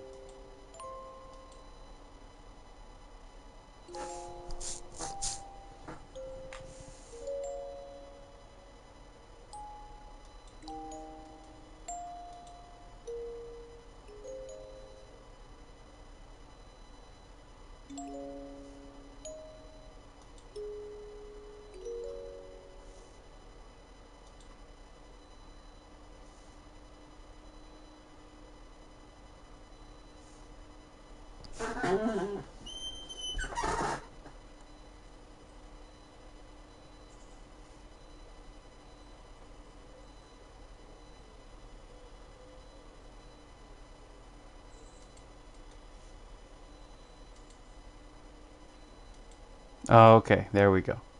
Windows News and Weather taking up 60% of the resources on my computer. Okay, I got it. Thank you, Task Manager.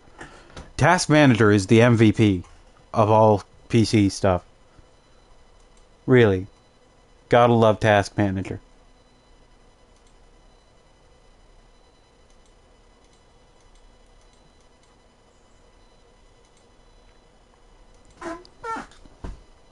And then the music box stops and you have to sit in silence. Everybody say thank you, Task Manager.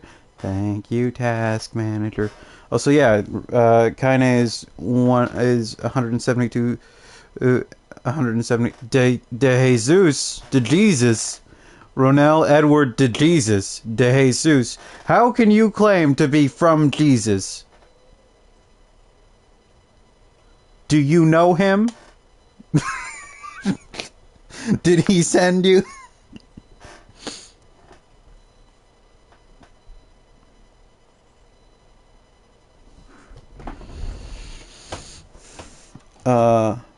Yeah, but Kaine's about 5'7"-ish. So pretty tall.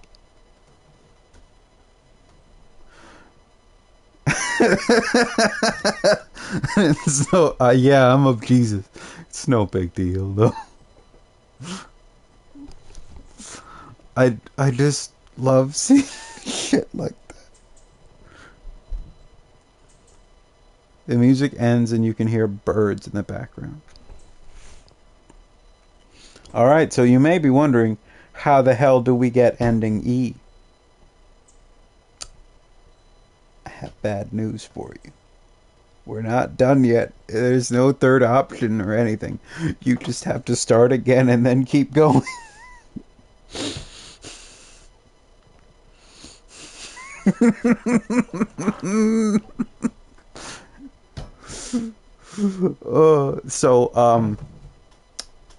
If you're playing this on PS3,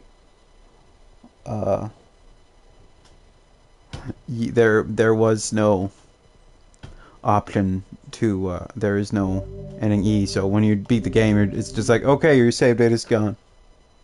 Have fun. Okay, so first I'm gonna... Okay, so continue. Data's gone.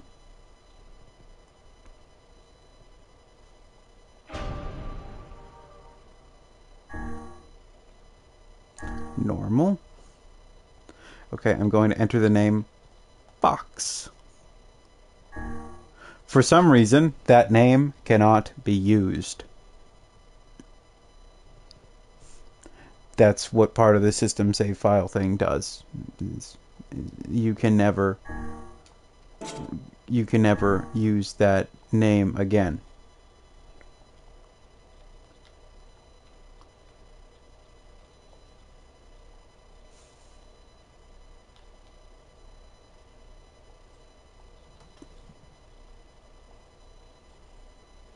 Fox was like a Metal Gear reference, right? So I'm gonna go everybody's favorite girl boy, Raiden.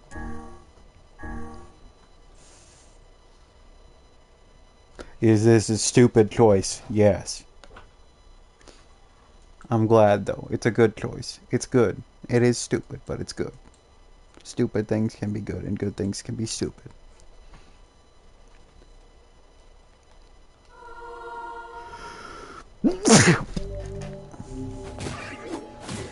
Get away, you freaks! Alright, I am once again going to be attempting to go very quickly through everything. Vampire the Masquerade. I've never played that, but I've heard many good things.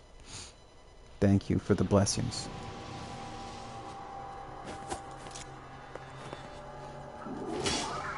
Damn, how many of these things are there? They just keep coming!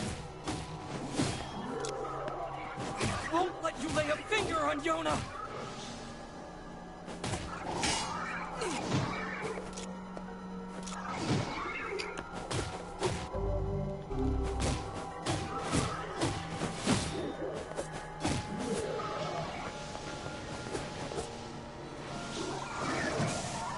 Okay, there we go. There's the thing. There's the damage. Now use the magic book.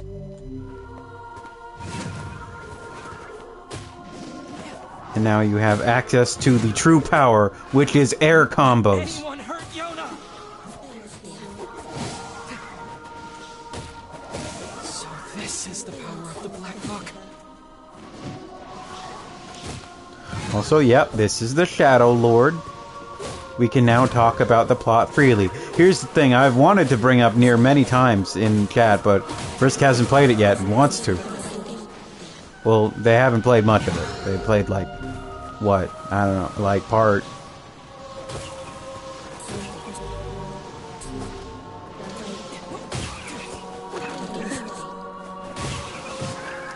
I can understand not getting far in Vampire the Masquerade.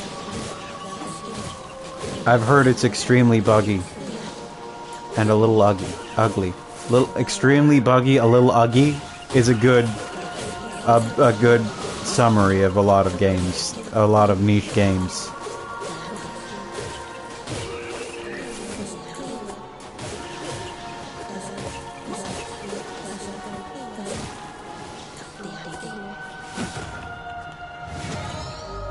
Yeah.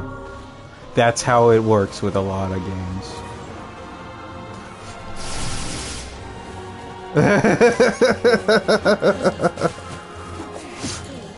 Yeah.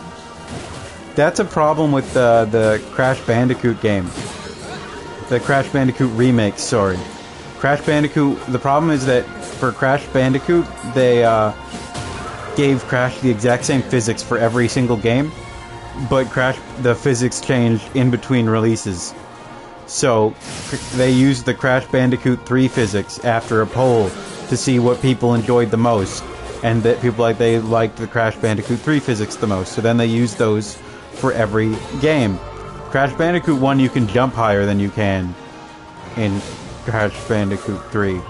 So, there are some jumps that are way harder to make in Crash Bandicoot 1 because they did not shorten the length of the jump. They just of the distance you have to jump. It's just the jump itself is weaker now.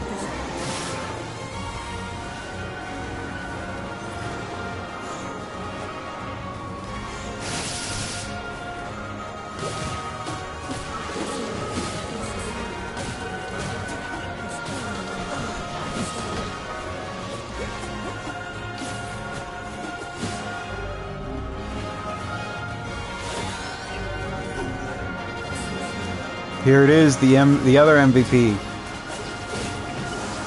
Dark Lance.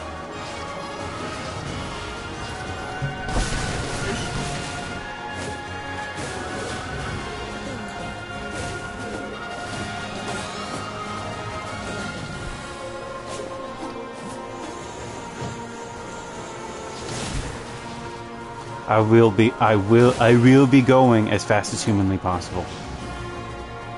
I have...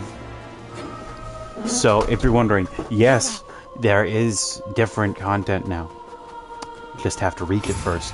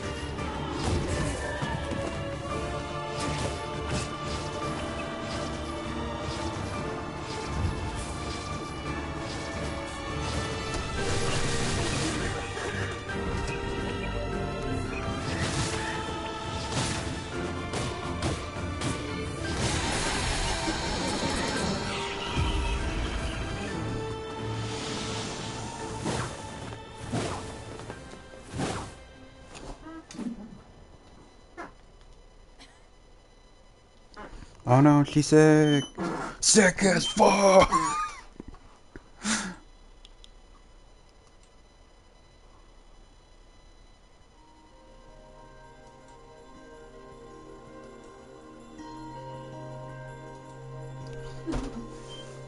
Okay. Well, we can continue later. Probably not tomorrow because it's Friday, but yeah, we can continue. And don't worry, Route E isn't as long.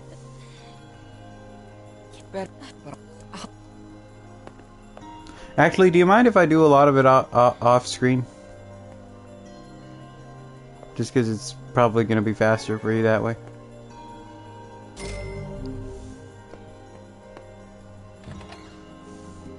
I should go to the library. Alrighty. Well, that's a good enough place to stop then. I also need to pee because my body never stopped needing to pee. Yeah, thank you for coming. I will see you again tomorrow. But at their stream. I don't think I'll be streaming this tomorrow. Anyway, good night. Wait, no, stop the stream, not close the game. Good night. Rest well.